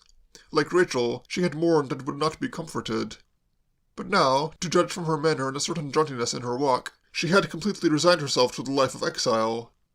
She scratched the turf and sniffed the shrubs with the air of a lady of property taking a stroll round her estates, and when Hash, who did not easily forgive, flung an egg at her out of the kitchen window so that it burst before her on the gravel, she ate the remains lightheartedly, as one who feels that the day is beginning well. The only flaw in the scheme of things seemed to her to consist in the lack of society. By nature sociable, she yearned for company, and for some minutes roamed the garden in quest of it. She found a snail under a laurel bush, but snails are reserved creatures, self-centered and occupied with their own affairs, and this one cut Amy dead, retreating into its shell with a frigid aloofness which made anything in the nature of camaraderie out of the question. She returned to the path, and became interested in the wooden structure that ran along it. Rearing herself up to a majestic height and placing her paws on this, she looked over and immediately experienced all the emotions of stout Balboa when with eagle eyes he stared at the Pacific. It is not, indeed, too much to say that Amy at that moment felt like some watcher of the skies when a new planet swims into his ken, for not only was there a complete new world on the other side of this wooden structure, but on the grass in the middle of it was a fascinating kitten running round in circles after its tail. Amy had seen enough. She would have preferred another dog to chat with, but failing that, a kitten made an admirable substitute. She adored kittens. At the Blue Anchor there had been 7, all intimate friends of hers, who looked upon her body as a recreation ground and her massive tail as a perpetual object of the chase. With a heave of her powerful hind legs, she hoisted herself over the fence, and, descending on the other side like the delivery of a half-ton of coal, bounded at the kitten, full of good feeling, and the kitten, after one brief shocked stare, charged madly at the fence and scrambled up it, into the branches of the tree from which Todhunter had done his recent chirruping. Amy came to the foot of the tree and looked up, perplexed. She could make nothing of this. It is not given to dogs any more than to men to see themselves as others see them, and it never occurred to her for an instant that there was in her appearance anything that might be alarming to a high-strung young cat. But a dog cannot have a bloodhound Airedale father and a Great Dane Labrador mother without acquiring a certain physique. The kitten, peering down through the branches, congratulated itself on a narrow escape from death and climbed higher. At this point, Kay came out into the garden. "Hello, dog," said Kay. "What are you doing here?" Amy was glad to see Kay. She was a short-sighted dog, and took her for the daughter of the host of the Blue Boar, who had been wont to give her meals. She left the tree and galloped toward her, and Kay, who had been brought up with dogs from childhood and knew the correct procedure to be observed when meeting a strange one, welcomed her becomingly. Hash, hurrying out on observing Amy leap the fence, found herself a witness of what practically amounted to a feast of reason and a flow of soul. That is to say, Amy was lying restfully on her back with her legs in the air, and Kay was thumping her chest. "I hope the dog is not annoying you, lady," said Hash in his best pro-chevalier manner. Kay looked up and perceived the man who had chirped at her from the tree. Having contracted to marry into San Rafael, he had ceased to be an alien, and had become something in the nature of one of the family, so she smiled amiably at him, conscious the while of a passing wonder that Claire's heart should have been ensnared by one who, whatever his merits, was noticeably deficient in conventional good looks. "Not at all, thank you," she said. "Is he your dog?" "She," corrected Hash. "Yes, miss." "She's a nice dog." "Yes, miss," said Hash, but with little heartiness. "I hope she won't frighten my kitten, though. It's out in the garden somewhere. I can hear it mewing." Amy could hear the mewing, too, and still hopeful that an understanding might be reached, she at once proceeded to the tree and endeavored to jump to the top of it. In this enterprise she fell short by some 50 feet, but she jumped high enough to send the kitten scrambling into the upper branches. "Oh!" cried Kay, appreciating the situation. Hash also appreciated the situation, and being a man of deeds rather than words, vaulted over the fence and kicked Amy in the lower ribs. Amy, her womanly feelings wounded, shot back into her own garden, where she stood looking plaintively on with her forepaws on the fence. Treatment like this was novel to her, for at the Blue Anchor she had been something of a popular pet, and it seemed to her that she had fallen among tough citizens. She expressed a not unnatural pique by throwing her head back, and uttering a loud, moaning cry like an ocean liner in a fog. Hearing which, the kitten, which had been in 2 minds about risking a descent, climbed higher. "What shall we do?" said Kay. "Shut up," bellowed Hash. "Not you, miss," he hastened to add with a gallant smirk. "I was speaking to the dog." He found a clod of earth and flung it peevishly at Amy, who wrinkled her forehead thoughtfully as it flew by, but made no move. Amy's whole attitude now was that of one who has got a front-row seat and means to keep it. "The whole thing here," explained Hash, "is that there cat is scared to come down, being frightened of this 'ere dog." And having cleared up what might otherwise have remained a permanent mystery, he plucked a blade of grass and chewed reflectively. "I wonder," said Kay, with an ingratiating smile, "if you would mind climbing up and getting her." Hash stared at her amazedly. Her smile, which was wont to have so much effect on so many people, left him cold. It was the silliest suggestion he had ever heard in his life. "Me?" he said, marveling. "You mean me? "Yes." "Climb up this 'ere tree and fetch that there cat?" "Yes." "Lady," said Hash, "do you think I'm an acrobat or something?" Kay bit her lips. Then, looking over the fence, she observed Sam approaching. "Anything wrong?" said Sam. Kay regarded him with mixed feelings. She had an uneasy foreboding that it might be injudicious to put herself under an obligation to a young man so obviously belonging to the class of those who, given an inch, take an ell. On the other hand, the kitten, mewing piteously, had plainly got itself into a situation from which only skilled assistance could release it. She eyed Sam doubtfully. "Your dog has frightened my kitten up the tree," she said. A wave of emotion passed over Sam. Only yesterday he had been correcting the proofs of a short story designed for a forthcoming issue of Pike's Home Companion, Celia's Airman, by Louise G. Boffin, and had curled his lip with superior masculine scorn at what had seemed to him the naive sentimentality of its central theme. Celia had quarreled with her lover, a young wing commander in the Air Force, and they had become reconciled owing to the latter saving her canary. In a mad moment in which his critical faculties must have been completely blurred, Sam had thought the situation far-fetched, but now he offered up a silent apology to Miss Boffin, realizing that it was from the sheer stark facts of life that she had drawn her inspiration. "You want her brought down?" "Yes, I do." "Leave it to me," said Sam. "Leave it absolutely to me. Leave the whole thing entirely and completely to me." "It's awfully good of you." "Not at all," said Sam tenderly. "There is nothing I wouldn't do for you, nothing. I was saying to myself only just now—" "I shouldn't," said Hash heavily. "only go breaking your neck. What we ought to do here is to stand under the tree and chirrup." Sam frowned. "You appear to me, Hash," he said with some severity, "to think that your mission in life is to chirrup. If you devoted half the time to work that you do to practicing your chirruping, Bon Repose would be a better and sweeter place." He twisted himself into the tree and began to climb rapidly. So much progress did he make that when, a few moments later, Kay called to him, he could not distinguish her words. He scrambled down again. "What did you say?" he asked. "I only said take care," said Kay. "Oh," said Sam. He resumed his climb. Hash followed him with a pessimistic eye. "A cousin of mine broke 2 ribs playing this sort of silly game," he said moodily. "Light-haired fellow named George Turner.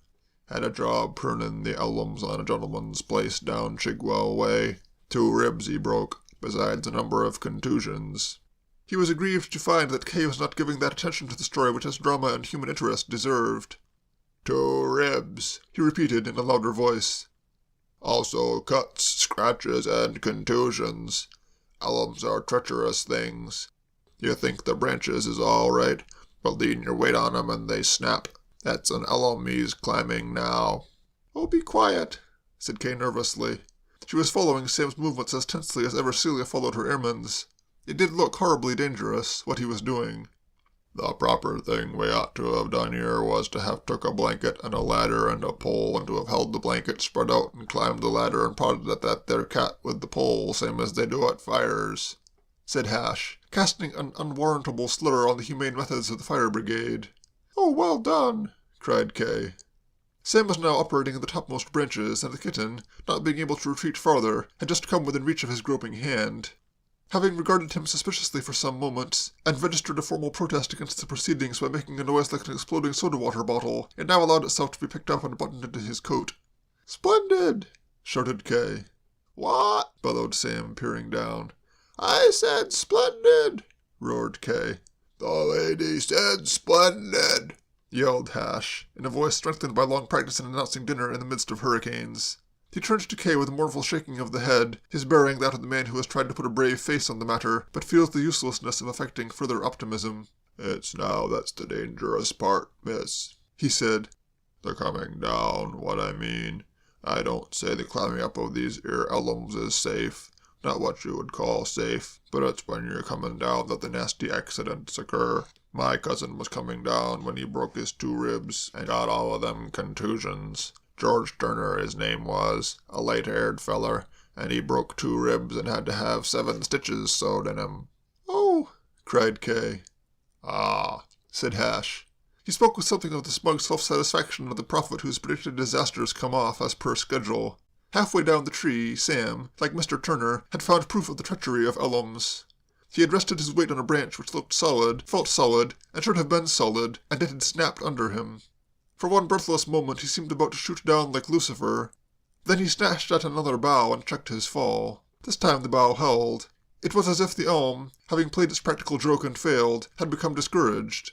Hash, with something of the feelings of a spectator in the gallery at a melodrama who sees the big scene fall flat, watched his friend and employer reach the lowest branch and drop safely to the ground.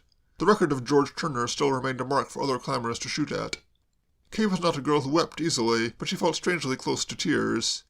She removed the agitated kitten from Sam's coat and put it on the grass, where it immediately made another spirited attempt to climb the tree. Foiled in this, it raced for the coal cellar and disappeared from the social life of San Rafael until late in the afternoon. "Your poor hands," said Kay. Sam regarded his palms with some surprise. In the excitement of the recent passage he had been unaware of injury. "It's all right," he said. "Only skinned a little."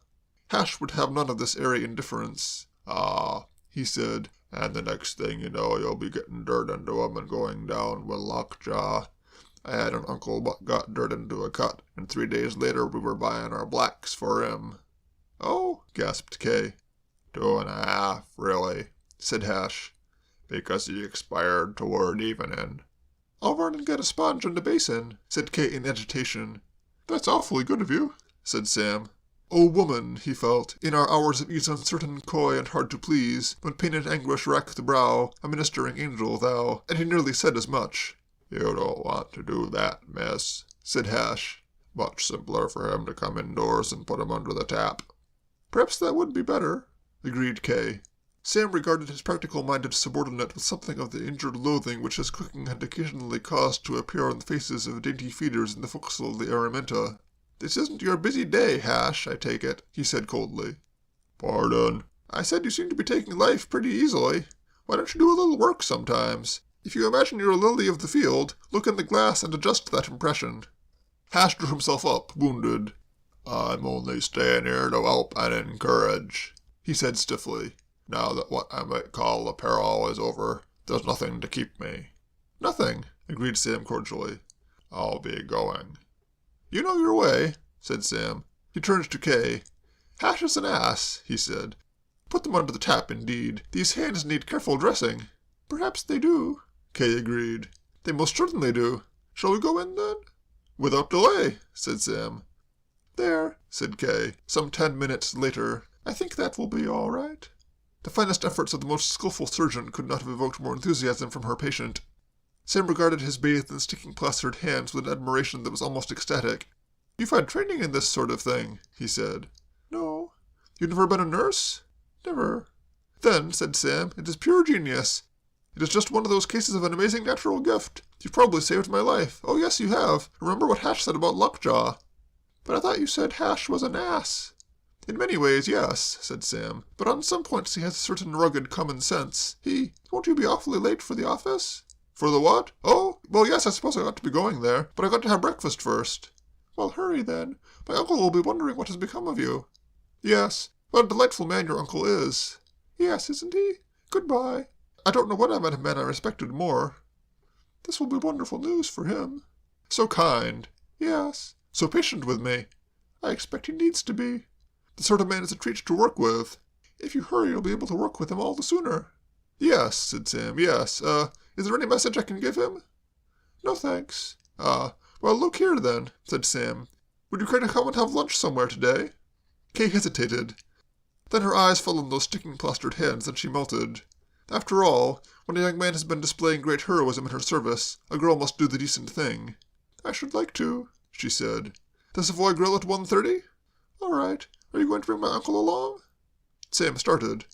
"Why, that would be splendid, wouldn't it?" "Oh, I forgot. He's lunching with a man today at the press club." "Is he?" said Sam. "Is he really?"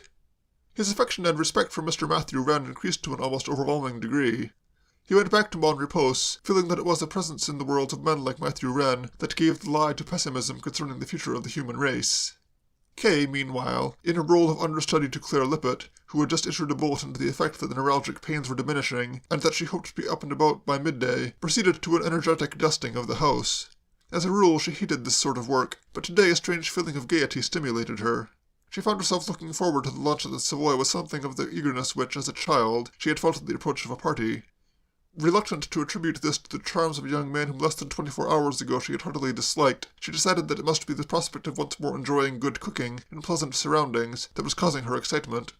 Until recently she had taken her midday meal at the home of Mrs. Winnington Bates, and, as with the celebrated chewing gum, the taste lingered. She finished her operations in the dining room and made her way to the drawing room.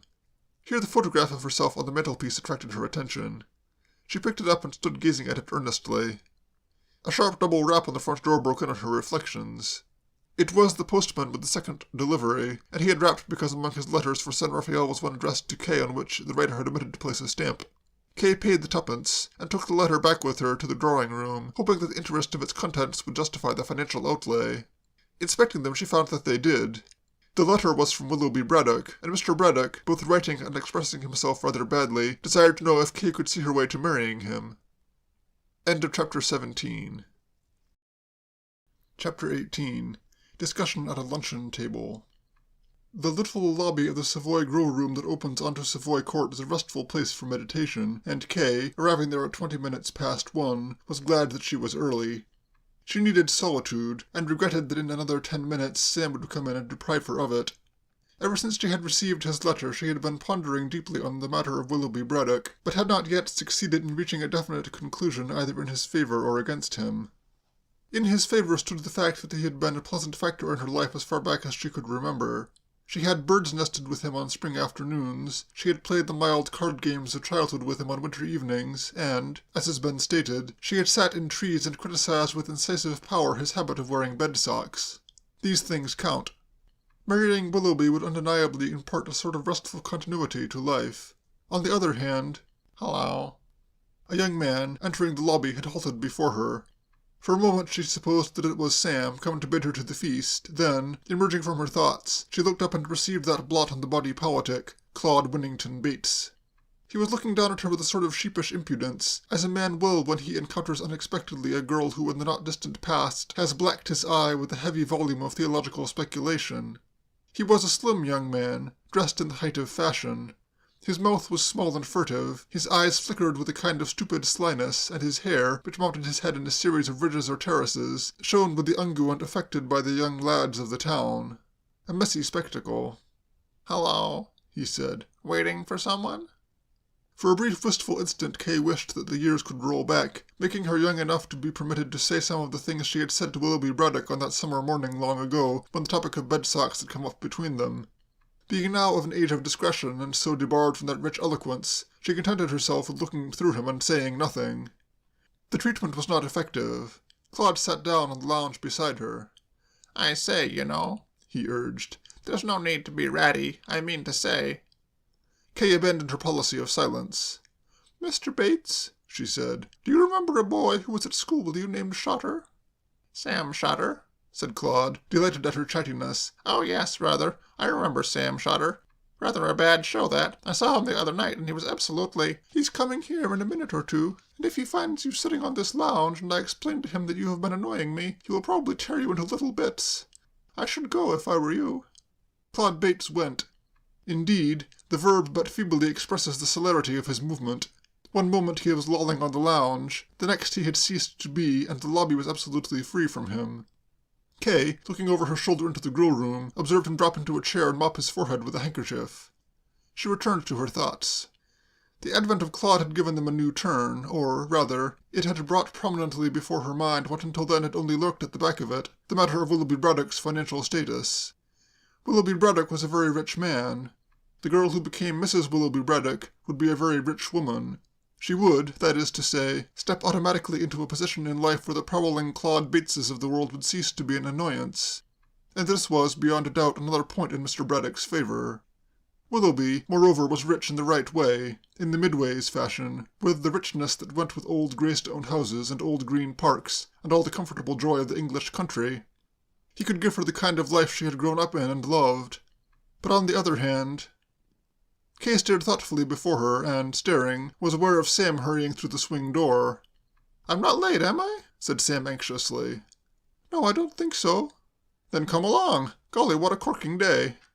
He shepherded her solicitously into the grill-room and made for a table by the large window that looks out onto the court. A cloakroom waiter, who had padded silently upon their trail, collected his hat and stick and withdrew with the air of a leopard that has made a good kill. "Nice-looking chap," said Sam, following him with an appreciative eye. "You seem to be approving of everything and everybody this morning."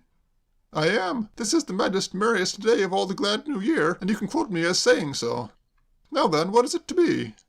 Having finished his ordering, a task which he approached on a lavish scale, Sam leaned forward and gazed fondly at his guest.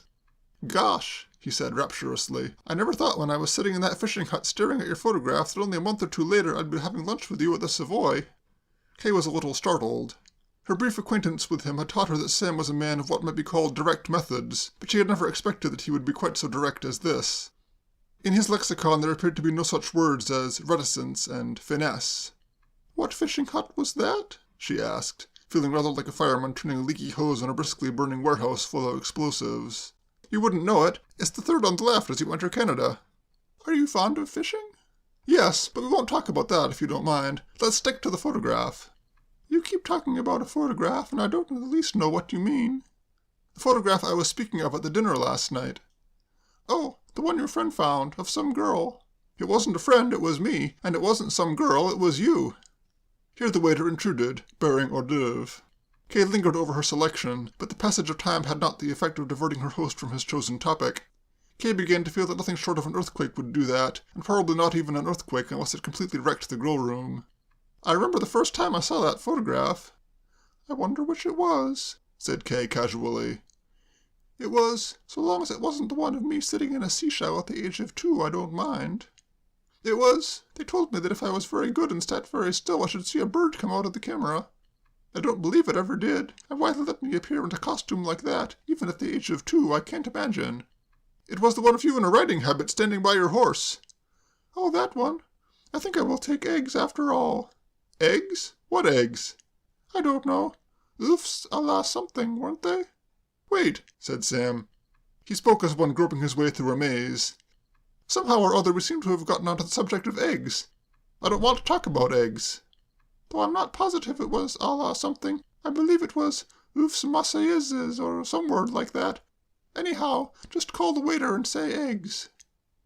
Sam called the waiter and said eggs. The waiter appeared not only to understand but to be gratified. The first time I saw that photograph, he resumed. I wonder why they call those eggs oofs masaizes, said Kay pensively. Do you think it's a special sort of egg they have in Marseille? I couldn't say. You know, said Sam, I'm not really frightfully interested in eggs. Have you ever been in Marseille? Yes, I went there once with the Araminta. Who is Araminta? The Araminta, a tramp steamer I made 1 or 2 trips on. What fun! Tell me all about your trips on the Araminta. There's nothing to tell. Was that where you met the man you call Hash? Yes, he was the cook. Weren't you surprised, said Sam, beginning to see his way, when you heard that he was engaged to Claire? Yes, said Kay, regretting that she had shown interest in tramp steamers. It just shows. I suppose the drawback to going about on small boats like that is the food. It's difficult to get fresh vegetables, I should think, and eggs. Life isn't all eggs, said Sam desperately. The head waiter, a paternal man, halted at the table and inquired if everything was to the satisfaction of the lady and gentleman.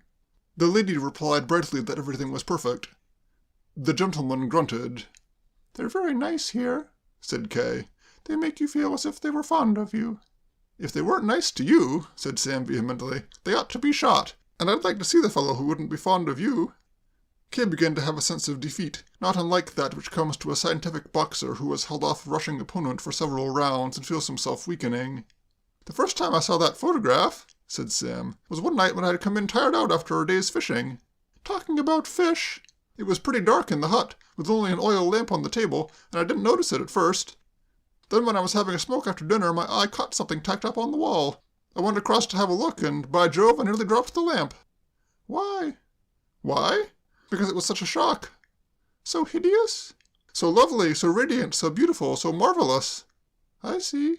So heavenly, so... Yes? There's Claude Bates over at that table. The effect of these words on her companion was so electrical that it seemed to Kay that she had at last discovered a theme which would take his mind off other and disconcerting topics. Sam turned a dull crimson, his eyes hardened, his jaw protruded, he struggled for speech. The tick, the blister, the blighter, the worm, the pest, the hound, the bounder, he cried. Where is he? He twisted round in his chair, and having located the companion of his boyhood, gazed at the back of his ridged and shining head with a malevolent scowl. Then taking up a hard and knobby roll, he poised it lovingly. You mustn't. Just this one. No. Very well. Sam threw down the roll with a gesture of resignation. Kay looked at him in alarm. I had no idea you disliked him so much as that. He ought to have his neck broken. Haven't you forgiven him yet for stealing jam sandwiches at school? It has nothing whatever to do with jam sandwiches. If you really want to know why I loathe and detest the little beast, it is because he had the nerve, the audacity, the insolence, the immortal rind he choked. To kiss you. Blast him, said Sam, wholly forgetting the dictates of all good etiquette books respecting the kind of language suitable in the presence of the other sex. Kay gasped. It is embarrassing for a girl to find what she had supposed to be her most intimate private affair suddenly become, to all appearance, public property. "How do you know that?" she exclaimed. "Your uncle told me this morning. He had no business to." "Well, he did, and what it all boils down to," said Sam, "is this. Will you marry me?" "Why, what?" "Marry me." For a moment Kay stared speechlessly. Then, throwing her head back, she gave out a short, sharp scream of laughter which made the luncher at the next table stab himself in the cheek with an oyster fork. The luncher looked at her reproachfully. So did Sam. "You seem amused," he said coldly. "Of course I'm amused," said Kay. Her eyes were sparkling, and that little dimple on her chin which had so excited Sam's admiration when seen in photographic reproduction had become a large dimple. Sam tickled her sense of humor. He appealed to her in precisely the same way as the dog Amy had appealed to her in the garden that morning. "I don't see why," said Sam. "There's nothing funny about it. It's monstrous that you should be going about at the mercy of every bounder who takes it into his head to insult you. The idea of a fellow with marcelled hair having the crust to—" He paused. He simply could not mention that awful word again. "Kiss me?" said Kay. "Well, you did." "That," said Sam with dignity, "was different. That was, well, in short, different. The fact remains that you need somebody to look after you, to protect you. And you chivalrously offer to do it? I call that awfully nice of you, but don't you think it's rather absurd?" "I see nothing absurd in it at all." "How many times have you seen me in your life?" "Thousands." "What? Oh, I was forgetting the photograph. But do photographs really count?" "Yes." "Mine can't have counted much if the first thing you did was to tell your friend Cordelia Blair about it and say she might use it as a story." "I didn't. I only said that at dinner to introduce the subject. As if I would have dreamed of talking about you to anybody. And she isn't a friend of mine." "But you kissed her." "I did not kiss her." "My uncle insists that you did. He said he heard horrible sounds of bohemian revelry going on in the outer office, and then you came in and said the lady was soothed." "Your uncle talks too much," said Sam severely. "Just what I was thinking a little while ago. But still, if he tells you my secrets, it's only fair that he should tell me yours." Sam swallowed somewhat convulsively. "If you really want to know what happened, I'll tell you. I did not kiss that ghastly Blair pipsqueak. She kissed me." "What?" "She kissed me," repeated Sam doggedly. "I had been laying it on pretty thick about how much I admired her work, and suddenly she said, 'Oh, you dear boy,' and flung her loathsome arms round my neck. What could I do? I might have uppercut her as she bored in, but short of that there wasn't any way of stopping her." A look of shocked sympathy came into Kay's face. "It's monstrous," she said, "that you should be going about at the mercy of every female novelist who takes it into her head to insult you. You need somebody to look after you, to protect you." Sam's dignity, never a very durable article, collapsed. "You're quite right," he said. "Well, then?" Kay shook her head. "No, I'm not going to volunteer. Whatever your friend Cordelia Blair may say in her stories, girls don't marry men they've only seen twice in their lives. This is the 4th time you've seen me. Or even 4 times. I knew a man in America who met a girl at a party one night and married her the next morning. And they were divorced the week after, I should think. No, Mr. Shotter." "You may call me Sam." "I suppose I ought to after this. No, Sam, I will not marry you. Thanks ever so much for asking me, of course." "Not at all." "I don't know you well enough." "I feel as if I had known you all my life." "Do you?" "I feel as if we had been destined for each other from the beginning of time." "Perhaps you were a king in Babylon and I was a Christian slave." "I shouldn't wonder. And what is more, I'll tell you something. When I was in America, before I had ever dreamed of coming over to England, a palmist told me that I was shortly about to take a long journey, at the end of which I should meet a fair girl." "You can't believe what those palmists say." "Ah, but everything else that this one told me was absolutely true." "Yes?" "Yes. She said I had a rare spiritual nature and a sterling character and was beloved by all, but the people meeting me for the first time sometimes failed to appreciate me." "I certainly did." "Because I had such hidden depths." "Oh, was that the reason?" "Well, that shows you." "Did she tell you anything else?" "Something about bewaring of a dark man, but nothing of importance. Still, I don't call it a bad 50 cents worth." "Did she say that you were going to marry this girl?" "She did, explicitly." "Then the idea, as I understand it, is that you want me to marry you so that you won't feel you wasted your 50 cents. Is that it?" "Not precisely. You're overlooking the fact that I love you." He looked at her reproachfully. "Don't laugh." Was I laughing? You were. I'm sorry. I oughtn't to mock a strong man's love, ought I? You oughtn't to mock anybody's love. Love's a very wonderful thing. It even made Hash look almost beautiful for a moment, and that's going some. When is it going to make you look beautiful? Hasn't it? Not yet. You must be patient. I'll try to be, and in the meantime let us face this situation. Do you know what a girl in a Cordelia Blair story would do if she were in my place? Something darned silly, I expect. Not at all. She would do something very pretty and touching. She would look at the man and smile tremulously and say, I'm sorry, so sorry. You have paid me the greatest compliment a man can pay a woman, but it cannot be. So shall we be pals, just real pals? And he would redden and go to Africa, I suppose. No, I should think he would just hang about and hope that someday she might change her mind. Girls often do, you know. She smiled and put out her hand. Sam, with a cold glance at the head waiter, whom he considered to be standing much too near and looking much too paternal, took it. He did more, he squeezed it, and an elderly gentleman of Napoleonic presence who had been lunching with the cabinet minister in the main dining room and was now walking through the court on his way back to his office, saw the proceedings through the large window and halted, spellbound. For a long instant he stood there gaping. He saw Kay smile. He saw Sam take her hand. He saw Sam smile. He saw Sam hold her hand. And then it seemed to him that he had seen enough. Abandoning his intention of walking down Fleet Street, he hailed a cab.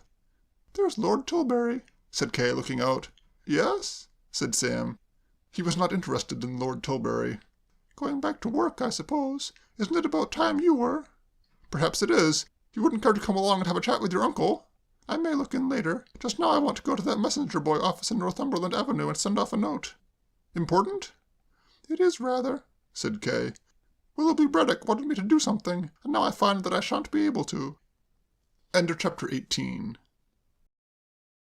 Chapter 19. Lord Tilbury engages an ally. Although Lord Tilbury had not seen much of what had passed between Kay and Sam at the luncheon table, he had seen quite enough, and as he drove back to Tilbury House in his cab he was thinking hard and bitter thoughts of the duplicity of the modern girl. Here, he reflected, was one who, encountered at dinner on a given night, had as good as stated in set terms that she thoroughly disliked Sam Shutter, and yet on the very next afternoon there she was, lunching with this same Sam Shutter, smiling at this same Sam Shutter, and allowing this same Shutter to press her hand. It all looked very black to Lord Tilbury, and the only solution that presented itself to him was that the girl's apparent dislike of Sam on the previous night had been caused by a lover's quarrel. He knew all about lovers' quarrels, for his papers were full of stories, both short and in serial form, that dealt with nothing else. Oh, woman, woman, about summed up Lord Tilbury's view of the affair. He was, he perceived, in an extraordinarily difficult position. As he had explained to his sister Frances on the occasion of Sam's first visit to the Mammoth Publishing Company, a certain tactfulness and diplomacy in the handling of that disturbing young man were essential. He had not been able, during his visit to America, to ascertain exactly how Sam stood in the estimation of his uncle. The impression Lord Tilbury had got was that Mr. Pynsent was fond of him. If, therefore, any unpleasantness should occur which might lead to a breach between Sam and the Mammoth Publishing Company, Mr. Pynsent might be expected to take his nephew's side, and this would be disastrous. Any steps, accordingly, which were to be taken in connection with foiling the young man's love affair must be taken subtly and with stealth. That such steps were necessary it never occurred to Lord Tilbury for an instant to doubt. His only standard when it came to judging his fellow creatures was the money standard, and it would have seemed ridiculous to him to suppose that any charm or moral worth that Kay might possess could neutralize the fact that she had not a penny in the world. He took it for granted that Mr. Pynsent would see eye to eye with him in this matter. In these circumstances the helplessness of his position tormented him. He paced the room in an agony of spirit. The very first move in his campaign must obviously be to keep a watchful eye on Sam, and note what progress this deplorable affair of his was having. But Sam was in Valley Fields, and he was in London. What he required, felt Lord Tilbury, as he ploughed to and fro over the carpet, his thumbs tucked into the armholes of his waistcoat, his habit when in thought, was an ally. But what ally? A Secret Service man. But what Secret Service man? A properly accredited spy, who, introduced by some means into the young man's house, could look, listen, and make daily reports on his behavior. But what spy? And then, suddenly, as he continued to perambulate, inspiration came to Lord Tilbury. It seemed to him that the job in hand might have been created to order for young Pilbeam. Among the numerous publications which had their being in Tilbury House was that popular weekly, Society Spice, a paper devoted to the exploitation of the shadier side of London life, and edited by one whom the proprietor of the Mammoth had long looked on as the brightest and most promising of his young men, Percy Pilbeam, to wit, as enterprising a human ferret as ever wrote a "Things We Want to Know, Don't You Know" paragraph. Young Pilbeam would handle this business as it should be handled. It was the sort of commission which he had undertaken before and carried through with complete success, reflected Lord Tilbury, recalling how, only a few months back, Percy Pilbeam, in order to obtain material for his paper, had gone for 3 weeks as valet to one of the smart set, the happy conclusion of the venture being that admirable Country House Cesspools series, which had done so much for the rural circulation of Society Spice. His hand was on the buzzer to summon this eager young spirit when a disturbing thought occurred to him, and instead of sending for Pilbeam, he sent for Sam Shotter. "Ah, Shotter, do you happen to know young Pilbeam?" said his lordship. "The editor of Society Spice?" "Exactly." "I know him by sight." "You know him by sight, eh? You know him, eh?" "Exactly. "Quite so. I was only wondering. A charming young fellow. You should cultivate his acquaintance. That is all, Shotter." Sam, with a passing suspicion that the strain of conducting a great business had been too much for his employer, returned to his work, and Lord Tilbury, walking with bent brows to the window, stood looking out, once more deep in thought. The fact that Sam was acquainted with Pilbeam was just one of those little accidents which so often upset the brilliantly conceived plans of great generals, and it left his lordship at something of a loss. Pilbeam was a man he could have trusted in a delicate affair like this, and now that he was ruled out, where else was an adequate agent to be found? It was at this point in his meditations that his eyes, roving restlessly, were suddenly attracted by a sign on the window immediately opposite. The Tilbury Detective Agency, Limited. J. Sheringham Adair, Manager. Large and efficient staff. Such was the sign, and Lord Tilbury read and reread it with bulging eyes. It thrilled him like a direct answer to prayer. A moment later he had seized his hat, and without pausing to wait for the lift, was leaping down the stairs like some chamois of the Alps that bounds from crag to crag. He reached the lobby and, at a rate of speed almost dangerous in a man of his build and sedentary habits, whizzed across the street. 2. Although, with the single exception of a woman who had lost her Pekingese dog, there had never yet been a client on the premises of the Tilbury Detective Agency, it was Chimp Twist's practice to repair daily to his office and remain there for an hour or two every afternoon. If questioned, he would have replied that he might just as well be there as anywhere, and he felt, moreover, that it looked well for him to be seen going in and out, a theory which was supported by the fact that only a couple of days back the policeman on the beat had touched his helmet to him. To have policemen touching themselves on the helmet instead of him on the shoulder was a novel and agreeable experience to Chimp. This afternoon he was sitting, as usual, with the solitaire pack laid out on the table before him, but his mind was not on the game. He was musing on Soapy Malloy's story of his failure to persuade Sam to evacuate Mon Repos. To an extent, this failure had complicated matters, and yet there was a bright side. To have walked in and collected late Edward Finglass's legacy without let or hindrance would have been agreeable, but, on the other hand, it would have involved sharing with Soapy and his bride, and Chimp was by nature one of those men who, when there is money about, instinctively dislike seeing even a portion of it get away from them. It seemed to him that a man of his admitted ingenuity might very well evolve some scheme by which the Malloy family could be successfully excluded from all participation in the treasure. It only required a little thought, felt Chimp, and he was still thinking when a confused noise without announced the arrival of Lord Tilbury. The opening of the door was followed by a silence. Lord Tilbury was not built for speed, and the rapidity with which he had crossed the street and mounted 4 flights of stairs had left him in a condition where he was able only to sink into a chair and pant like a spent seal.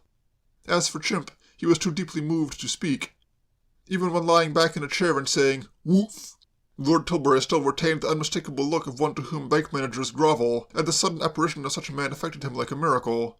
He felt as if he had been fishing idly for minnows and landed a tarpon. Being, however, a man of resource, he soon recovered himself. Placing a foot on a button beneath the table, he caused a sharp ringing to pervade the office. "Excuse me," he said, politely but with a busy man's curtness, as he took up the telephone. Yes, this is the Tilbury Detective Agency. Scotland Yard. Right, I'll hold the wire." He placed a hand over the transmitter and turned to Lord Tilbury with a little rueful grimace. "Always bothering me," he said. "Oof," said Lord Tilbury. Mr. Twist renewed his attention to the telephone. "Hello, Sir John. Good afternoon. Yes, we are doing our best, Sir John. We are always anxious to oblige headquarters. Yes. Very well, Sir John. Goodbye.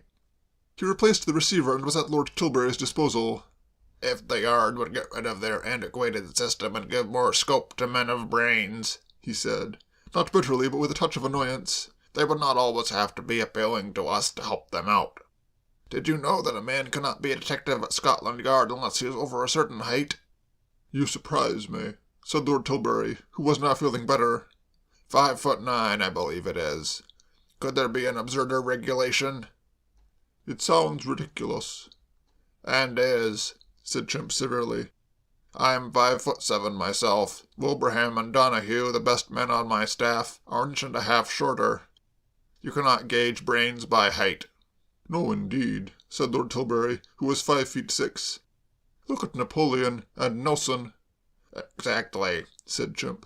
Battling Nelson, a very good case in point, and Tom Sharkey was a short man, too. Well, what was it you wished to consult me about, Mr. I have not your name. Lord Tilbury hesitated. I take it that I may rely on your complete discretion, Mr. Adair? Nothing that you tell me in this room will go any further, said Chimp, with dignity. I am Lord Tilbury, said his lordship, looking like a man unveiling a statue of himself. The proprietor of the joint across the way. Exactly, said Lord Tilbury a little shortly. He had expected his name to cause more emotion, and he did not like hearing the Mammoth Publishing Company described as the joint across the way. He would have been gratified had he known that his companion had experienced considerable emotion, and that it was only by a strong effort that he had contrived to conceal it. He might have been less pleased if he had been aware that Chimp was confidently expecting him to reveal some disgraceful secret which would act as the foundation for future blackmail. For although, in establishing his detective agency, Chimp Twist had been animated chiefly by the desire to conceal his more important movements, he had never lost sight of the fact that there are possibilities in such an institution. "And what can I do for you, Lord Tilbury?" he asked, putting his fingertips together. His lordship bent closer. "I want a man watched." Once again his companion was barely able to conceal his elation. This sounded exceptionally promising. Though only an imitation private detective, Chimp Twist had a genuine private detective's soul. He could imagine but one reason why men should want men watched. "A boy on the staff of Tilbury House."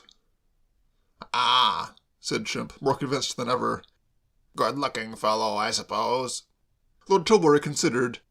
He had never had occasion to form an opinion of Sam's looks. "Yes," he said. "One of these lounge lizards, eh? One of these parlor tarantulas.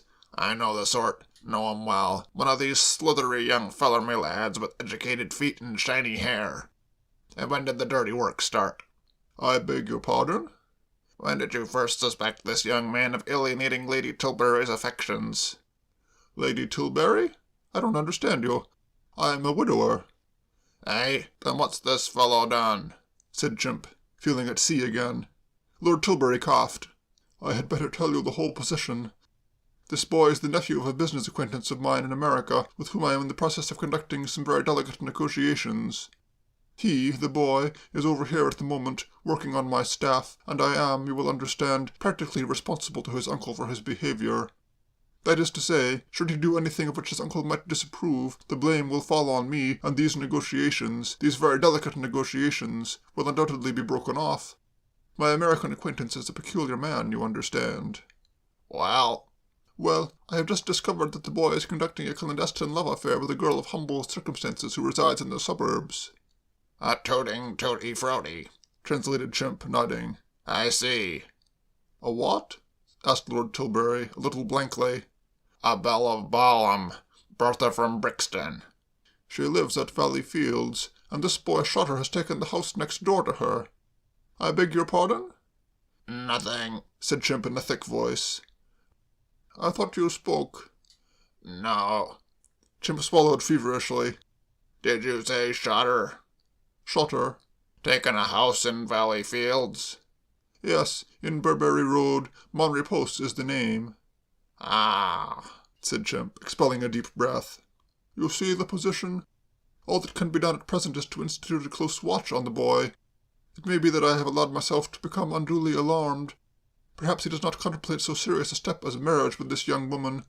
Nevertheless, I should be decidedly relieved if I felt that there was someone in his house watching his movements and making daily reports to me." "I'll take this case," said Chimp. Good. You will put a competent man on it?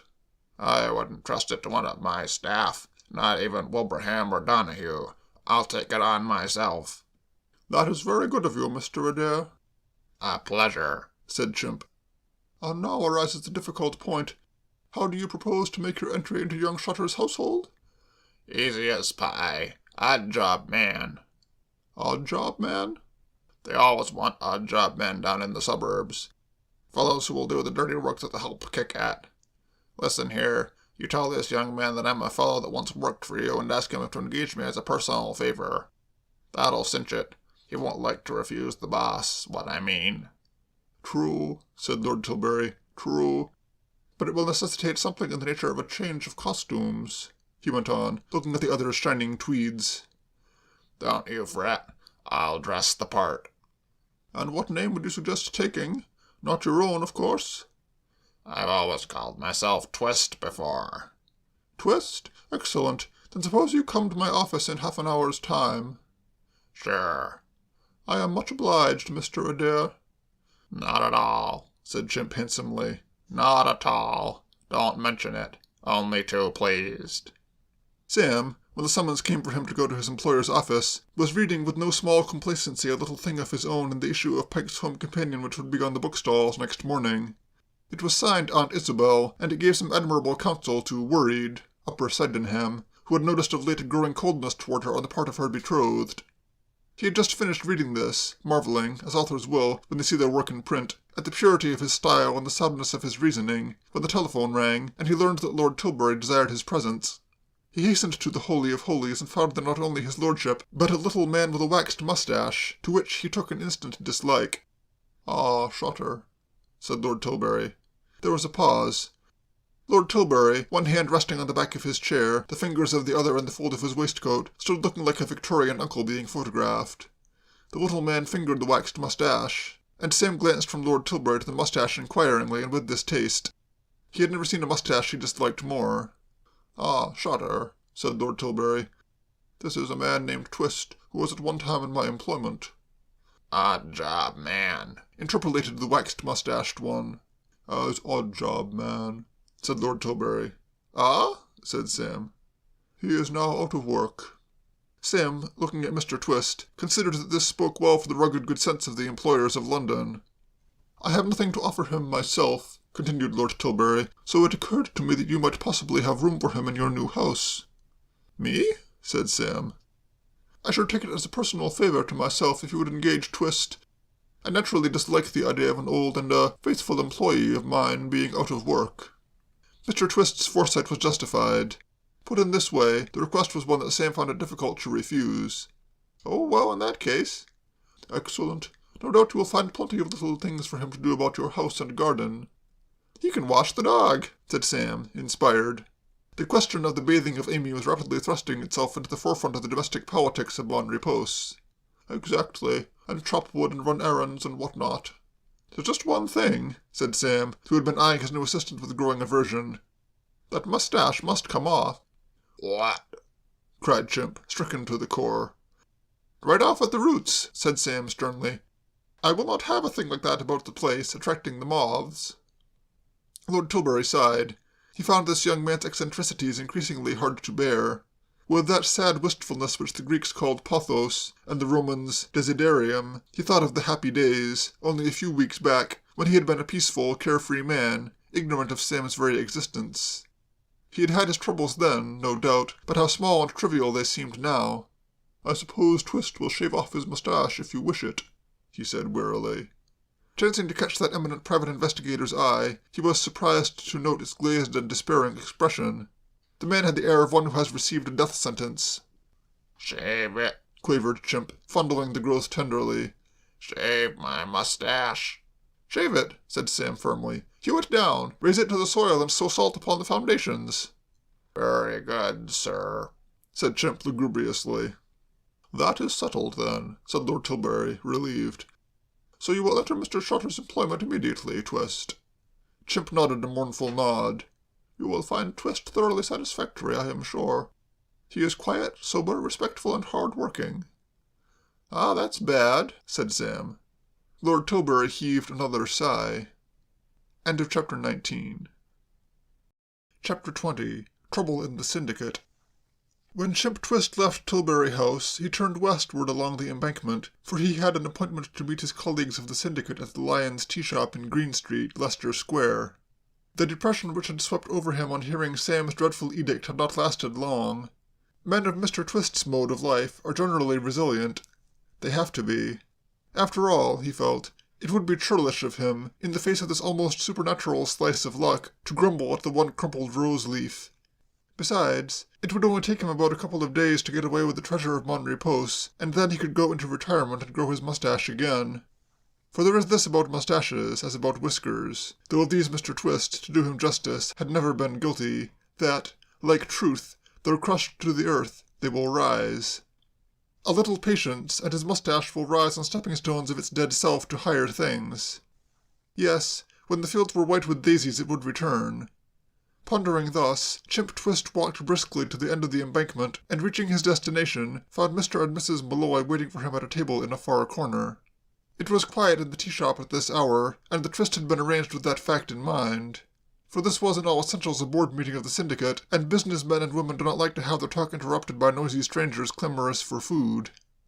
With the exception of a woman in a black silk dress with bugles who, incredible as it may seem, had ordered cocoa and sparkling limado simultaneously, and was washing down a meal of Cambridge sausages and pastry with alternate draughts of both liquids, the place was empty.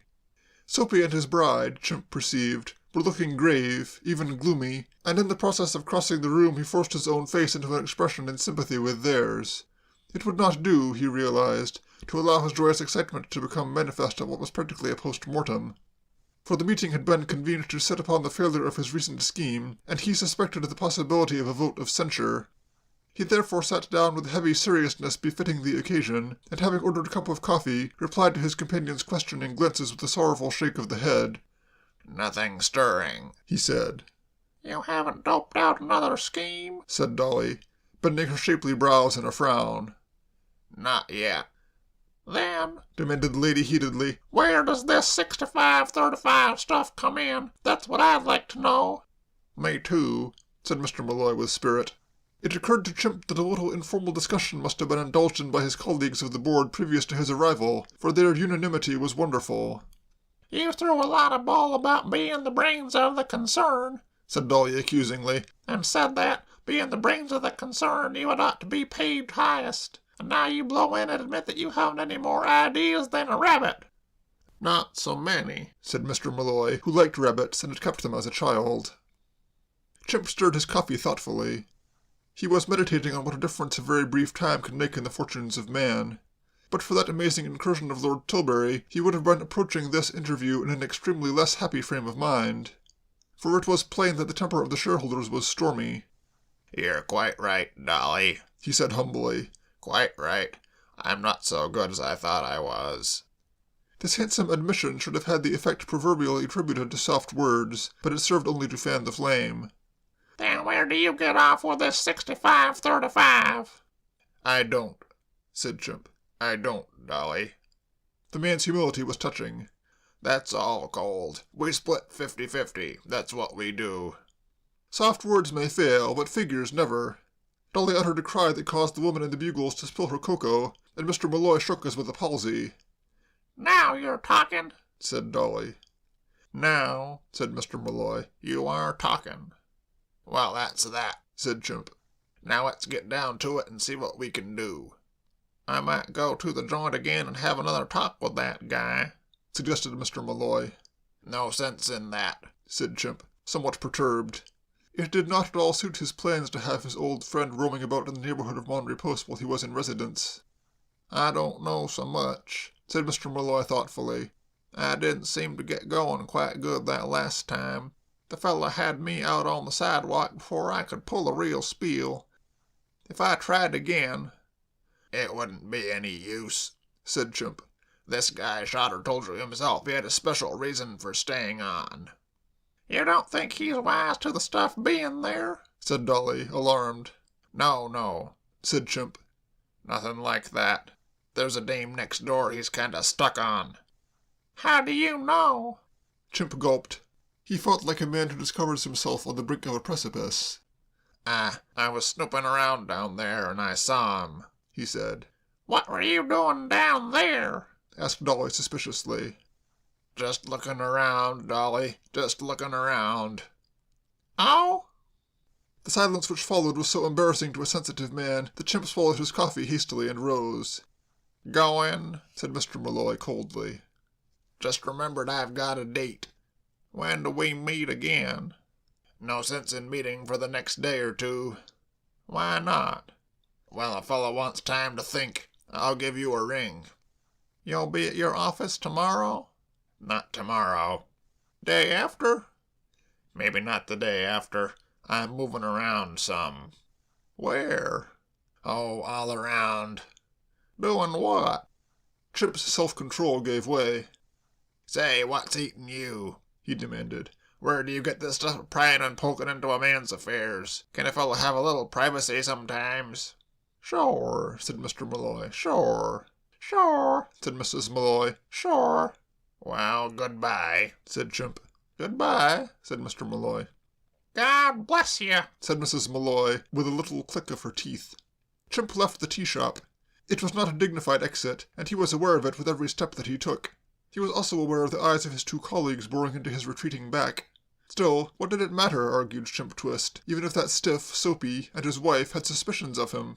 They could not know, and all he needed was a clear day or two and they could suspect all they pleased. Nevertheless, he regretted that unfortunate slip. The door had hardly closed behind him when Dolly put her suspicions into words. Soapy?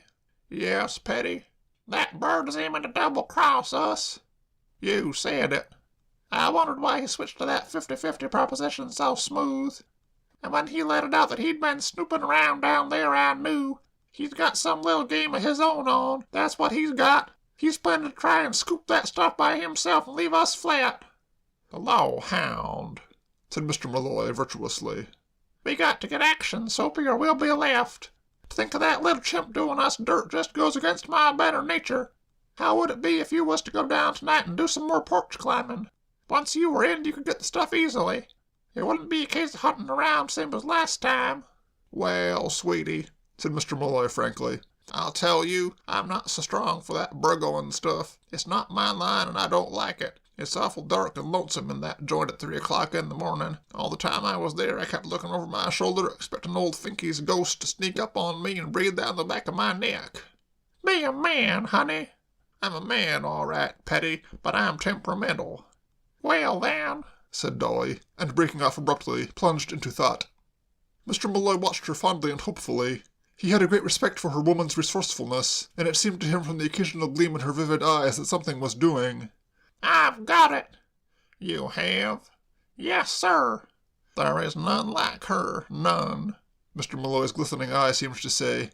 Give us an earful, baby, he begged emotionally. Dolly bent closer and lowered her voice to a whisper. The woman in the bugles, trepid with much limado, was out of earshot, but a waitress was hovering not far away. Listen, we gotta wait till the guy shot her is out of the house. But he's got a man. You told me that yourself. Sure, he's got a man, but if you'll only listen, I'll tell you. Wait till this fella shot her is out. How do we know he's out? We ask at the front door, of course.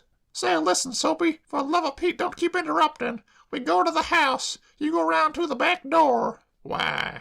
I'll soak you one in a minute, exclaimed Dolly despairingly. All right, sweetness. Sorry, didn't mean to butt in. Keep talking. You have the floor. You go round to the back door and wait, keeping your eye on the front steps where I'll be.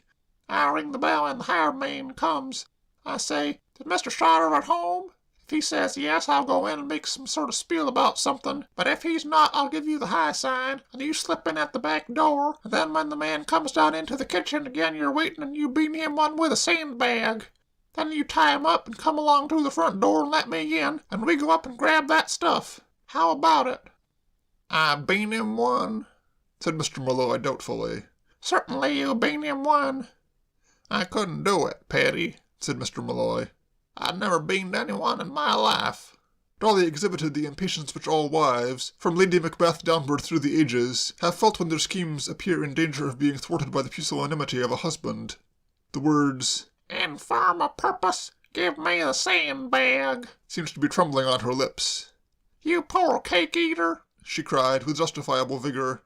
You talk as if it needed a college education to lean stuffed eelskin on a guy's head. Of course you can do it. You're behind the kitchen door, see? And he comes in, see? And you simply bust him one, see? A fellow with one arm and no legs could do it. Then say, if you want something to brace you up, think of all that money lying in the cistern just waiting for us to come and dip for it. Ah, said Mr. Malloy, brightening. End of Chapter 20. Chapter 21. Aunt Isabel Points the Way. Claire Lippett sat in the kitchen of San Rafael, reading Pike's Home Companion. It was Mr. Wren's kindly custom to bring back a copy for her each week on the day of publication, thus saving her an outlay of twopence. She was alone in the house, for Kay was up in London doing some shopping, and Mr. Wren, having come in and handed over the current number, had gone off for a game of chess with his friend Cornelius. She was not expecting to be alone long. Muffins lay on the table, all ready to be toasted. A cake which she had made herself stood beside them, and there was also a new tin of anchovy paste, all of which dainties were designed for the delectation of Hash Todhunter, her fiancé, who would shortly be coming to tea. As a rule, Pike's Home Companion absorbed Claire's undivided attention, for she was one of its most devoted supporters, but this evening she found her mind wandering, for there was that upon it which not even Cordelia Blair's Hearts Aflame could conjure away. Claire was worried. On the previous day a cloud had fallen on her life, not exactly blotting out the sunshine, but seeming to threaten some such eclipse in the near future. She had taken Hash to John Street for a formal presentation to her mother, and it was on their way home that she had first observed the approach of the cloud. Hash's manner had seemed to her peculiar. A girl who has just become romantically betrothed to a man does not expect that man, when they are sitting close together on the top of an omnibus, to talk moodily of the unwisdom of hasty marriages. It pains and surprises her when he mentions friends of his who, plunging hot-headedly into matrimony, spent years of subsequent regret. And when, staring woodenly before him, he bids her look at Simpson, Dr. Crippen, and other celebrities who were not fortunate in their domestic lives, she feels a certain alarm. And such had been the trend of Hash Todhunter's conversation, coming home from John Street. Claire, recalling the more outstanding of his dicta, felt puzzled and unhappy, and not even the fact that Cordelia Blair had got her hero into a ruined mill with villains lurking on the ground floor and dynamite stored in the basement could enchain her interest. She turned the page listlessly, and found herself confronted by Aunt Isabel's Chats with My Girls. In spite of herself, Claire's spirits rose a little. She never failed to read every word that Aunt Isabel wrote, for she considered that lady a complete guide to all mundane difficulties. Nor was this an unduly flattering opinion, for Aunt Isabel was indeed like a wise pilot, gently steering the storm-tossed barks of her fellow men and women through the shoals and sunken rocks of the ocean of life. If you wanted to know whether to blow on your tea or allow it to cool of itself in God's good time, Aunt Isabel would tell you. If, approaching her on a deeper subject, you desired to ascertain the true significance of the dark young man's offer of flowers, she could tell you that too, even attributing to each individual bloom a hidden and esoteric meaning which it would have been astonished to find that it possessed. Should a lady shake hands or bow on parting with a gentleman whom she has met only once? Could a gentleman present a lady with a pound of chocolates without committing himself to anything unduly definite? Must mother always come along? Did you say, Miss Jones, Mr. Smith, or Mr. Smith, Miss Jones, when introducing friends?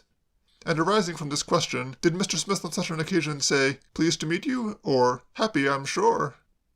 Aunt Isabel was right there every time with the correct answer, and everything she wrote had a universal message. It was so today. Scarcely had Claire begun to read, when her eye was caught by a paragraph headed Worried, Upper Sydenham. Call, said Claire. The passage ran as follows. Worried, Upper Sydenham. You tell me, dear, that the man to whom you are betrothed seems to you to be growing cold, and you ask me what you had better do. Well, dear, there's only one thing you can do, and I give this advice to all my girl friends who come to me with this trouble. You must test this man. You see, he may not really be growing cold. He may merely have some private business worry on his mind which causes him to seem distrait. If you test him, you will soon learn the truth. What I suggest may seem to you at first a wee bit unladylike, but try it all the same. Pretend to show a liking for some other gentleman friend of yours. Even flirt with him a teeny-weeny bit. You will soon discover then if this young man really cares for you still. If he does, he will exhibit agitation. He may even go to the length of becoming violent. In the olden days, you know, knights used to joust for the love of their lady. Try Herbert or George, or whatever his name is, out for a week, and see if you can work him up to the jousting stage. Claire laid down the paper with trembling hands. The thing might have been written for her personal benefit. There was no getting away from Aunt Isabel. She touched the spot every time. Of course there were difficulties. It was all very well for Aunt Isabel to recommend flirting with some other male member of your circle, but suppose your circle was so restricted that there were no available victims. From the standpoint of dashing male society, Burberry Road was at the moment passing through a rather lean time. The postman was an elderly man who, if you stopped to exchange a word, talked only of his son in Canada. The baker's representative, on the other hand, was a mere boy, and so was the butcher's. Besides, she might smile upon these by the hour and Hash would never see her. It was all very complex, and she was still pondering upon the problem when a whistle from without announced the arrival of her guest. The chill of yesterday still hung over Mr. Todhunter's demeanour. He was not precisely cold, but he was most certainly not warm. He managed somehow to achieve a kind of intermediate temperature. He was rather like a broiled fish that has been lying too long on a plate. He kissed Claire. That is to say, technically the thing was a kiss, but it was not the kiss of other days. What's up? Asked Claire, hurt. Nothing's up. Yes, there is something up. No, there ain't anything up. Yes, there is. No, there ain't. Well then, said Claire. What's up? These intellectual exchanges seemed to have the effect of cementing Mr. Todhunter's gloom. He relapsed into a dark silence, and Claire, her chin dangerously elevated, prepared tea. Tea did not thaw the guest. He ate a muffin, sampled the cake, and drank deeply, but he still remained that strange, moody figure who rather reminded Claire of the old Earl in Hearts Aflame. But then the old Earl had had good reasons for looking like a man who has drained the wine of life and is now unwillingly facing the Lees, because he had driven his only daughter from his door, and though mistaken in this view, supposed that she had died of consumption in Australia. It was really another girl. But why Hash should look like one who has drained the ale of life and found a dead mouse at the bottom of the pewter, Claire did not know, and she quivered with a sense of injury. However, she was a hostess. A hostess, dears, must never, never permit her private feelings to get the better of her. Aunt Isabel. Would you like a nice fresh lettuce? She asked. It might be, she felt, that this would make just the difference. Said Hash. He had a weakness for lettuces. I'll go down the garden and cut you one. He did not offer to accompany her, and that in itself was significant. It was with a heart bowed down that Claire took her knife and made her way along the gravel path. So preoccupied was she that she did not cast even a glance over the fence till she was aware suddenly of a strange moaning sound proceeding from the domain of Bon Repose. This excited her curiosity. She stopped, listened, and finally looked. The garden of Bon Repose presented an animated spectacle. Sam was watering a flower bed, and not far away the dog Amy, knee-deep in a tub, was being bathed by a small, clean-shaven man who was a stranger to Claire. Both of them seemed to be having a rough passage. Amy, as is the habit of her species on these occasions, was conveying the impression of being at death's door and far from resigned. Her mournful eyes stared hopelessly at the sky. Her brow was wrinkled with a perplexed sorrow, and at intervals she uttered a stricken wail. On these occasions, she in addition shook herself petulantly, and Chimp Twist, for as Miss Blair would have said, it was he, was always well within range. Claire stopped, transfixed. She had had no notion that the staff of Bon Repose had been augmented, and it seemed to her that Chimp had been sent from heaven. Here, right on the spot, in daily association with Hash, was the desired male. She smiled dazzlingly upon Chimp. Hello, she said. Hello, said Chimp. He spoke moodily, for he was feeling moody. There might be golden rewards at the end of this venture of his, but he perceived already that they would have to be earned. Last night Hash Todhunter had won 6 shillings from him at stud poker, and Chimp was a thrifty man. Moreover, Hash slept in the top back room, and when not in it, locked the door. This latter fact may seem to offer little material for gloom on Chimp's part, but it was, indeed, the root of all his troubles. In informing Mr. and Mrs. Malloy that the plunder of the late Edward Finglass was hidden in the cistern of Bon Repose, Chimp Twist had been guilty of subterfuge. Pardonable, perhaps, for a man of affairs must take these little business precautions, but nevertheless subterfuge. In the letter which, after carefully memorizing, he had just as carefully destroyed, Mr. Finglass had revealed that the proceeds of his slaughter with the New Asiatic Bank might be found not in the cistern, but rather by anyone who procured a chisel and raised the third board from the window in the top back room. Chimp had not foreseen that this top back room would be occupied by a short-tempered cook, who, should he discover people prying up his floor with chisels, would scarcely fail to make himself unpleasant. That was why Mr. Twist spoke moodily to Claire, and who shall blame him? Claire was not discouraged. She had cast Chimp for the role of stalking horse, and he was going to be it. Is the doggy having his bath? She asked archly. I think they're splitting it about 50-50, said Sam, adding himself to the conversation. Claire perceived that this was, indeed, so. Oh, you are wet, she cried. You'll catch cold. Would you like a nice cup of hot tea? Something approaching gratitude appeared in Chimp's mournful face. Thank you, miss, he said. I would. We're spoiling you, said Sam. He sauntered down the garden, plying his hose, and Claire hurried back to her kitchen. Where's my nice lettuce? Demanded Hash. I haven't got it yet. I've come in to get a cup of hot tea and a slice of cake for that young man next door. He's got so wet washing that big dog. It was some little time before she returned.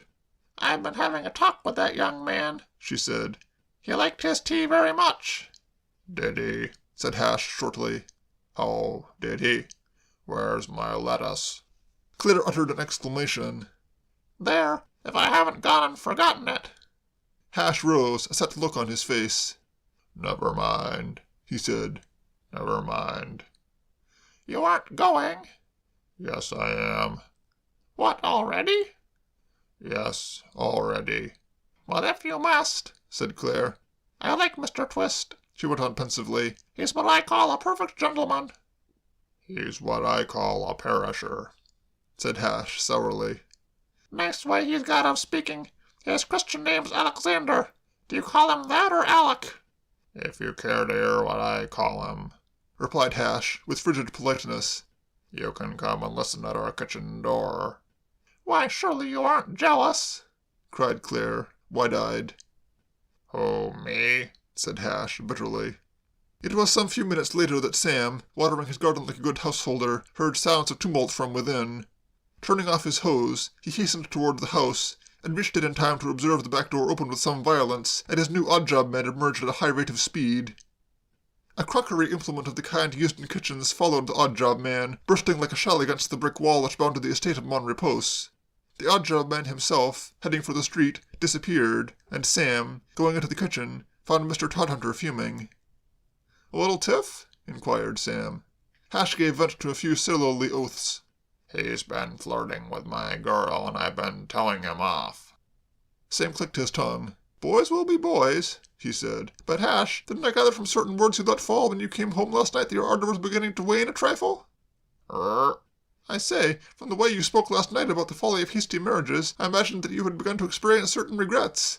In other words, you gave me the impression of a man who would be glad to be free from sentimental entanglements. Yet here you are, positively, yes, by Jove, positively jousting."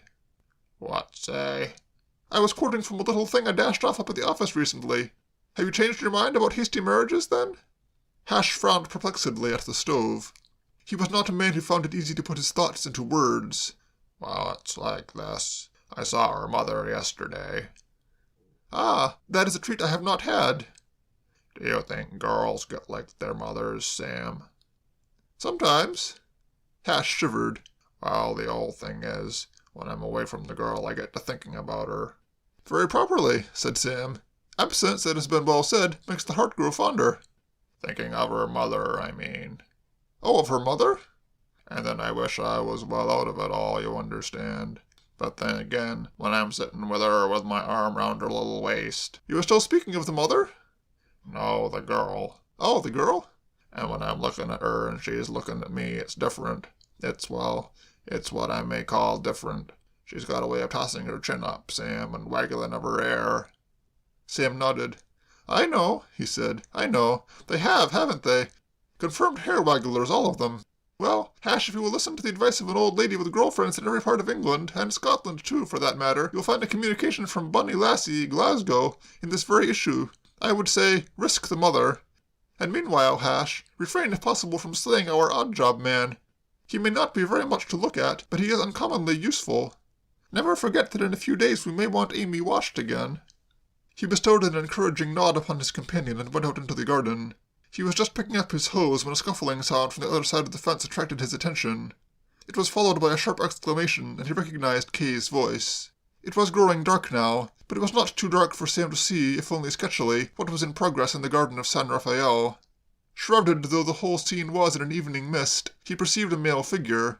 He also perceived the figure of Kay. The male figure appeared either to be giving Kay a lesson in jiu-jitsu, or else embracing her against her will. From the sound of her voice, he put the latter construction on the affair, and it seemed to him that, in the inspired words of the typewriter, now was the time for all good men to come to the aid of the party. Sam was a man of action. Several policies were open to him. He could ignore the affair altogether, he could shout reproof at the aggressor from a distance, he could climb the fence and run to the rescue. None of these operations appealed to him. It was his rule in life to act swiftly and to think, if at all, later. In his simple, direct fashion, therefore, he lifted the hose and sent a stream of water shooting at the now closely entangled pair. 2. The treatment was instantaneously effective. The male member of the combination, receiving several gallons of the Valleyfields Water Company's best stuff on the side of his head, and then distributed at random over his person, seemed to understand with a lightning quickness that something in the nature of reinforcements had arrived. Hastily picking up his hat, which had fallen off, he stood not upon the order of his going, but ran. The darkness closed upon him, and Sam, with a certain smug complacency inevitable in your knight-errant who has borne himself notably well in a difficult situation, turned off the hose and stood waiting while Kay crossed the lawn. "Who was our guest?" he asked. Kay seemed a little shaken. She was breathing quickly. "It was Claude Bates," she said, and her voice quivered. So did Sam's. "Claude Bates!" he cried distractedly. "If I had known that, I would have chased him all the way back to London, kicking him violently." "I wish you had." "How on earth did that fellow come to be here?" "I met him outside Victoria Station. I suppose he got into the train and followed me." "The hound!" "I suddenly found him out here in the garden." "The blister!" "Do you think somebody will kill him some day?" asked Kay, wistfully. "I shall have a very poor opinion of the public spirit of the modern Englishman," Sam assured her, "if that loathsome leprous growth is permitted to infest London for long. But in the meantime," he said, lowering his voice tenderly, "doesn't it occur to you that this thing has been sent for a purpose? Surely it is intended as a proof of the truth of what I was saying at lunch, that you need—" "Yes," said Kay, "but we'll talk about that some other time, if you don't mind. I suppose you know you've soaked me to the skin." "You?" said Sam incredulously. "Yes, me." "You don't mean Bates?" "No, I do not mean Bates. Feel my arm if you don't believe me." Sam extended a reverent hand. "What an extraordinarily beautiful arm you have," he said. "An extraordinarily wet arm." "Yes, you are wet," Sam acknowledged. "Well, all I can say is that I am extremely sorry. I acted for the best, impulsively, let us say, mistakenly it may be, but still with the best intentions." "I should hate to be anywhere near you when you are doing your worst. Well, things like this, I suppose, must be—" "After a famous victory, exactly." "I must run in and change." "Wait," said Sam. "We must get this thing straight. You will admit now, I imagine, that you need a strong man's protection?" "I don't admit anything of the kind." "You don't?" "No." "But surely, with Claude Bateses surging around you on every side, dogging your footsteps, forcing their way into your very garden, you must acknowledge—" "I shall catch cold." "Of course, what am I thinking of? You must run in at once." "Yes." "But wait," said Sam. "I want to get to the bottom of this. What makes you think that you and I were not designed for each other from the very beginning of time? I've been thinking very deeply about the whole thing, and it beats me why you can't see it. To start with, we are so much alike. We have the same tastes. Have we? Most certainly. To take a single instance, we both dislike Claude Bates. Then there is your love, which I share, for a life in the country. The birds, the breezes, the trees, the bees, you love them, and so do I. It is my one ambition to amass enough money to enable me to buy a farm and settle down. You would like that. You seem to know a lot about me." "I have my information from your uncle." "Don't you and Uncle ever do any work at the office? You seem to spend your whole time talking." "In the process of getting together a paper like Pike's Home Companion, there come times when a little rest, a little folding of the hands, is essential. Otherwise the machine would break down. On these occasions we chat, and when we chat we naturally talk about you." "Why?" "Because there is no other subject in which I am in the least interested. Well then, returning to what I was saying, we are so much alike. They say that people should marry their opposites." Pike's Home Companion has exploded that view. Replying to Anxious, Wigan, in this very issue, Aunt Isabel says just the contrary. "I've often wondered who Aunt Isabel was." "It would be foreign to the policy of Pike's Home Companion to reveal office secrets. You may take it from me that Aunt Isabel is the goods. She knows. You might say she knows everything." "I wonder if she knows I'm getting pneumonia." "Good heavens, I was forgetting. I mustn't keep you standing here for another instant." "No, goodbye." "Wait," said Sam. "While we are on the subject of Aunt Isabel, I wonder if you have seen her ruling this week in the case of Romeo Middlesbrough?" "I haven't read this week's number." "Ah, well, the gist of what she says, I quote from memory, is that there is nothing wrong in a young man taking a girl to the theatre, provided that it is a matinee performance. On the contrary, the girl will consider it a pretty and delicate attention. Now tomorrow will be Saturday, and I have in my possession 2 seats for the winter garden. Will you come?" "Does Aunt Isabel say what the significance is if the girl accepts?"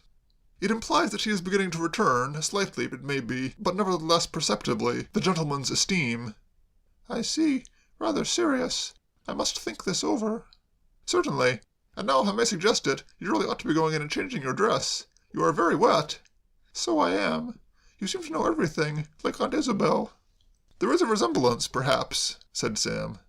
Hash Todhunter met Sam as he re-entered Mon Repos. Oh, there you are, said Hash. There was some people calling, wanting to see you a minute ago. Really? Who? Well, it was a young female party that come to the door, but I thought I saw a kind of thick-set feller hanging about down on the drive. My old friends Thomas G. and Miss Gunn, no doubt. A persistent couple. Did they leave any message? No. She asked if you was in, and when I told her you was around somewhere, she said it didn't matter. 3. That night, the apartments of Lord Tilbury. Yes, this is Lord Tilbury speaking. Ah, is that you, Twist? Have you anything to report? The young woman's cook has just been round with a message. The young woman is going with Mr. Shotter to the theatre tomorrow afternoon. Caw, said Lord Tilbury. He replaced the receiver. He remained for a moment in the deepest thought. Then, swiftly reaching a decision, he went to the desk and took out a cable form. The wording of the cable gave him some little trouble. The first version was so condensed that he could not understand it himself.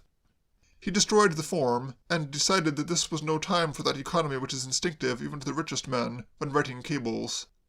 Taking another form, and recklessly dashing the expense, he informed Mr. Pinsent that, in spite of the writer's almost fatherly care, his nephew Samuel had most unfortunately sneaked off surreptitiously and become entangled with a young woman residing in the suburbs.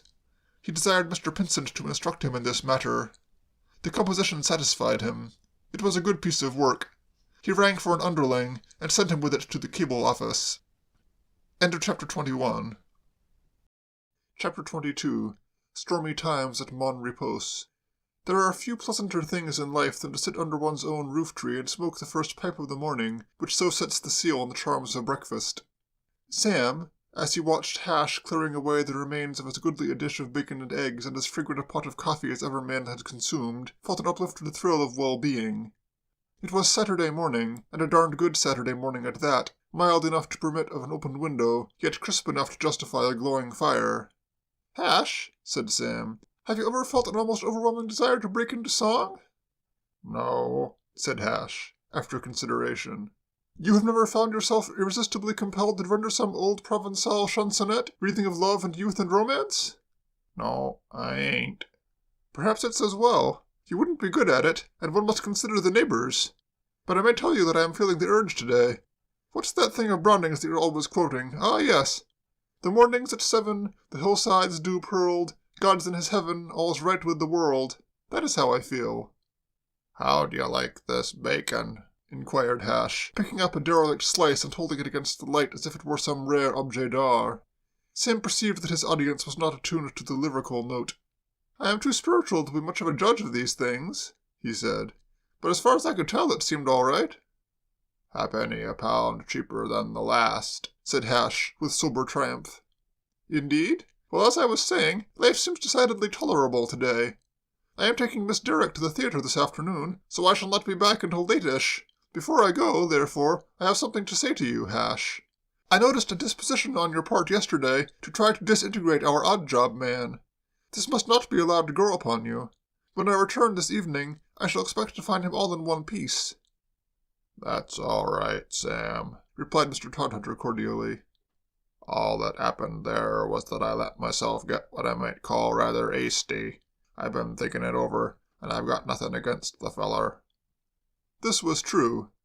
Sleep, which knits up the ravelled sleeve of care, had done much to soothe the troubled spirit of Hash Todhunter. The healing effect of a night's slumber had been to convince him that he had wronged Claire. He proceeded to get Sam's expert views on this. Suppose it was this way, Sam. Suppose a feller's young lady went and give another feller a cup of hot tea and cut him a slice of cake. That wouldn't have to mean that she was flirting with him, would it? Not at all, said Sam warmly. Far from it. I would call it evidence of the kind heart rather than the frivolous mind. Ah. I may be dangerously modern, said Sam, but my view, and I give it fearlessly, is that a girl may cut many a slice of cake and still remain a good, sweet, womanly woman. You see, argued Hash. he was wet. Who was wet? This feller Twist, along of washing the dog. And Claire, she took and gave him a nice cup of hot tea and a slice of cake. Upset me at the time, I'll own, but I see where I maybe done her an injustice. You certainly did, Hash. That girl's always doing that sort of thing out of pure nobility of nature. Why, the first morning I was here she gave me a complete breakfast. Eggs, bacon, toast, coffee, marmalade, and everything. No, did she? You bet she did, and you're lucky to get her. Ah, said Hash with fervor. He gathered up the tray alertly and bore it downstairs to the kitchen, where Chimp Twist eyed him warily. Although on his return to the house on the previous night Chimp had suffered no injury at Hash's hands, he attributed this solely to the intervention of Sam, who had insisted on a formal reconciliation, and he had just heard the front door bang behind Sam. A nervous man who shrank from personal violence, particularly when it promised to be so one-sided as in his present society, Chimp felt apprehensive.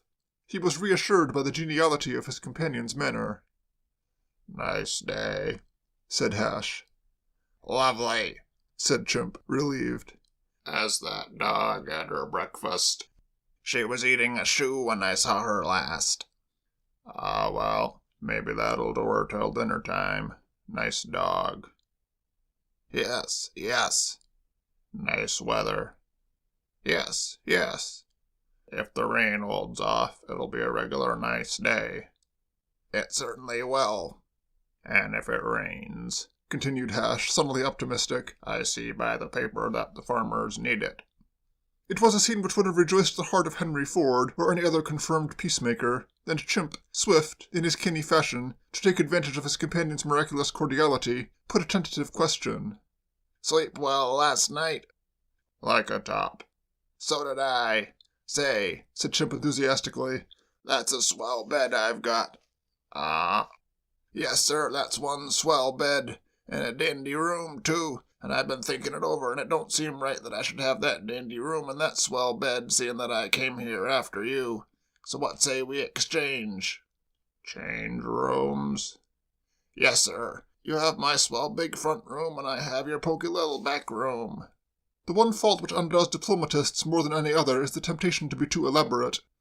If it had been merely a case of exchanging rooms, as two medieval monarchs, celebrating a truce, might have exchanged chargers and suits of armor, Hash would probably have consented.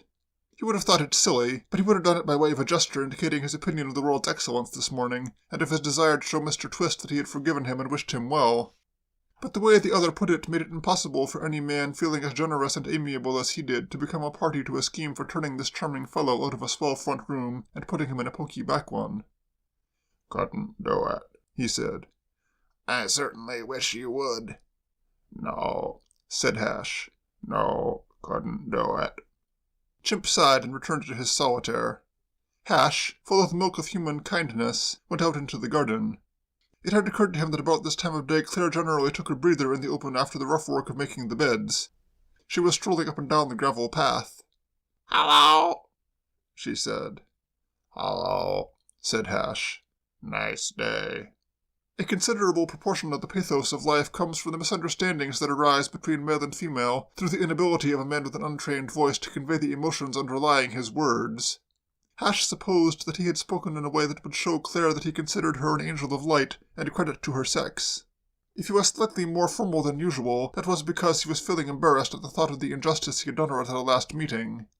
Claire, however, noting the formality, for it was customary with him to couch his morning's greeting in some such phrase as, "Hello, ugly," or "What cheer, face," attributed it to that growing coldness of which she had recently become aware. Her heart sank. She became provocative. "How's Mr. Twist this morning?" "Oh, he's fine." "Not been quarreling with him, have you?"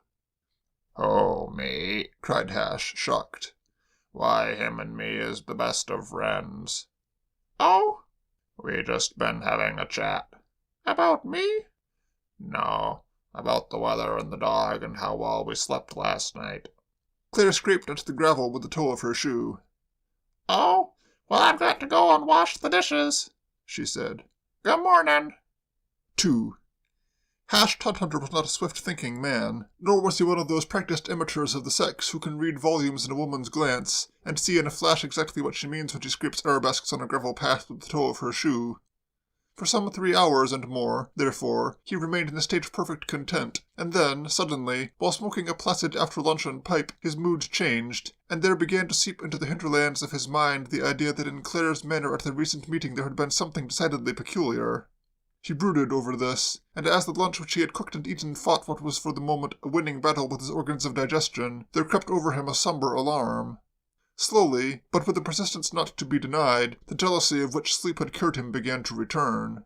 He blew out a cloud of tobacco smoke, and through it stared bleakly at Chimp Twist, who was in a reverie on the other side of the kitchen table. It came to him, not for the first time, that he did not like Chimp's looks. Handsome not even his mother could have called Chimp Twist, and yet there was about him a certain something calculated to inspire uneasiness in an engaged man. He had that expression in his eyes which home-wreckers wear in the movies. A human snake, if ever there was one, felt Hash, as his interior mechanism strove vainly to overcome that which he had thrust upon it. Nor did his recollection of Claire's conversation bring any reassurance. So brief it had been that he could remember everything she had said, and it had all been about that black-hearted little object across the table. "How's Mr. Twist this morning?" A significant question. "Not been quarreling with him, have you?" A fishy remark. And then he had said that they had been having a chat, and she had asked, "About me?" So moved was Hash by the recollection of this, that he took the pipe out of his mouth, and addressed his companion with an abruptness that was almost violent. "Hey." Chimp looked up with a start. He had been pondering whether it might not possibly come within the scope of an odd-job man's duties to put a ladder against the back of the house, and climb up it, and slap a coat of paint on the window frame of the top back room. Then, when Hash was cooking dinner, "Hello," he said, blinking. He was surprised to see that the other, who had been geniality itself during lunch, was regarding him with a cold and suspicious hostility. "Want to ask you something," said Hash. "Spill it," said Chimp, and smiled nervously. It was an unfortunate thing for him to have done, for he did not look his best when smiling. It seemed to Hash that his smile was furtive and cunning. "Want to know," said Hash, "if there are any larks on." "Hey." "You and my young lady next door, there's nothing what you might call between you, is there?" "Course not," cried Chimp in agitation. "Well," said Hash weightily, "there better hadn't be. See?" He rose, feeling a little better, and, his suspicions momentarily quieted, he proceeded to the garden, where he chirruped for a while over the fence. This producing no response, he climbed the fence and peeped in through the kitchen window of San Rafael. The kitchen was empty. "Gone for a walk," diagnosed Hash, and felt a sense of injury. If Claire wanted to go for a walk, why hadn't she asked him to come too? He did not like it. It seemed to him that love must have grown cold. He returned to Mon Repos and embarrassed the sensitive Mr. Twist by staring at him for 20 minutes almost without a blink. Claire had not gone for a walk. She had taken the 12:10 train to Victoria, and had proceeded thence to Mr. Braddock's house in John Street. It was her intention to put the facts before her mother, and from that experienced woman to seek advice in this momentous crisis of her life. Her faith in Aunt Isabel had not weakened, but there is never any harm done by getting the opinion of a second specialist. For Claire's uneasiness had been growing ever since that talk with Hash across the fence that morning. His manner had seemed to her peculiar, nor did her recollection of his conversation bring any reassurance. "How's Mr. Twist this morning?" she had asked, and instead of looking like one about to joust, he had replied heartily, "Oh, he's fine." A disturbing remark. And then he had gone on to say that he and Chimp were the best of friends. It was with tight lips and hard eyes that Claire, replying absently to the paternal badinage of Sledden, the butler, made her way into her mother's presence. Mrs. Lippett, consulted, proved uncompromisingly pro-Aunt Isabel. "That's what I call a sensible woman, Clara." "Claire," corrected her daughter mechanically. "She knows." "That's what I think." "Ah, she's suffered, that woman has," said Mrs. Lippett. "You can see that. Stands to reason she couldn't know so much about life if she hadn't suffered." "Then you'd go on testing him?" said Claire anxiously. "Test him more and more," said Mrs. Lippett. "There's no other way. You've got to remember, dearie, that your Clarence is a sailor, and sailors has to be handled firm. They say sailors don't care, I say they must be made to care. That's what I say. Claire made the return journey on an omnibus. For purposes of thought, there was nothing like a ride on the top of an omnibus. By 4 o'clock, when the vehicle put her down at the corner of Burberry Road, her resolution was as chilled steel, and she had got her next move all planned out. She went into the kitchen for a few moments, and, coming out into the garden, perceived Hash roaming the lawn of Bon Repos. Hi! She called, and into her voice managed to project a note of carefree liveliness. Where you been? Inquired Hash. I been up seeing Mother. Is Mr. Twist indoors? What do you want with Mr. Twist? Just wanted to give him this, something I promised him. This was an envelope, lilac in color and scent, and Hash, taking it and gazing upon it as he might have gazed upon an adder nestling in his palm, made a disturbing discovery. There's something inside this. Of course there is. If there wasn't, what would I be giving it him for? Hash's fingers kneaded the envelope restlessly. What you writing to him about? Never mind. There's something else in this here envelope besides a letter. There's something that sort of crinkles when you squeeze it. Just a little present I promised to give him. A monstrous suspicion flamed in Hash Todhunter's mind. It seemed inconceivable, and yet... He tore open the envelope and found his suspicion fulfilled. Between his fingers there dangled a lock of tow-colored hair. When you've finished opening other people's letters, said Claire. She looked at him, hopefully at first, and then with a growing despair, for Hash's face was wooden and expressionless. I'm glad, said Hash huskily at length.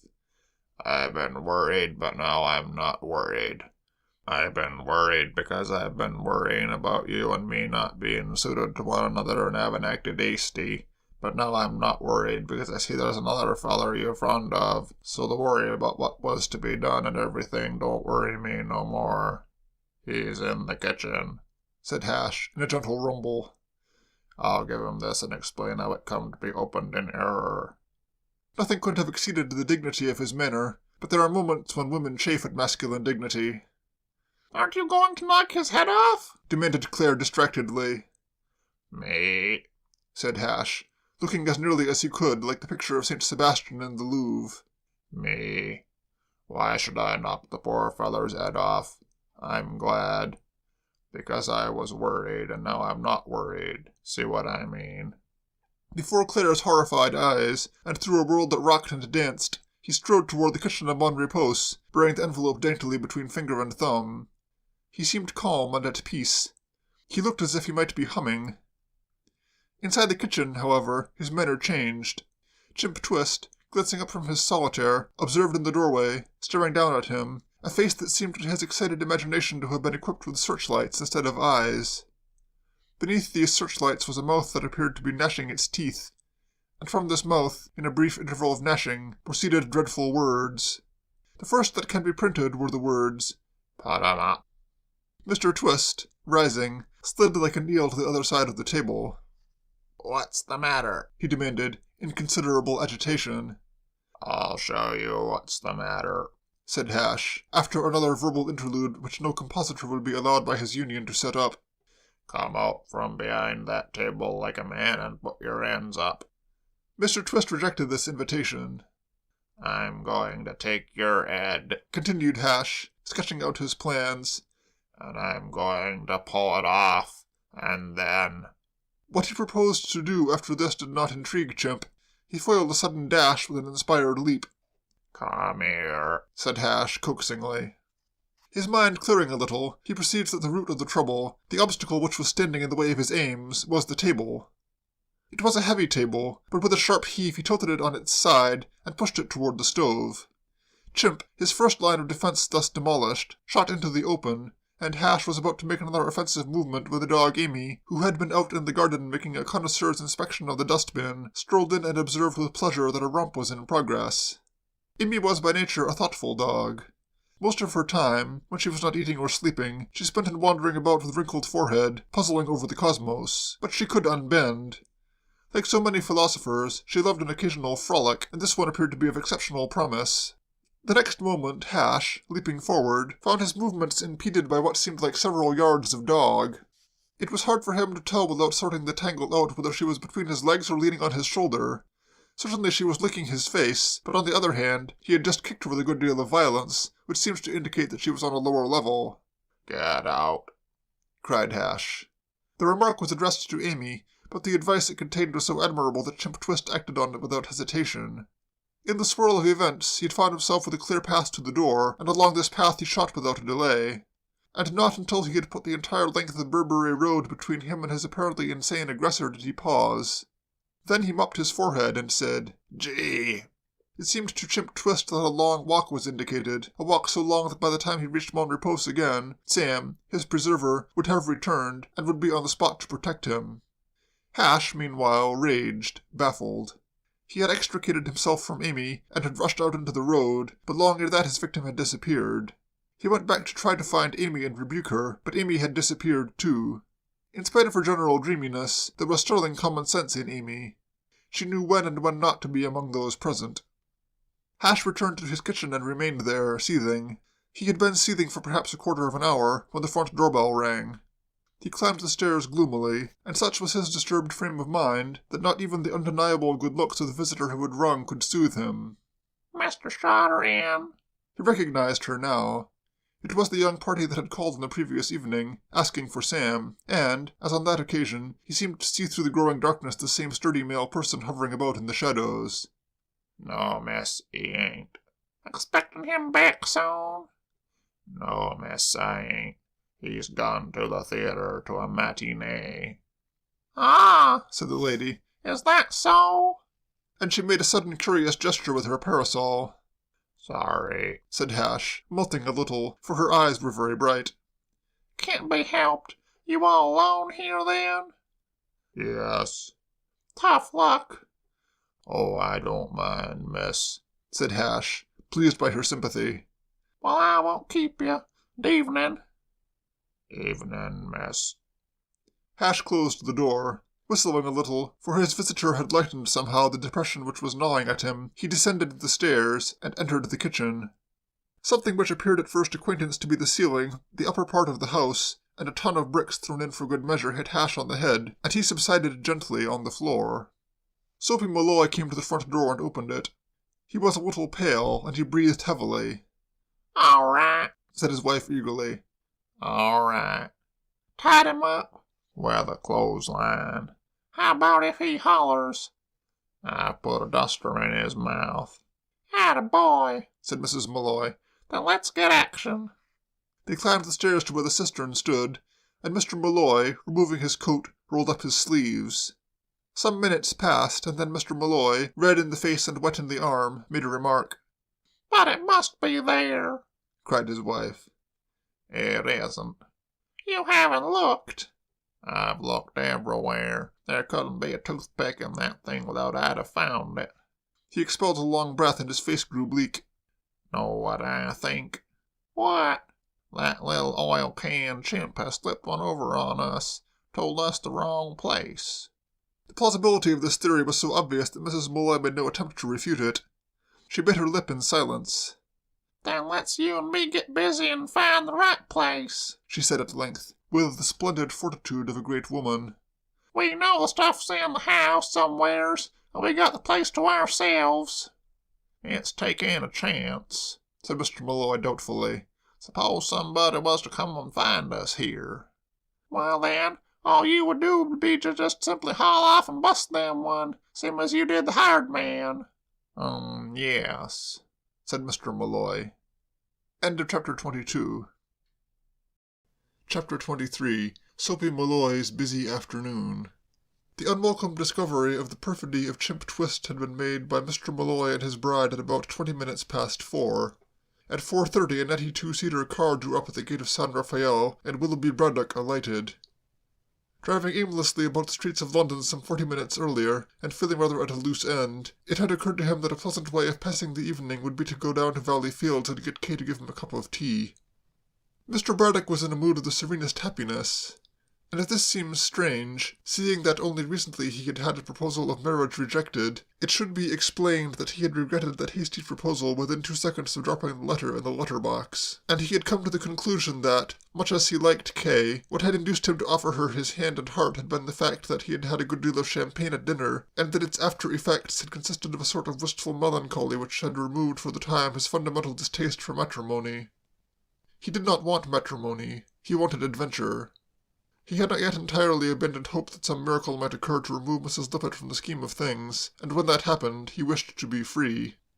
Yes, felt Willoughby Braddock, everything had turned out extremely well. He pushed open the gate of San Rafael with the debonair flourish of a man without entanglements. As he did so, the front door opened and Mr. Wren came out. "Oh, hello," said Mr. Braddock. "Kay in?" "I'm afraid not," said Mr. Wren. "She has gone to the theatre." Politeness to a visitor wrestled with the itch to be away. "I fear I have an engagement also, for which I am already a little late. I promised Cornelius—" "That's all right. I'll go in next door and have a chat with Sam Shotter." "He has gone to the theatre with Kay."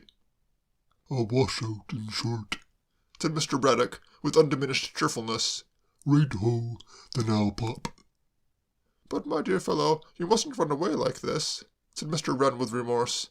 "Why don't you come in and have a cup of tea and wait for Kay? Claire will bring you some if you ring." "Something in that," agreed Mr. Braddock. "Sound, very sound." He spoke a few genial words of farewell, and proceeded to the drawing-room, where he rang the bell. Nothing ensuing, he went to the top of the kitchen stairs and called down. "I say." Silence from below.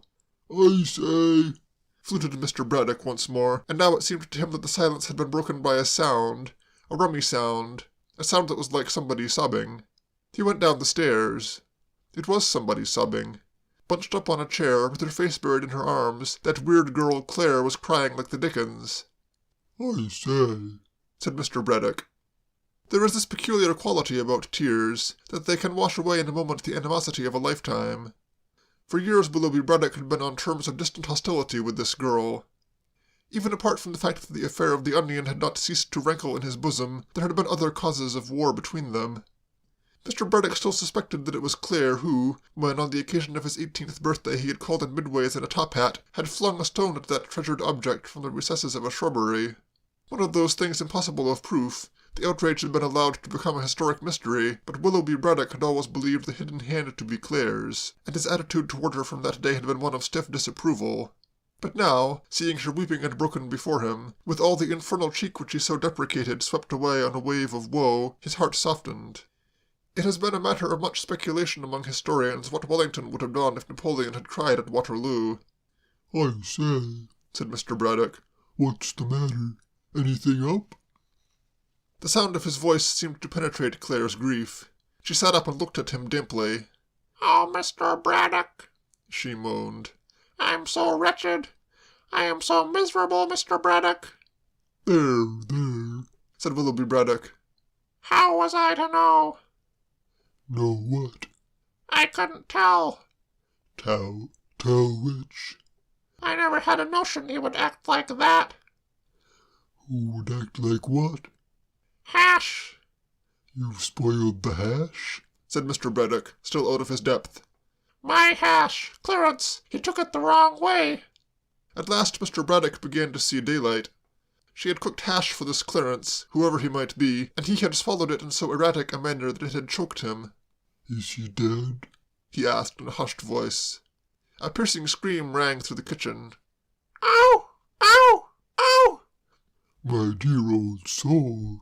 "He wouldn't do that, would he?" "Do what?" "Oh, Mr. Braddock, do say he wouldn't do that." "What do you mean by that?" "Go and kill himself." "Who?" "Hash." Mr. Braddock removed the perfectly folded silk handkerchief from his breast pocket and passed it across his forehead. "Look here," he said limply. "You couldn't tell me the whole thing from the beginning in a few simple words, could you?" He listened with interest as Claire related the events of the day. "Then Clarence is Hash?" he said. "Yes." "And Hash is Clarence?" "Yes, everyone calls him Hash." "That was what was puzzling me," said Mr. Braddock, relieved. That was the snag that I got up against all the time. Now that that is clear, we can begin to examine this thing in a calm and judicial spirit. Let's see if I've got it straight. You read this stuff in the paper and started testing him, is that right? Yes, and instead of jousting, he just turned all cold-like and broke off the engagement. I see. Well, dash it, the thing's simple. All you want is for some polished man of the world to take the blighter aside and apprise him of the facts. Shall I pop round and see him now? Claire's tear-stained face lit up as if a light had been switched on behind her eyes. She eyed Mr. Braddock devotedly. Oh, if you only would. Of course I will, like a shot. Oh, you are good. I'm sorry I threw that onion at you, Mr. Braddock. Faults on both sides, said Mr. Braddock magnanimously. Now you stop crying like a good girl and powder your nose and all that, and I'll have the lad round all pleasant and correct in a couple of minutes. He patted Claire's head in a brotherly fashion, and trotted out through the back door. A few minutes later, Mr. and Mrs. Malloy, searching feverishly in the drawing-room of Mon Repose, heard a distant tinkle and looked at each other with a wild surmise. It's the back door bell, said Dolly. I told you, said Mr. Malloy somberly. I knew this would happen. What'll we do? Mrs. Malloy was not the woman to be shaken for long.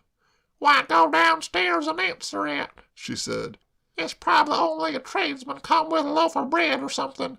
He'll think you're the help. And if he doesn't, replied Mr. Malloy with some bitterness, I suppose I bust him one with the meat axe. Looks to me as if I shall have to lay out the whole darned population of this blamed place before I'm through. Sweetie mustn't be cross. Sweetie's about fed up, said Mr. Malloy somberly. 2. Expecting, when he opened the back door, to see a tradesman with a basket on his arm, Soapy Malloy found no balm to his nervous system in the apparition of a young man of the leisured classes in a faultlessly cut grey suit. He gaped at Mr. Braddock. Hello, said Mr. Braddock. Hello, said Soapy. Are you Hash? Inquired the ambassador. Pardon? Is your name Clarence? In happier circumstances, Soapy would have denied the charge indignantly, but now he decided that it was politic to be whatever anyone wished him to be. That's me, brother, he said. Mr. Braddock greatly disliked being called brother, but he made no comment. Well, I just buzzed round, he said, to tell you that everything's all right. Soapy was far from agreeing with him. He was almost equally far from understanding a word that this inexplicable visitor was saying. He coughed loudly to drown a strangled sound that had proceeded from the gagged and bound Hash, whom he had deposited in a corner by the range. That's good, he said. About the girl, I mean. Claire, you know. I was in the kitchen next door a moment ago, and she was crying and howling and all that because she thought you didn't love her any more. Too bad, said Mr. Malloy. It seems, went on Mr. Braddock, that she read something in a paper written by some silly ass, which said that she ought to test her affection by pretending to flirt with some other cove, and when she did, you broke off the engagement, and the gist, if you understand me, of what I buzzed round to say is that she loves you still, and was only fooling when she sent that other bloke the lock of hair. Ah, said Mr. Malloy. So it's all right, isn't it? It's all right by me, said Mr. Malloy, wishing, for it sounded interesting, that he knew what all this was about. Then that's that, what? You said it, brother. Mr. Braddock paused. He seemed disappointed at a certain lack of emotion on his companion's part. She's rather expecting you to dash round right away, you know. Fold her in your arms and all that. This was a complication which Soapy had not foreseen. Well, I'll tell you, he said. I have a lot of work to do around this house, and I don't quite see how I can get away. Say, listen, brother, you tell her I'll be round later on in the evening. All right. I'm glad everything's satisfactory. She's a nice girl, really. None better, said Mr. Malloy generously. I still think she threw a stone at my top hat that day, but dash it, said Mr. Braddock warmly, let the dead past bury its dead, what? Couldn't do a wiser thing, said Mr. Malloy. He closed the door, and having breathed a little stertorously, mounted the stairs. How was it? Called Dolly from the first landing. Some nut babbling about a girl. Oh, well, I'm having a hunt round in the best bedroom. You go on looking in the drawing room. Soapy turned his steps toward the drawing room, but he did not reach it. for as he was preparing to cross the threshold, the front doorbell rang. It seemed to Soapy that he was being called upon to endure more than man was ever intended to bear. That, at least, was his view as he dragged his reluctant feet to the door. It was only when he opened it that he realized that he had underestimated the malevolence of fate. Standing on the top step was a policeman. "Hell!" cried Soapy, and while we must blame him for the intemperate ejaculation, we must in fairness admit that the situation seemed to call for some such remark. He stood goggling, a chill like the stroke of an icy finger running down his spine. "Evening, sir," said the policeman. "Mr. Shutter." Soapy's breath returned. "That's me," he said huskily.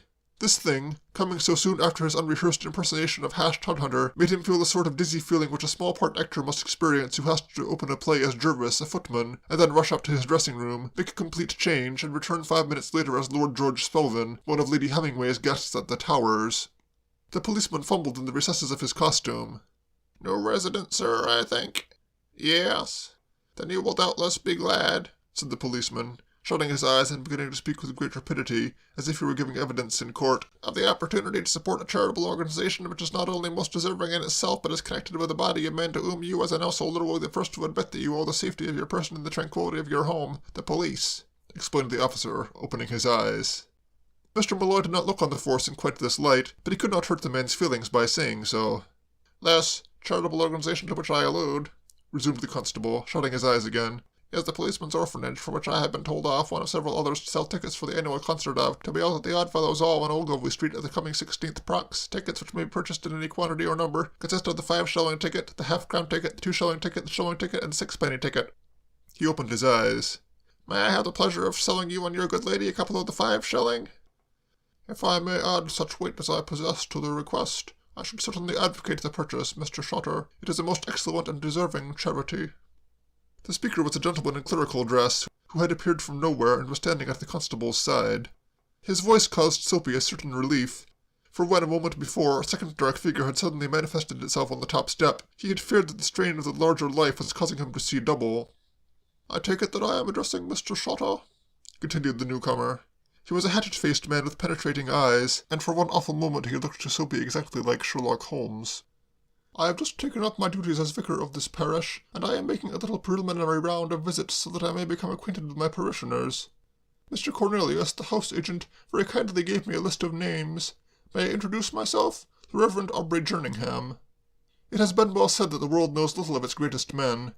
This name, which would have thrilled Kay Derrick, made no impression upon Soapy Malloy. He was not a great reader, and when he did read, it was something a little lighter and more on the zippy side than, "Is there a hell?" "How do?" he said gruffly. "And how many of the 5-shilling may I sell you and your good lady?" inquired the constable.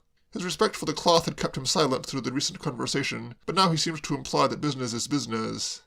"It is a most excellent charity," said the Reverend Aubrey, edging past Soapy in spite of that sufferer's feeble effort to block the way. "And I understand that several highly competent performers will appear on the platform. I am right, am I not, officer?" "Yes, sir, you are quite right. In the first part of the program, Constable Purvis will render the Oldie City. No, I'm a liar. Asleep on the Deep. Constable Jukes will render imitations of well-known footlight celebrities who are familiar to you all. Inspector Oakshott will render conjuring tricks. Constable—" "An excellent evening's entertainment, in fact," said the Reverend Aubrey. "I am taking the chair, I may mention." "And the vicar is taking the chair," said the policeman, swift to seize upon this added attraction. "So how many of the 5-shilling may I sell you and your good lady, sir?" Soapy, like Chimp, was a thrifty man, and apart from the expense, his whole soul shrank from doing anything even remotely calculated to encourage the force. Nevertheless, he perceived that there was no escape, and decided that it remained only to save as much as possible from the wreck. "Give me 1, he said, and the words seemed to be torn from him. 1 only?" said the constable disappointedly. "How about your good lady?" "I'm not married." "How about your sister?" "I haven't a sister." "Then how about if you happen to meet one of your gentleman friends at the club and he expresses a wish to come along?" "Give me 1, said Soapy. The policeman gave him 1, received the money, returned a few genial words of thanks, and withdrew. Soapy, going back into the house, was acutely disturbed to find that the vicar had come too. "A most deserving charity," said the vicar. Soapy eyed him bleakly. How did one get rid of vicars? Short of employing his bride's universal panacea and hauling off and busting him one, Soapy could not imagine. "Have you been a resident of Valley Fields long, Mr. Shutter?" "No." I hope we shall see much of each other. "Do ya?" said Soapy wanly. The first duty of a clergyman, in my opinion.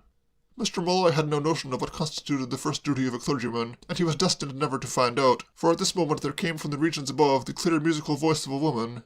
"Sweetie!" Mr. Malloy started violently. So did the Reverend Aubrey Jerningham. "I'm in the bedroom, honey bunch. Come right on up." A dull flush reddened the Reverend Aubrey's ascetic face. I understood you to say that you were not married, Mr. Shotter, he said in a metallic voice. "No, He caught the Reverend Aubrey's eye. He was looking as Sherlock Holmes might have looked if he had discovered Dr. Watson stealing his watch. No, It is not given to every man always to do the right thing in trying circumstances. Mr. Malloy may be said at this point definitely to have committed a social blunder. Winking a hideous, distorted wink, he raised the forefinger of his right hand, and with a gruesome archness drove it smartly in between his visitor's third and fourth ribs. "Oh, well, you know how it is," he said thickly. The Reverend Aubrey Jerningham quivered from head to heel. He drew himself up and looked at Soapy. The finger had given him considerable physical pain, but it was the spiritual anguish that hurt the more. "I do indeed know how it is," he said. "Man of the world," said Soapy, relieved. "I will wish you good evening, Mr. Shotter," said the Reverend Aubrey. The front door banged. Dolly appeared on the landing. "Why don't you come up?" she said. "Because I'm going to lie down," said Soapy, breathing heavily. "What do you mean?" "I want a rest. I need a rest, and I'm going to have it." Dolly descended to the hall. "Why, you're looking all in, precious." "All in is right. If I don't ease off for a couple of minutes, you'll have to send for an ambulance." "Well, I don't know as I won't take a spell myself. It's kind of dusty work hunting around. I'll go take a breath of air outside at the back. Was that somebody else calling just now?" "Yes, it was." "Gee, these people round these parts don't seem to have any homes of their own, do they? Well, I'll be back in a moment, honey. There's a sort of greenhouse place by the back door. Quite likely old Finglass may have buried the stuff there." 3. The Reverend Aubrey Jerningham crossed the little strip of gravel that served both Bon Repos and San Rafael as a drive, and mounted the steps to Mr. Wren's front door. He was still quivering. "Mr. Wren?" he asked of the well-dressed young man who answered the ring. Mr. Braddock shook his head. This was the second time in the last 5 minutes that he had been taken for the owner of San Rafael, for while the vicar had worked down Burberry Road from the top, the policeman had started at the bottom and worked up. "Sorry," he said. "Mr. Wren's out." "I will come in and wait," said the Reverend Aubrey. "Absolutely," said Mr. Braddock. He led the way to the drawing-room, feeling something of the embarrassment, though in slighter degree, which this holy man had inspired in Soapy Malloy. He did not know much about vicars, and rather wondered how he was going to keep the conversation going. "Offer you a cup of tea?" "No, thank you." "I'm afraid," said Mr. Braddock apologetically. "I don't know where they keep the whiskey." "I never touch spirits." Conversation languished. Willoughby Braddock began to find his companion a little damping, not matey. Seemed to be brooding on something, or Mr. Braddock was very much mistaken. "You're a clergyman, aren't you, and all that?" he said, after a pause of some moments. "I am. My name is the Reverend Aubrey Jerningham. I have just taken up my duties as vicar of this parish." "Oh? Jolly spot." "Where every prospect pleases," said the Reverend Aubrey, "and only man is vile." Silence fell once more. Mr. Braddock searched in his mind for genial chatter, and found that he was rather short on clerical small talk. He thought for a moment of asking his visitor why it was that bishops wore those rummy bootlace-looking things on their hats, a problem that had always perplexed him, but decided that the other might take offence at being urged to give away professional secrets. "How's the choir coming along?" he asked. "The choir is quite satisfactory." "That's good. Organ all right?" "Quite, thank you." "Fine," said Mr. Braddock, feeling that things were beginning to move. "You know, down where I live in Wiltshire, the local padres always seem to have the deuce of a lot of trouble with their organs. Their church organs, I mean, of course. I'm always getting touched for contributions for organ funds. Why's that? I've often wondered." The Reverend Aubrey Jerningham forbore to follow him into this field of speculation. "Then you do not live here, mister?" "Braddock's my name. Willoughby Braddock.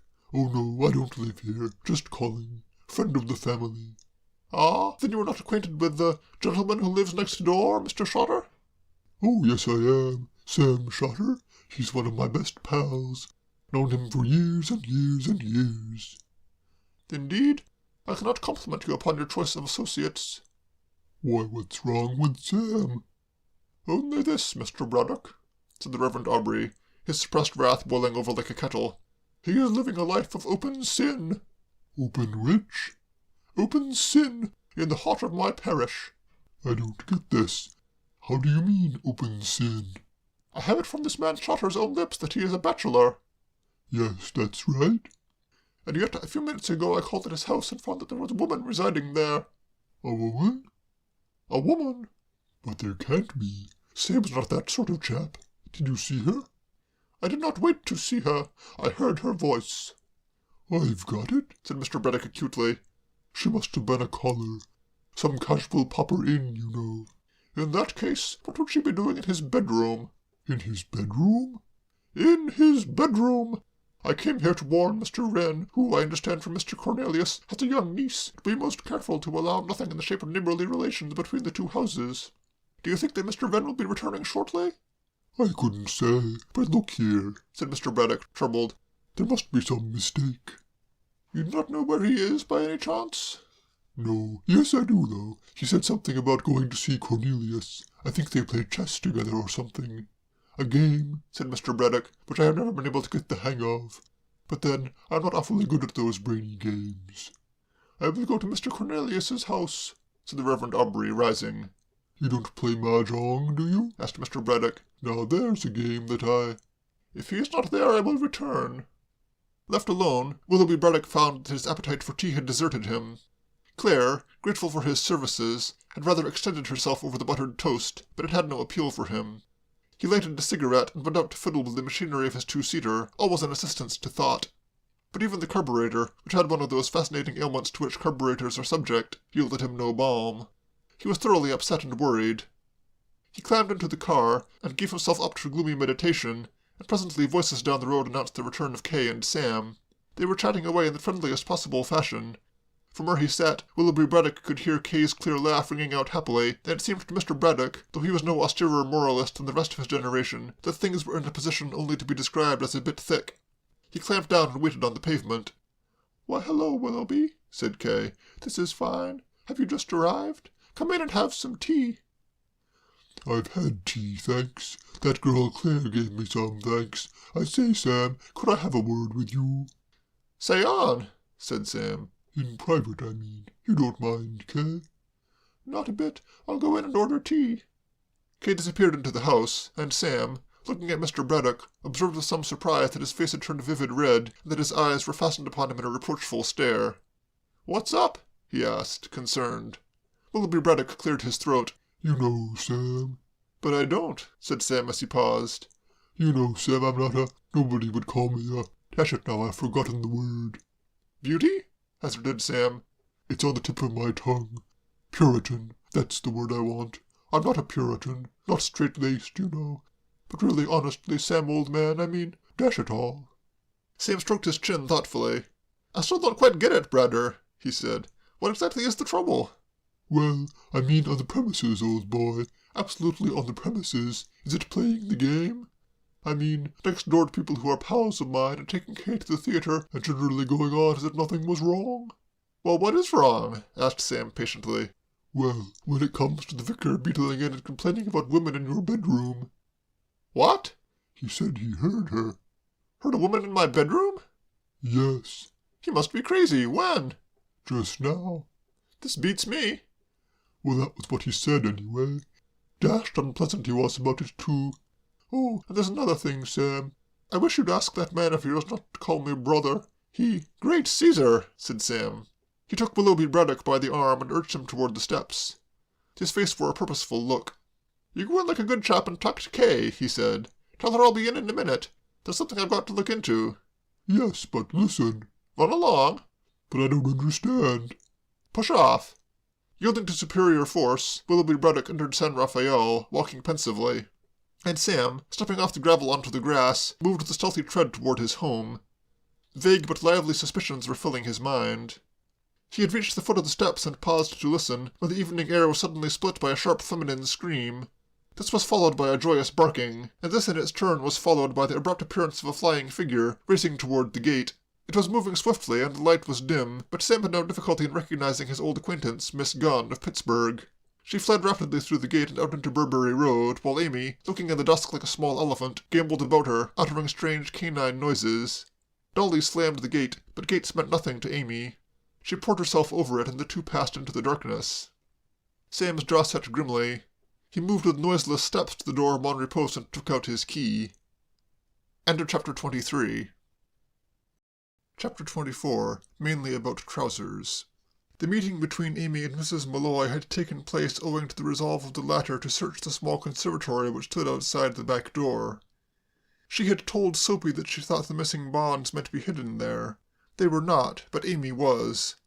The conservatory was a favourite sleeping porch of Amy's, and thither she had repaired on discovering that her frolicsome overtures to Hash had been taken in the wrong spirit. Mrs. Malloy's feelings, on groping about in the dark and suddenly poking her hand into the cavernous mouth of the largest dog she had ever encountered, have perhaps been sufficiently indicated by the description of her subsequent movements. Iron-nerved woman though she was, this was too much for her.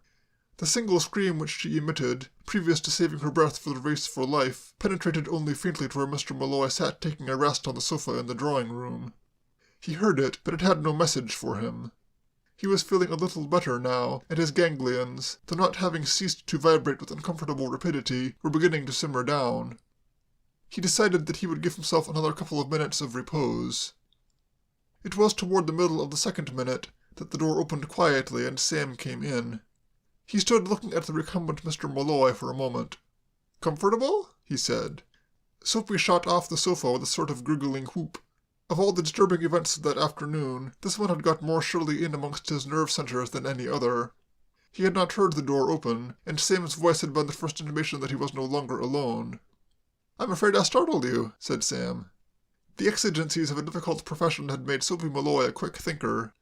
Frequently in the course of a busy life he had found himself in positions where a split second was all that was allowed him for forming a complete plan of action. His trained mind answered to the present emergency like a machine. "You certainly did startle me," he said bluffly, in his best Thomas G. Gunn manner. "You startled the daylights out of me. So here you are at last, Mr. Stoddard." "Yes, here I am." "I have been waiting quite some little time. I'm afraid you caught me on the point of going to sleep." He chuckled, as a man will when the laugh is on him. "I should imagine," said Sam, "that it would take a smart man to catch you asleep." Mr. Malloy chuckled again. "Just what the boys used to say of me in Denver City." He paused and looked at Sam a little anxiously. "Say, do you remember me, Mr. Stoddard?" "I certainly do." "You remember my calling here the other day to see my old home?" "I remember you before that, when you were in Sing Sing."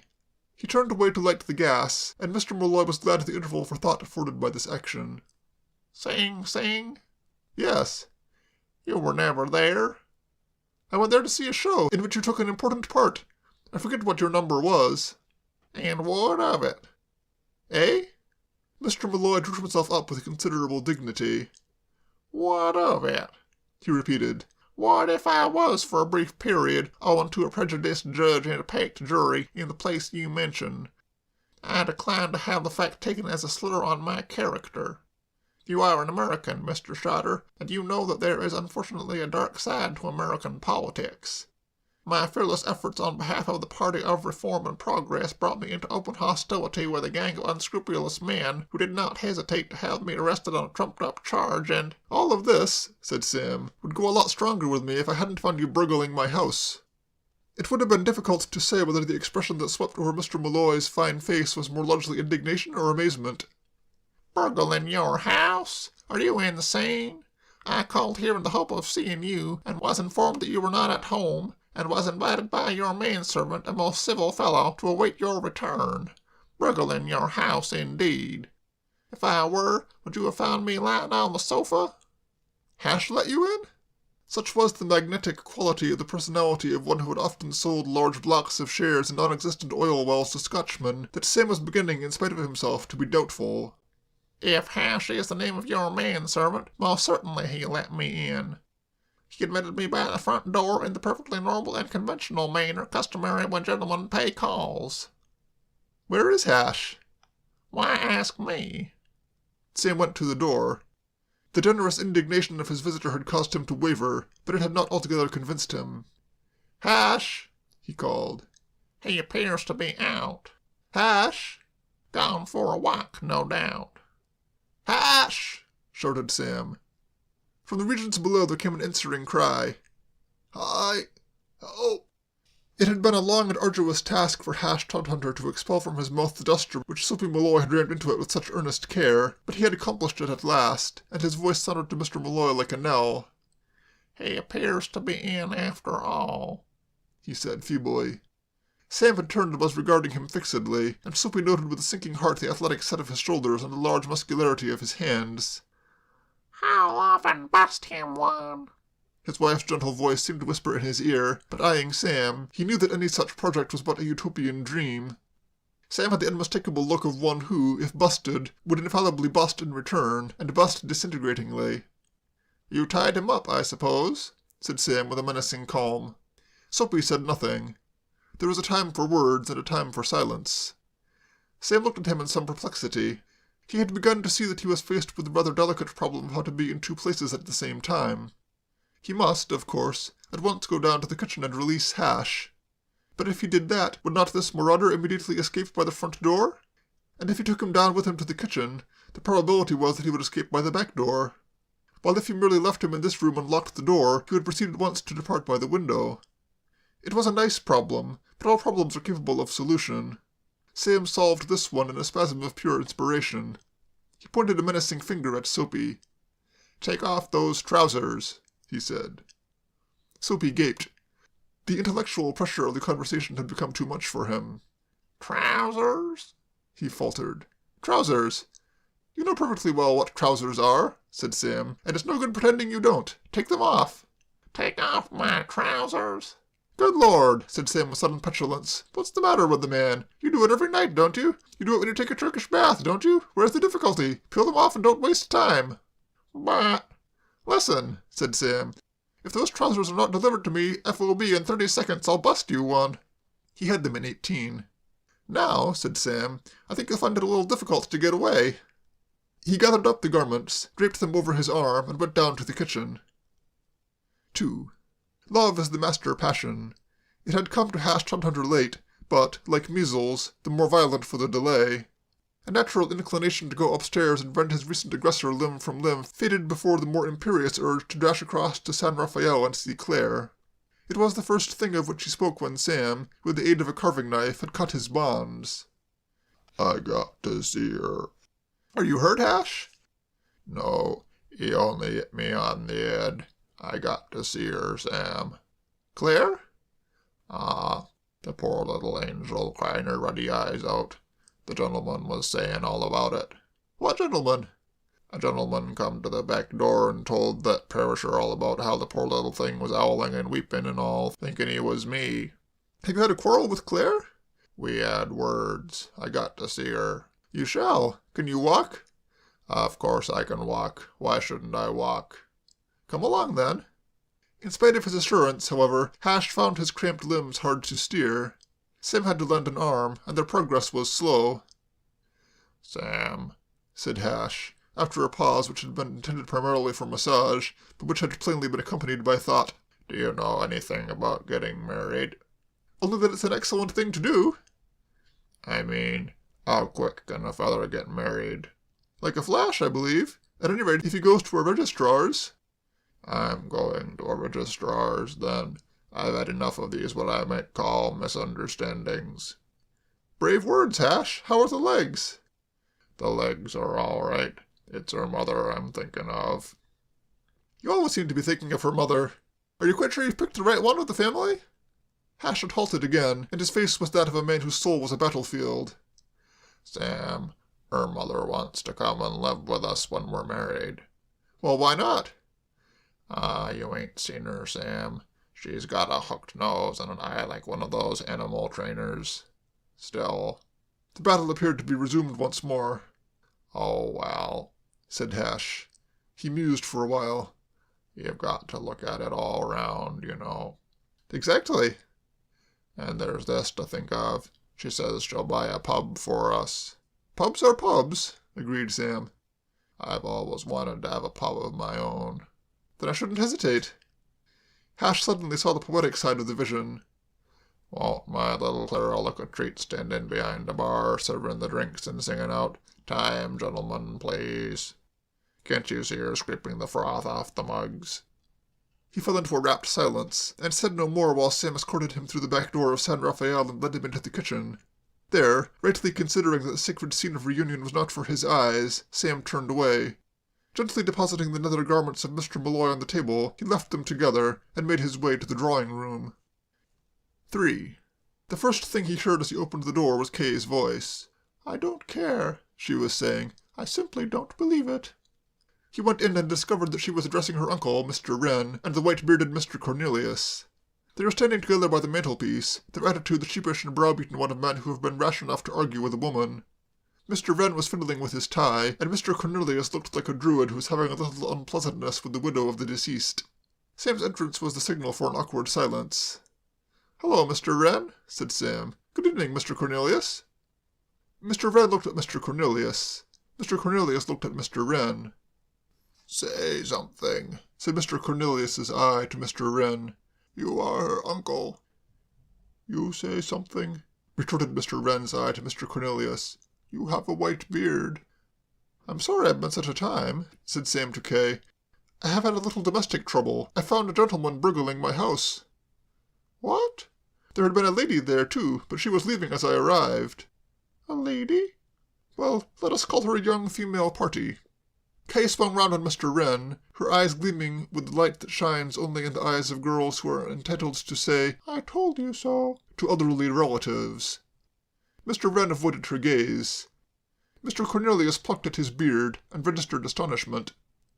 "Burgling your house? What for?" "That's what's puzzling me. These two people seem extraordinarily interested in Mon Repos. They called some days ago and wanted to buy the place, and now I find them burgling it." "Good heavens!" cried Mr. Cornelius. "I wonder, can it be possible?"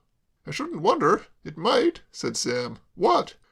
"Do you remember my telling you, Mr. Shotter, when you came to me about the lease of the house, that a well-known criminal had once lived there?" "Yes." "A man called Finglass. Do you remember Finglass, Wren?" "No, he must have been before my time." "How long have you been here?" "About 3 years and a half." "Ah, then it was before your time. This man robbed the New Asiatic Bank of something like £400,000 worth of securities. He was never caught, and presumably fled the country. You will find the whole story in my History of Valley Fields. Can it be possible that Finglass hid the bonds in Mon Repos, and was unable to get back there and remove them?" "You said it!" cried Sam enthusiastically. "It would account for the anxiety of these people to obtain access to the house." "Why, of course," said Kay. "It sounds extremely likely," said Mr. Wren. "Was the man tall and thin with a strong cast in the left eye?" "No, a square-faced sort of fellow." "Then it would not be Finglass himself. No doubt some other criminal, some associate of his, who had learned from him that the bonds were hidden in the house. I wish I had my history here," said Mr. Cornelius. "Several pages of it are devoted to Finglass." "I'll tell you what," said Sam. "Go and get it." "Shall I?" "Yes, do." "Very well. Will you come with me, Wren?" "Certainly he will," said Sam warmly. "Mr. Wren would like a breath of fresh air." With considerable satisfaction he heard the front door close on the non-essential members of the party. "What an extraordinary thing," said Kay. "Yes," said Sam, drawing his chair closer. "The aspect of the affair that strikes me—" "What became of the man?" "He's all right. I left him in the drawing-room." "But he'll escape." "Oh, no." "Why not?" "Well, he won't." "But all he's got to do is walk out of the door." "Yes, but he won't do it." Sam drew his chair still closer. "I was saying that the aspect of the affair that strikes me most forcibly is that now I shall be in a position to marry and to do it properly." "Are you thinking of marrying someone?" "I think of nothing else. Well, now, to look into this. The bank will probably give a 10% reward for the return of the stuff. Even 5% would be a nice little sum. That fixes the financial end of the thing. So now—" "You seem very certain that you will find this money." "Oh, I shall find it, have no fear. If it's there—" "Yes, but perhaps it isn't." "I feel sure that it is. So now let's make our plans. We'll buy a farm somewhere, don't you think? I have no objection to your buying a farm. I said we. We will buy a farm and there settle down and live to a ripe old age on milk, honey, and the produce of the soil. You will wear a gingham gown, I shall grow a beard. We will keep dogs, pigeons, cats, sheep, fowl, horses, cows, and a tortoise to keep in the garden. Good for the snails, explained Sam. Bad for them, I should think. Are you fond of tortoises? Aren't you? Not very. Then, said Sam magnanimously, we will wave the tortoise. It sounds like a forgotten sport of the past, waving the tortoise. To resume, we decide on the farm. Right. Now where is it to be? You are a Wiltshire girl, so no doubt will prefer that county. I can't afford to buy back midways for you, I'm afraid, unless on second thoughts I decide to stick to the entire proceeds instead of handing them back to the bank. We shall have to talk that over later, but isn't there some old greystone honeysuckle-covered place in the famous Braddock estates? Good heavens! What's the matter? You said you had left that man in your drawing-room. Well? I've suddenly remembered that I sent Willoughby over to Monterey Post 10 minutes ago to find out why you were so long. He's probably being murdered. Oh, I shouldn't think so. To go back to what I was saying, you must go and see at once. Do you really think it's necessary? Of course it is. Oh, very well. Sam rose reluctantly. Life, he felt with considerable peevishness, was one long round of interruptions. He went round to the door of Monterey Post and let himself in with his key. A rumble of voices proceeding from the drawing-room greeted him as he entered. He banged the door, and a moment later Mr. Braddock came out, looking a little flustered. "Oh, there you are, Sam. I was just coming round to fetch you." "Anything wrong?" "It depends on what you call wrong." Mr. Braddock closed the drawing-room door carefully. "You know Lord Tilbury?" "Of course I know Lord Tilbury." "Well, he's in there," said Willoughby Braddock, jerking an odd thumb toward the drawing-room. "And he hasn't got any trousers on." End of Chapter 24. Chapter 25. Sam Hears Bad News. Sam uttered a cry of exceeding bitterness. Nothing is more galling to your strategist than to find that some small unforeseen accident has occurred and undone all his schemes. The one thing for which he had omitted to allow was the possibility of some trousered caller wandering in during his absence and supplying Mr. Malloy with the means of escape. "So he's gone, I suppose?" he said morosely. "No, he's still there," said Mr. Braddock. "In the drawing-room." "The man, I mean." "What man?" "The other man." "What other man?" asked Mr. Braddock, whose exacting afternoon had begun to sap his mental powers. "Oh, never mind," said Sam impatiently. "What did Lord Tilbury want coming down here, confound him?" "Came to see you about something, I should think," surmised Mr. Braddock. "Didn't he tell you what it was?" "No. As a matter of fact, we've been chatting mostly about trousers. You haven't got a spare pair in the house by any chance, have you?" "Of course I have, upstairs." "Then I wish," said Mr. Braddock earnestly, "that you would dig them out and give them to the old boy. He's been trying for the last 10 minutes to get me to lend him mine, and it simply can't be done. I've got to be getting back to town soon to dress for dinner, and you can say what you like. A fellow buzzing along in a two-seater without any trousers on looks conspicuous." "Darn that fool coming down here just this time," said Sam, still aggrieved. "What exactly happened?" "Well, he's a bit on the incoherent side, but as far as I can make out, that man of yours, the chap who calls me brother, seems to have gone completely off his onion.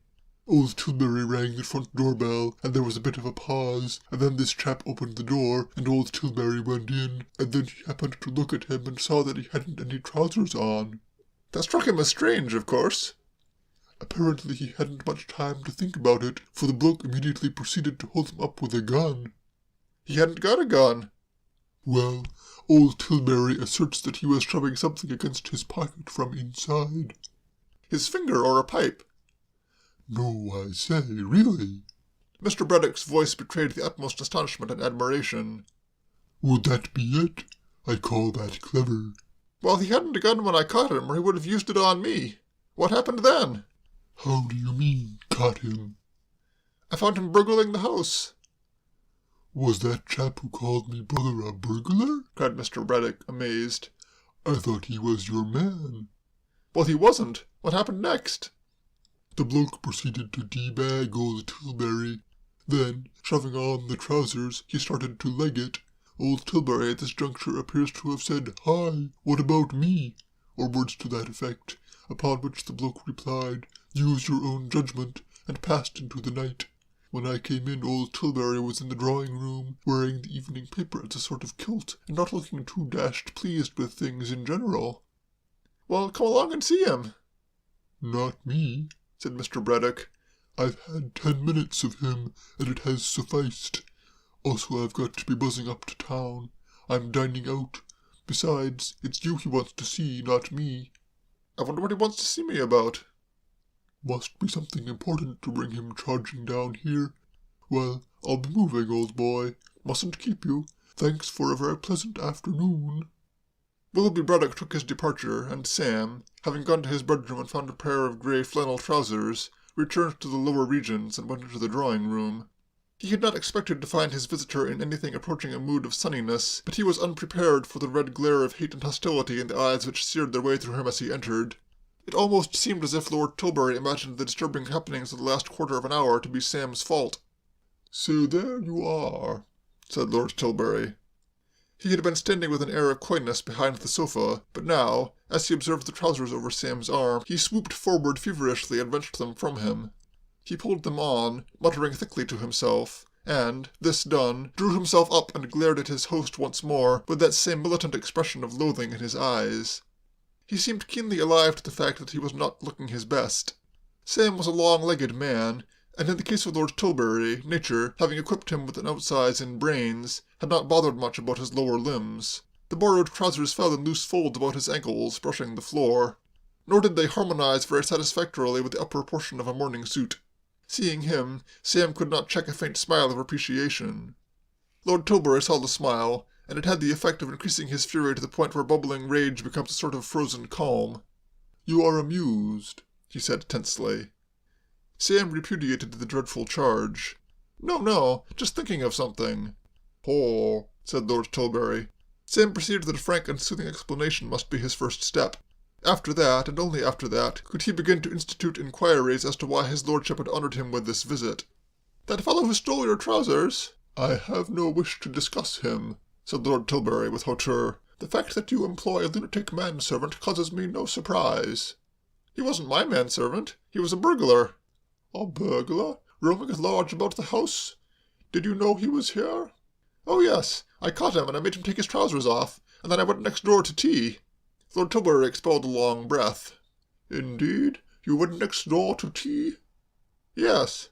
"Leaving this criminal?" "Well, I knew he couldn't get away. Oh, I had reasoned it all out. Your happening to turn up was just a bit of bad luck. Was there anything you wanted to see me about?"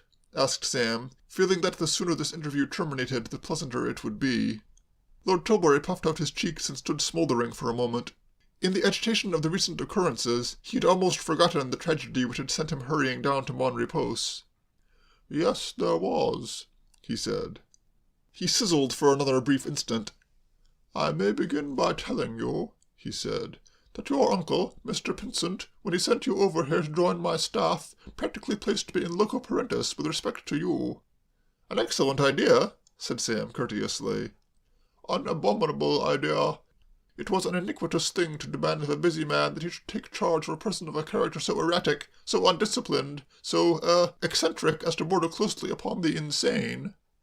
"Insane?" said Sam. He was wounded to the quick by the injustice of these harsh words. From first to last, he could think of no action of his that had not been inspired and guided throughout by the dictates of pure reason. "Who, me?" "Yes, you. It was a monstrous responsibility to give any man, and I consented to undertake it only because, "I know, my uncle told me," said Sam, to help him out. "You had some business deal on, and you wanted to keep in with him." Lord Tilbury showed no gratitude for this kindly prompting. "Well," he said bitterly, "it may interest you to know that the deal to which you refer has fallen through." "Oh, I'm sorry to hear that," said Sam sympathetically. "That's tough luck. I'm afraid my uncle is a queer sort of fellow to do business with." "I received a cable from him this afternoon, informing me that he had changed his mind, and would be unable to meet me in the matter." "Too bad," said Sam. "I really am sorry." "And it is entirely owing to you, you may be pleased to learn." "Me? Why, what have I done?" "I will tell you what you have done. Mr. Pinsent's cable was in answer to one from me, in which I informed him that you were in the process of becoming entangled with a girl." "What?" "You need not trouble to deny it. I saw you with my own eyes lunching together at the Savoy, and I happen to know that this afternoon you took her to the theatre." Sam looked at him dizzily. You can't by any chance be referring to Miss Derrick?" "Of course I am referring to Miss Derrick."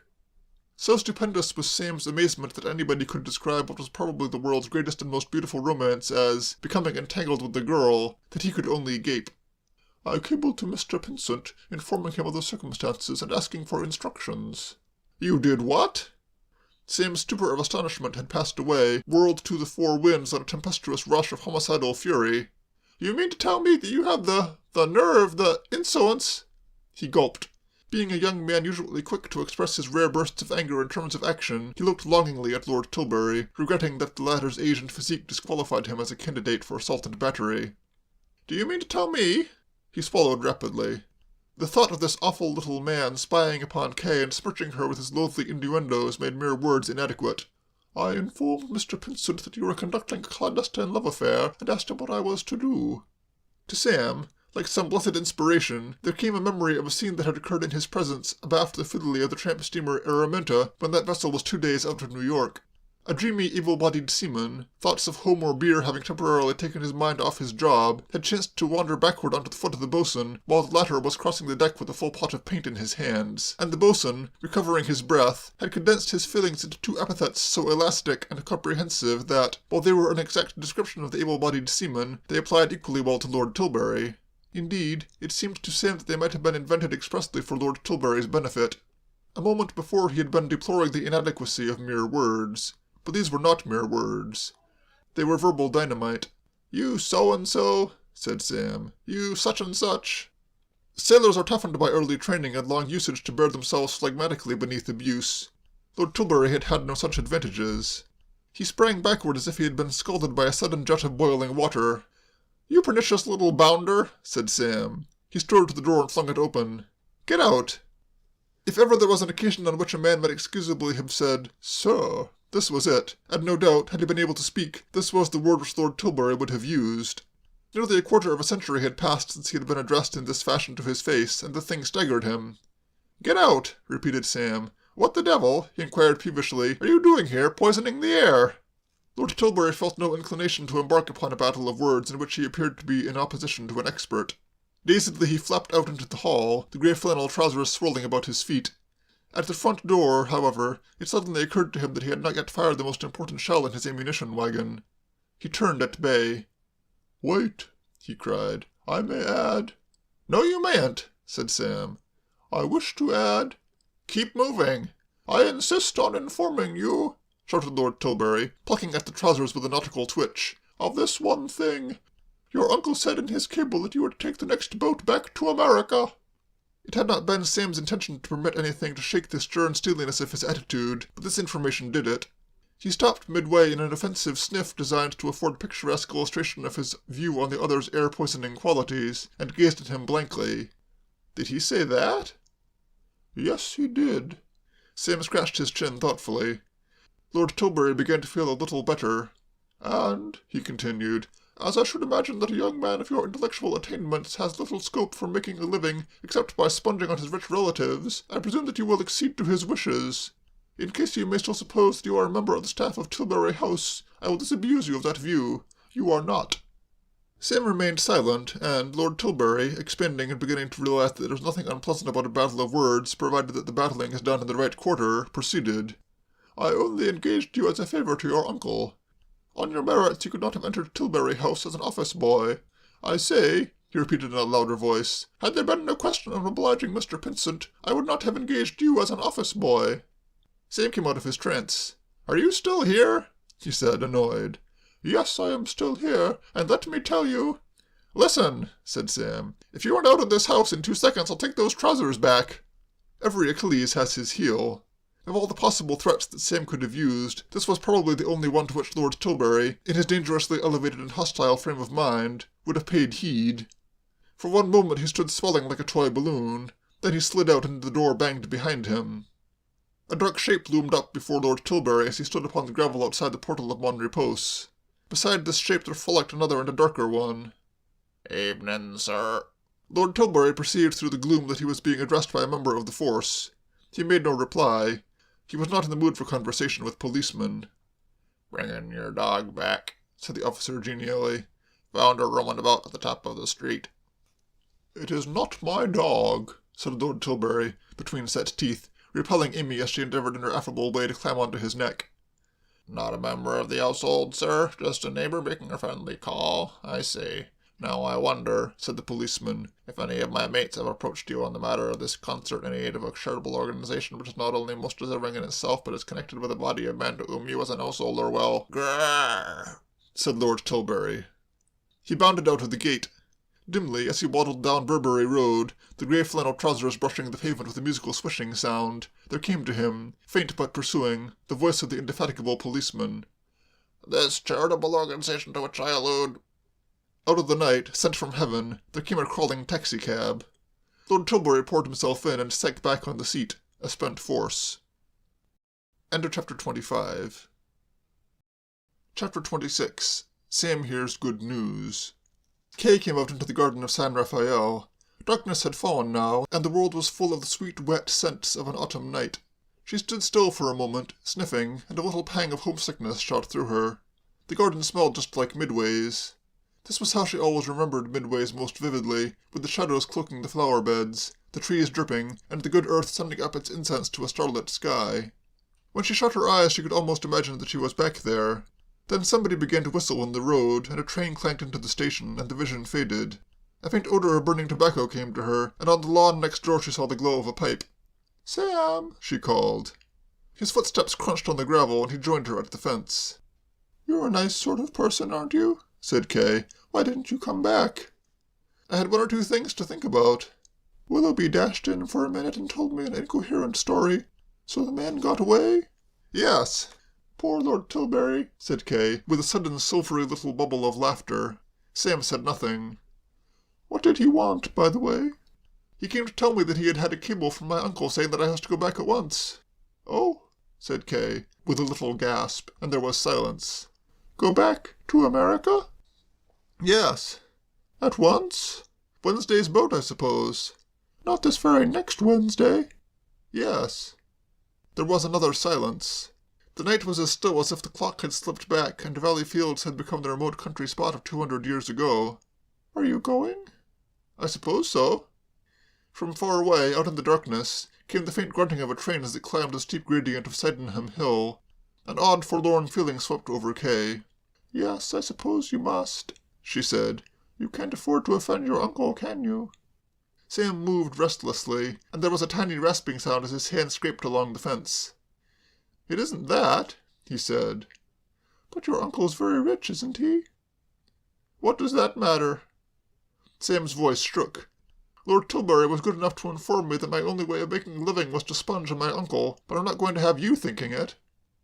"But, well, why are you going, then?" Sam choked. "I'll tell you why I'm going. Simply because I might as well be in New York as anywhere. If there was the slightest hope that by staying on here I could get you to marry me—" His hand rasped on the fence again. "Of course I know there isn't. I know you don't take me seriously. I haven't any illusions about myself. I know just what I amount to, in your eyes. I'm the fellow who blunders about and trips over himself and is rather amusing when you're in the mood. But I don't count. I don't amount to anything." Kay stirred in the darkness, but she did not speak. "You think I'm kidding all the time. Well, I just want you to know this, that I'm not kidding about the way I feel about you. I used to dream over that photograph before I'd ever met you, and when I met you I knew one thing for certain, and that was that there wasn't ever going to be anyone except you, ever. I know you don't care about me and never will. Why should you? What on earth is there about me that could make you? I'm just, A little ripple of laughter came from the shadows. "Poor old Sam," said Kay. "Yes, there you are, in a nutshell. Poor old Sam." "I'm sorry I laughed, but it was so funny to hear you denouncing yourself in that grand way." "Exactly. Funny." "Oh, what's wrong with being funny? I like funny people." "I'd no notion you had such hidden depths, Sam. Though of course the palmist said you had, didn't she?" The train had climbed the hill and was now rumbling off into the distance. A smell of burning leaves came floating over the gardens. "I don't blame you for laughing," said Sam. "Pray laugh if you wish to." Kay availed herself of the permission. Oh, Sam, you are a pompous old ass, aren't you? Pray laugh if you wish to. Sam. Well? Do you really mean that you would stay on in England if I promised to marry you? Yes. And defend your rich uncle for life and get cut off with $1 or whatever they cut nephews off with in America? Yes. Kay reached up at Sam's head and gave his hair a little proprietorial tug. Well, why don't you, Sambo? She said softly. It seemed to Sam that in some strange way his powers of breathing had become temporarily suspended. A curious dry feeling had invaded his throat. He could hear his heart thumping. What? He croaked huskily. I said, why do you not, Samivel? Whispered Kay, punctuating the words with little tugs. Sam found himself on the other side of the fence. How he had got there he did not know. Presumably he had scrambled over. A much abraded shin bone was to show him later that this theory was the correct one, but at the moment bruised shins had no meaning for him. He stood turning the molded flower bed on which he had alighted, staring at the indistinct whiteness which was Kay. But look here, said Sam thickly. But look here. A bird stirred sleepily in the tree. But look here. And then somehow, things were happening mysteriously tonight, and apparently of their own volition. He found that Kay was in his arms. It seemed to him also, though his faculties were greatly clouded, that he was kissing Kay. But look here, he said thickly. They were now, in some peculiar manner, walking together up the gravel path, and he, unless his senses deceived him, was holding her hand tucked very tightly under his arm. At least, somebody, at whom he seemed to be looking from a long distance, was doing this. This individual, who appeared to be in a confused frame of mind, was holding that hand with a sort of frenzied determination, as if he was afraid she might get away from him. But look here, this isn't possible. What isn't possible? All this. A girl like you, a wonderful, splendid, marvelous girl like you can't possibly love. The word seemed to hold all the magic of all the magicians, and he repeated it dazedly. Love, can't possibly love a fellow like me. He paused, finding the wonder of the thing oppressive. It doesn't make sense. Why not? Well, a man, oh, I don't know. Kay chuckled. It came upon Sam with an overwhelming sense of personal loss that she was smiling, and that he could not see that smile. Other future smiles he would see, but not that particular one, and it seemed to him that he would never be able to make up for having missed it. Would you like to know something, Sam? What? Well, if you'll listen, I'll explain exactly how I feel. Have you ever had a very exciting book taken away from you just when you were in the middle of it? No, I don't think so. Well, I have. It was at Midway's when I was 9. I had borrowed it from the page boy, who was a great friend of mine, and it was about a man called Cincinnati Kit, who went round most of the time in a mask with lots of revolvers. I had just got halfway in it when my governess caught me and I was sent to bed and the book was burned. So I never found out what happened in the little room with the steel walls behind the bar to the Blue Gulch Saloon. I didn't get over the disappointment for years. But when you told me you were going away, I suddenly realized that this awful thing was on the point of happening to me again, and this time I knew I would never get over it. It suddenly flashed upon me that there was absolutely nothing worthwhile in life except to be with you and watch you and wonder what perfectly mad thing you would be up to next. Would Aunt Isabel say that that was love? She would, said Sam with conviction. Well, it's my form of it anyhow. I just want to be with you for years and years and years, wondering what you're going to do next. I'll tell you what I'm going to do at this moment, said Sam. I'm going to kiss you. Time passed. Kay, said Sam. Yes? Do you know? No, you'll laugh. I promise I won't. What were you going to say? That photograph of you, the one I found in the fishing hut. What about it? I kissed it once. Only once? No, said Sam stoutly. If you really want the truth, every day. Every blessed single day, and several times a day. Now laugh. No, I'm going to laugh at you all the rest of my life, but not tonight. You're a darling, and I suppose, said Kay thoughtfully, I'd better go and tell my uncle so, hadn't I, if he has got back? Tell your uncle? Well, he likes to know what's going on around him in the home. But that means you'll have to go in. Only for a minute. I shall just pop my head into the door and say, Oh, Uncle, talking of Sam, I love him. Look here, said Sam earnestly, if you will swear on your word of honor, your sacred word of honor, not to be gone more than 30 seconds. As if I could keep away from you longer than that, said Kay. Left alone in a bleak world, Sam found his thoughts taking for a while a somber turn. In the exhilaration of the recent miracle which had altered the whole face of the planet, he had tended somewhat to overlook the fact that for a man about to enter upon the sacred state of matrimony, he was a little ill-equipped with the means of supporting a home. His weekly salary was in his pocket, and a small sum stood to his credit in a Lombard Street bank, but he could not, he realized, be considered an exceptionally good match for the least exacting of girls. Indeed, at the moment, like the gentleman in the song, all he was in the position to offer his bride was a happy disposition and a wild desire to succeed. These are damping reflections for a young man to whom the keys of heaven have just been given, and they made Sam pensive. But his natural ebullience was not long in coming to the rescue.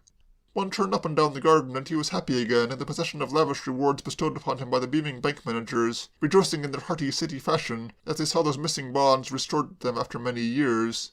He refused absolutely to consider the possibility of failure to unearth the treasure.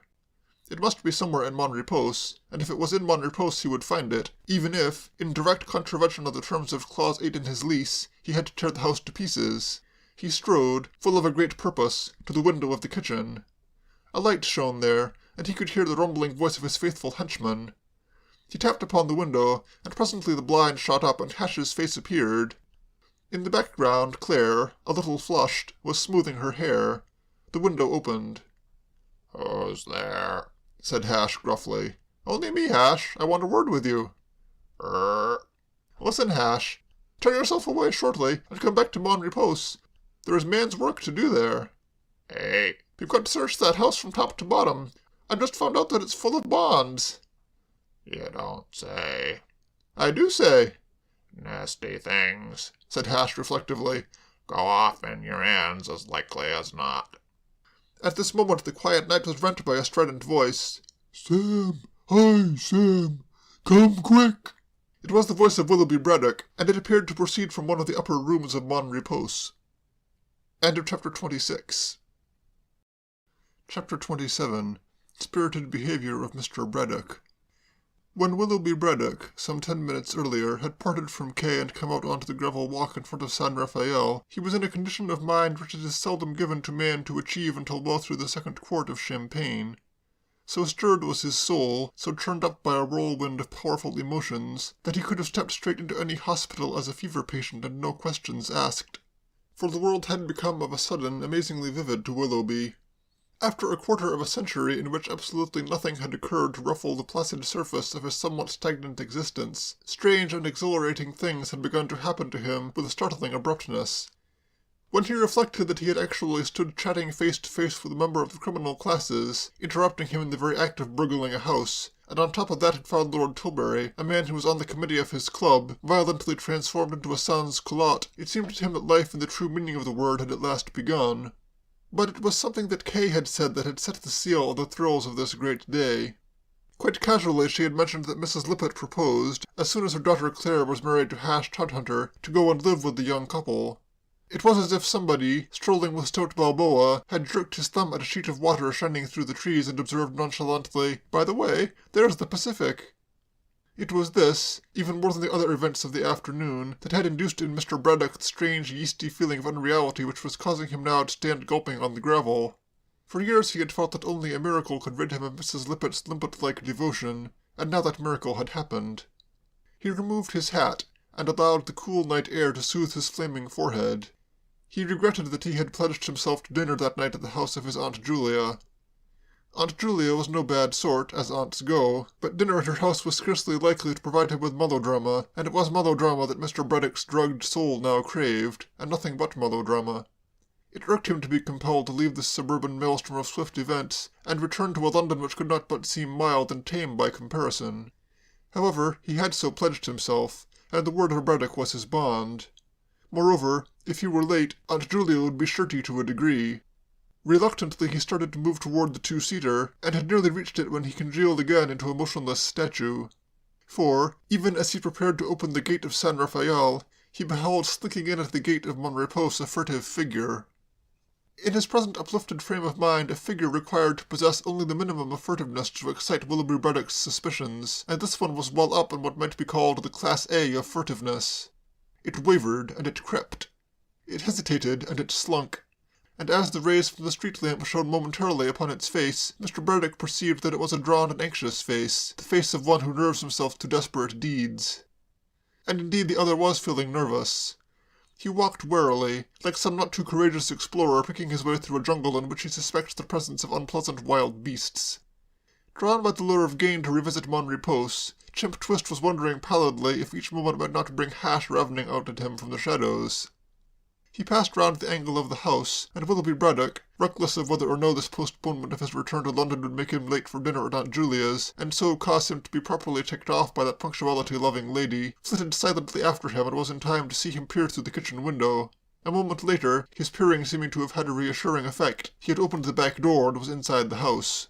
Willoughby Braddock did not hesitate. The idea of being alone in a small semi-detached house with a desperate criminal who was probably armed to the gills meant nothing to him now. In fact, he rather preferred it. He slid silently through the back door in the fellow's wake, and, having removed his shoes, climbed the kitchen stairs. A noise from above told him that he was on the right track. Whatever it was that the furtive bloke was doing, he was doing it upstairs. As for Chimp Twist, he was now going nicely. The operations which he was conducting were swift and simple. Once he had ascertained by a survey through the kitchen window that his enemy, Hash, was not on the premises, all his nervousness had vanished. Possessing himself of the chisel which he had placed in the drawer of the kitchen table in readiness for just such an emergency, he went briskly upstairs. The light was burning in the hall and also in the drawing-room, but the absence of sounds encouraged him to believe that Sam, like Hash, was out. This proved to be the case, and he went on his way completely reassured. All he wanted was 5 minutes alone and undisturbed, for the directions contained in Mr. Finglass's letter had been specific, and once he had broken through the door of the top back bedroom, he anticipated no difficulty in unearthing the buried treasure. It was, Mr. Finglass had definitely stated, a mere matter of lifting a board. Chimp Twist did not sing as he climbed the stairs, for he was a prudent man, but he felt like singing. A sharp cracking noise came to Willoughby Braddock's ears as he halted snakily on the first landing. It sounded like the breaking open of a door, and so it was.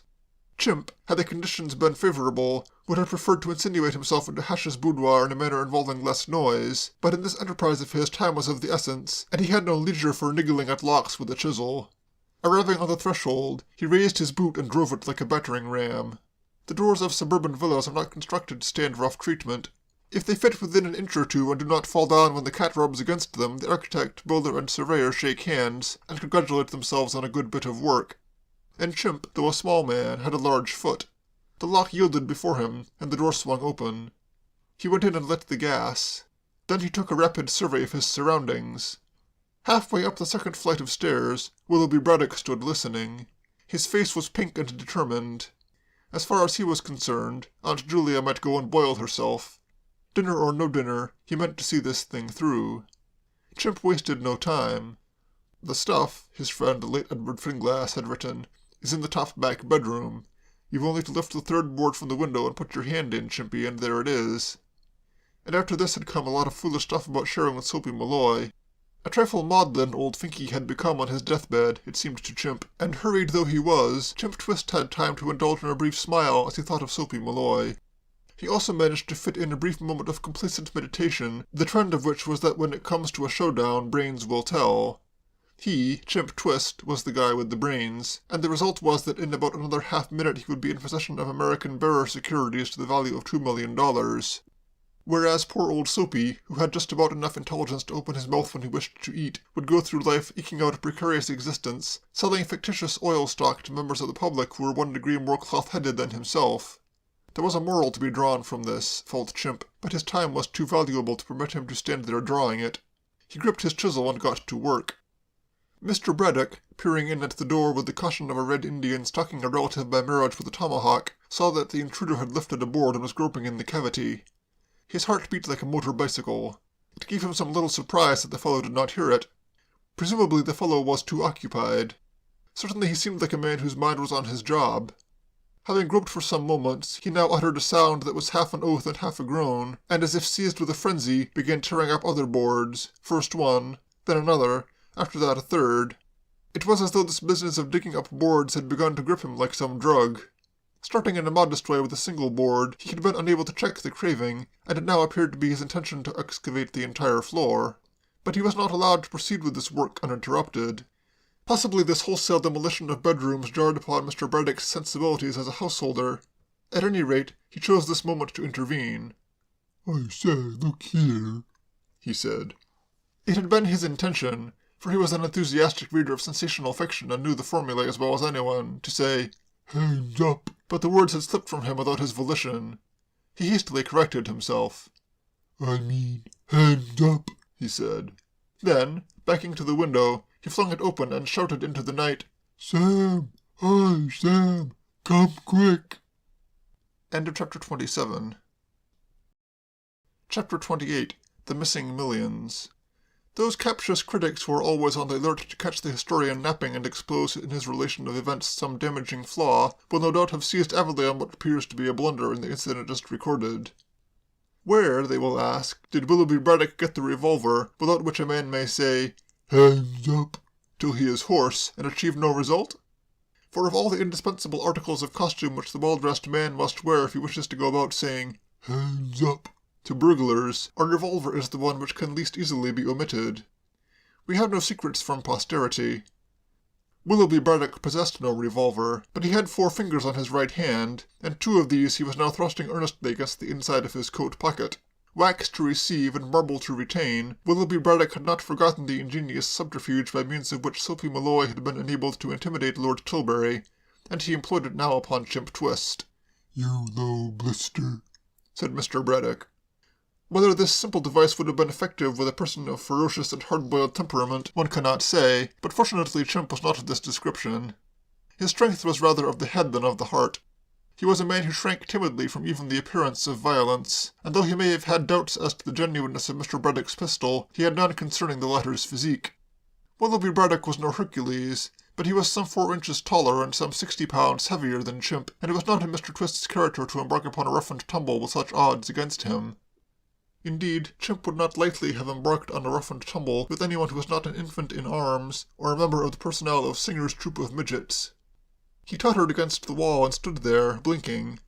The sudden materialization of Willoughby Braddock, apparently out of thin air, had given him a violent shock, from which he had not even begun to recover. "You man of wrath," said Mr. Braddock. The footsteps of one leaping from stair to stair made themselves heard. Sam charged in. "What's up?" Mr. Braddock, with pardonable unction, directed his notice to the captive. "Another of the gang," he said. "I caught him." Sam gazed at Chimp and looked away, disappointed. "You poor idiot," he said peevishly. "That's my odd job man." "What?" "My odd job man." Willoughby Braddock felt for an instant damped. Then his spirits rose again. He knew little of the duties of odd job men, but whatever they were, this one, he felt, had surely exceeded them. "But why was he digging up the floor?" And Sam, glancing down, saw that this was what his eccentric employee had, indeed, been doing, and suspicion blazed up within him. "What's the game?" he demanded, eyeing Chimp. "Exactly," said Mr. Braddock. "The game. What is it?" Chimp's nerves had recovered a little of their tone. His agile brain was stirring once more. "You can't do anything," he said. "It wasn't breaking and entering. I live here. I know the law." "Never mind about that. What were you up to?" "Looking for something," said Chimp sullenly, "and it wasn't there." "Did you know Finglass?" asked Sam keenly. Chimp gave a short laugh of intense bitterness. "I thought I did, but I didn't know he was so fond of a joke." "Breder," said Sam urgently, "a crook named Finglass used to live in this house, and he buried a lot of his swag somewhere in it." "Good gosh!" exclaimed Mr. Braddock. "You don't say so." "Did this fellow take anything from under the floor?" "You bet your sweet life I didn't," said Chimp, with feeling. "It wasn't there. You seem to know all about it, so I don't mind telling you that Finky wrote me the stuff was under the 3rd board from the window in this room. Whether he was off his damned head or whether he was just stringing me, I don't know, but I do know it isn't there, and now I'm going." "Oh, no, you aren't, by Jove," said Mr. Braddock. "Oh, let him go," said Sam wearily. "What's the use of keeping him hanging around?" He turned to Chimp. His own disappointment was so keen that he could almost sympathize with him.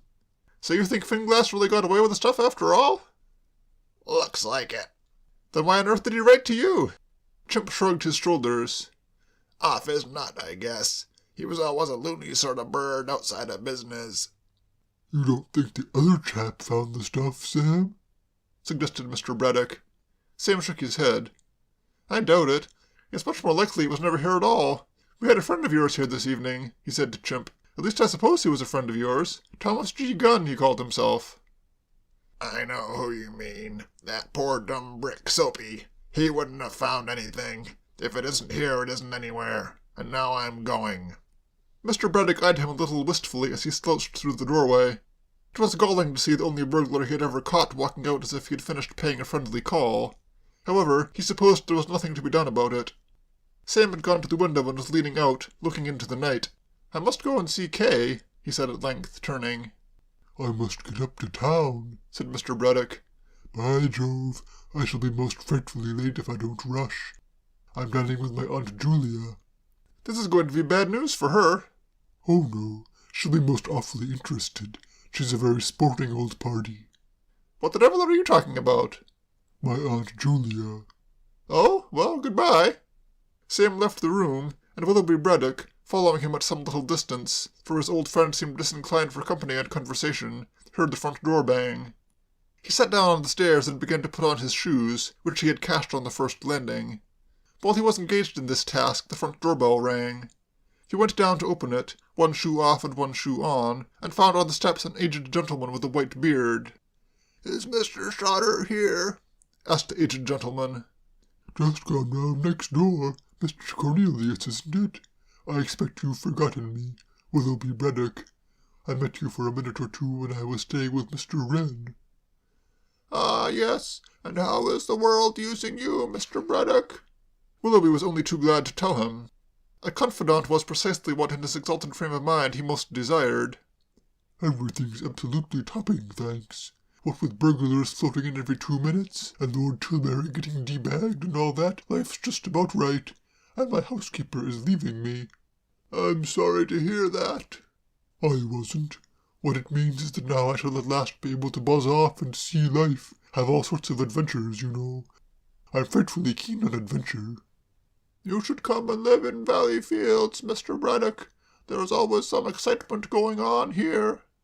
Yes, you're not far wrong. Still, what I meant was more the biffing off on the out-trail stuff. I'm going to see the world. I'm going to be one of those fellows Kipling writes about. I was talking to a chap of that sort at the club the other day. He said he could remember Uganda when there wasn't a white man there. I can remember Valley Fields when it had not a single cinema house. This fellow was once treed by a rhinoceros for 6 hours. A similar thing happened to a Mr. Walkinshaw, who lived at Balmoral, in Acacia Road. He came back from London one Saturday afternoon in a new tweed suit, and his dog, failing to recognize him, chased him onto the roof of the summer-house. Well, I must be getting along, Mr. Braddock. I promised to read extracts from my history of Valley Fields to Mr. Shotter. Perhaps you would care to hear them too. I should love it, but I've got to dash off and dine with my Aunt Julia. Some other time, perhaps. Absolutely. By the way, that man I was telling you about, he was as near as a toucher bitten by a shark once. Nothing to what happens in Valley Fields, said Mr. Cornelius patriotically. The occupant of the Firs at the corner of Buller Street and Myrtle Avenue, a Mr. Phillimore. Perhaps you've heard of him? No. Mr. Edwin Phillimore, connected with the firm of Burkett, Son, Podmarsh, and Burkett, the solicitors. What about him? Last summer, said Mr. Cornelius, he was bitten by a guinea pig. End of chapter 28. Chapter 29. Mr. Cornelius reads his history. 1. It is a curious fact, and one frequently noted by philosophers, that every woman in this world cherishes within herself a deep-rooted belief, from which nothing can shake her, that the particular man to whom she has plighted her love is to be held personally blameworthy for practically all the untoward happenings of life. The vapid and irreflective would call these things accidents, but she knows better. If she arrives at a station at 5 minutes past 9 to catch a train which has already left 9 minutes past 5, she knows that it is Sir Henry who is responsible, just as he was responsible the day before for a shower of rain coming on when she was wearing her new hat. But there was sterling stuff in Kay Derrick. Although no doubt she felt in her secret heart that the omission of the late Mr. Edward Finglass to deposit his ill-gotten gains beneath the floor of the top back bedroom of Monterey Post could somehow have been avoided if Sam had shown a little enterprise and common sense, she uttered no word of reproach. Her reception of the bad news, indeed, when, coming out into the garden, he saw her waiting for him on the lawn of San Rafael and climbed the fence to deliver it, was such as to confirm once and for all his enthusiastic view of her splendid qualities. Where others would have blamed, she sympathized, and not content with mere sympathy, she went on to minimize the disaster with soothing argument. "What does it matter?" she said. "We have each other." The mind of man, no less than that of woman, worked strangely.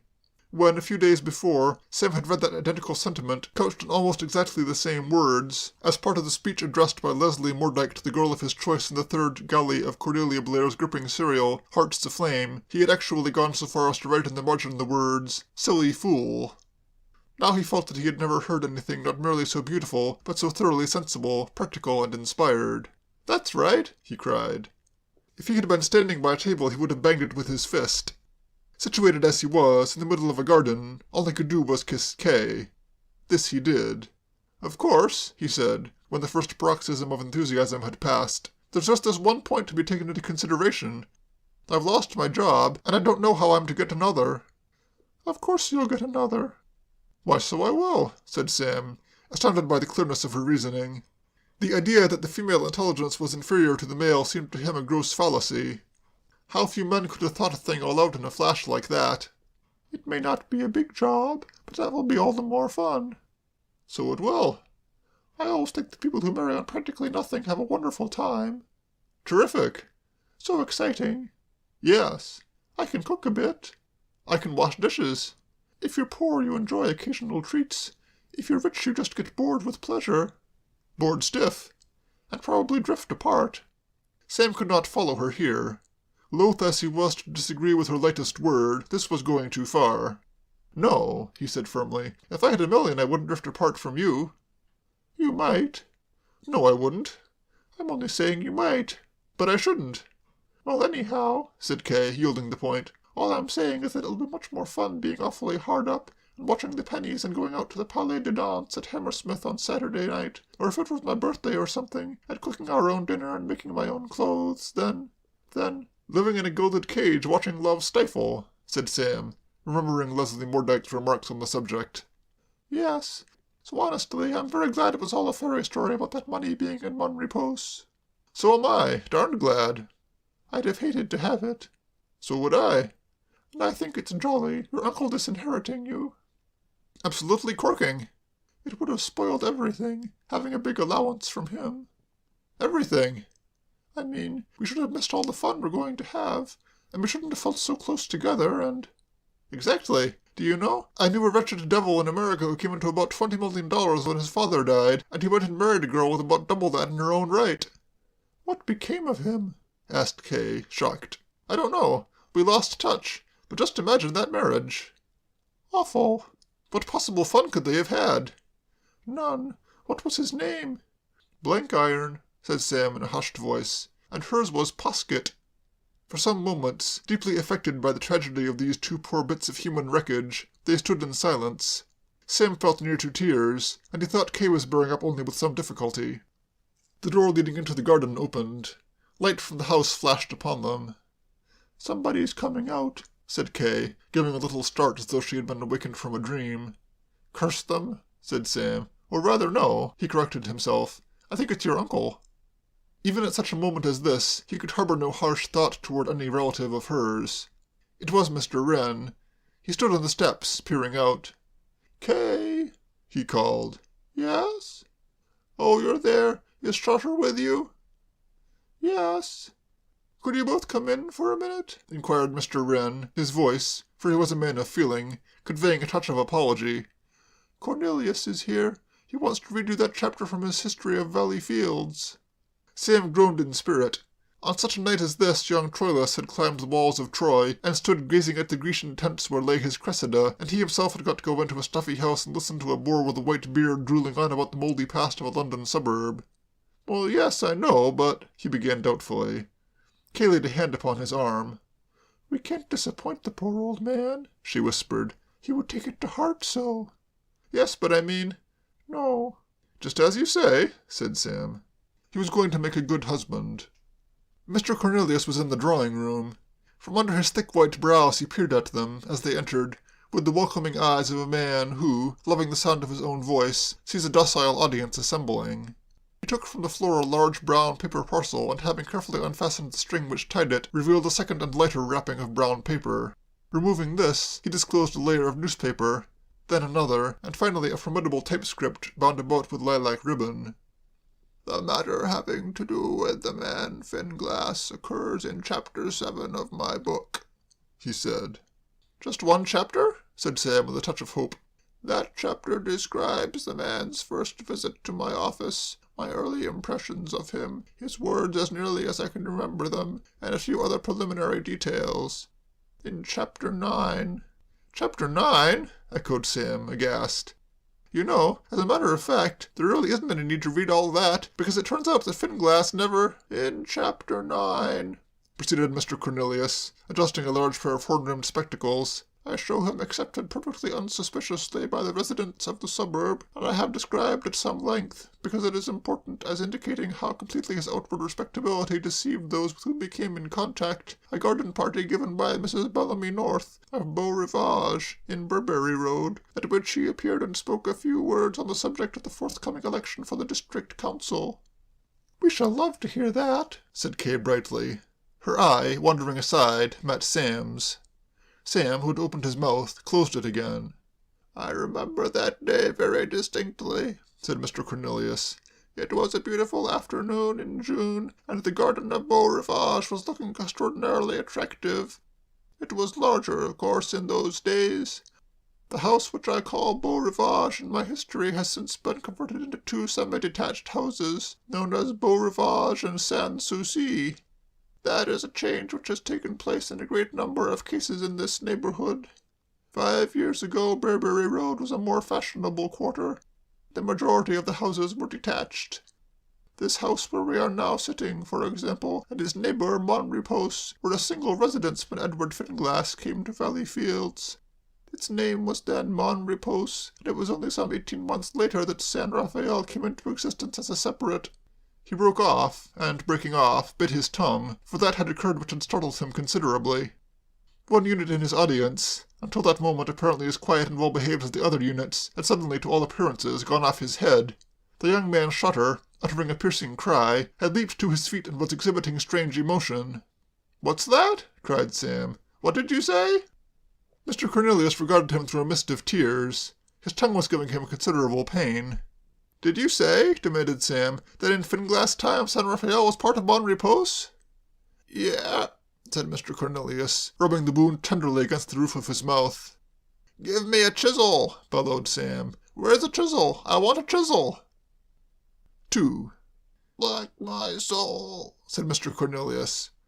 He spoke a little thickly, for his tongue was still painful, but its anguish was forgotten under the spell of a stronger emotion. 5 minutes had passed since Sam's remarkable outburst in the drawing-room, and now, with Mr. Wren and Kay, he was standing in the top-back bedroom of San Rafael, watching the young man as he drew up from the chasm in which he had been groping a very yellowed, very dusty package, which crackled and crumbled in his fingers. "Like my soul," said Mr. Cornelius. "Good heavens," said Mr. Wren. "Sam!" cried Kay. Sam did not hear their voices. With the look of a mother bending over her sleeping babe, he was staring at the parcel. 2 million, said Sam, choking. 2 million, count 'em, 2 million. A light of pure avarice shone in his eyes. He looked like a man who had never heard the unhappy fate of Dwight Blenkiron, of Chicago, Illinois, and Genevieve, his bride, née Poskett, or who, having heard, did not give a whoop. "What's 10% on 2 million?" asked Sam. 3. Valley Fields lay asleep. Clocks had been wound, cats put out of back doors, front doors bolted and chained. In 1,000 homes 1,000 good householders were restoring their tissues against the labors of another day. The silver-voiced clock on the big tower over the college struck the hour of 2. But though most of its inhabitants were prudently getting their 8 hours and ensuring that schoolgirl complexion, footsteps still made themselves heard in the silence of Burberry Road. They were those of Sam Shutter of Monrepos, pacing up and down outside the gate of San Rafael. Long since had Mr. Wren, who slept in the front of that house, begun to wish Sam Shutter in bed or dead, but he was a mild and kindly man, loath to shout winged words out of windows. So Sam paced, unrebuked, until presently other footsteps joined in chorus with his, and he perceived that he was no longer alone. A lantern shone upon him. "Out late, sir," said the sleepless guardian of the peace behind him. Late? Said Sam. Trifles like time meant nothing to him. Is it late? "Just gone 2, sir." Oh, then perhaps I'd better be going to bed. "Suit yourself, sir. Resident here, sir?" Yes. "Then I wonder," said the constable, "if I can interest you in a concert which is shortly to take place in aid of a charitable organization in connection with a body of men to whom you as an householder well. Do you believe in palmists?" "No, sir. Be the first to admit that you owe the safety of your person and the tranquility of your home, the police." "Well, let me tell you this," said Sam warmly. "Some time ago a palmist told me that I was shortly about to be married, and I am shortly about to be married." "Wish you luck, sir." "Then perhaps I can have the pleasure of selling you and your good lady to me a couple of tickets for this concert in aid of the policeman's orphanage. Tickets, which may be had in any quantity, consist of the 5-shilling ticket. Are you married?" "Yes, sir. The 3-shilling ticket, the half-crown ticket, the shilling ticket, and the 6-penny ticket." "It's the only life, isn't it?" said Sam. "That of the policeman, sir, or the orphan?" "Married life." The constable ruminated. "Well, sir," he replied judicially, "it's like most things, as its advantages and its disadvantages." "Of course," said Sam, "I can see that if 2 people married without having any money, it might lead to a lot of unhappiness. But if you've got plenty of money, nothing can possibly go wrong." "Have you plenty of money, sir?" "Lots of it." "In that case, sir, I recommend the 5-shilling tickets. Say 1 for yourself, 1 for your good lady-to-be, and, to make up the round sovereign, a couple for any gentleman friends you may meet at the club who may desire to be present at what you may take it from me will be a slap-up entertainment, high class from start to finish." Constable Purvis will render asleep on the deep. "Look here," said Sam, suddenly becoming aware that the man was babbling about something. "What on earth are you talking about?" "Tickets, sir." "But you don't need tickets to get married." "You need tickets to be present at the annual concert in aid of the policeman's orphanage, and I strongly advocate the purchase of half a dozen of the 5-shilling. "How much are the 5-shilling?" "5 shillings, sir." "But I've only got a £10 note on me." "Bring your change to your home tomorrow." Sam became aware with a shudder of self-loathing that he was allowing this night of nights to be marred by sordid huckstering. "Never mind the change," he said. "Sir?" "Keep it all. I'm going to be married," he added in explanation. "Keep the old £10, sir?" quavered the stupefied officer. "Certainly. What's £10?" There was a silence. "If everybody was like you, sir," said the constable at length in a deep throaty voice, "the world would be a better place." "The world couldn't be a better place," said Sam. "Good night." "Good night, sir," said the constable reverently. The End. End of chapter 29. End of Sam in the Suburbs by P.G. Wodehouse. Read by Zach Hoyt in Orwell, New York.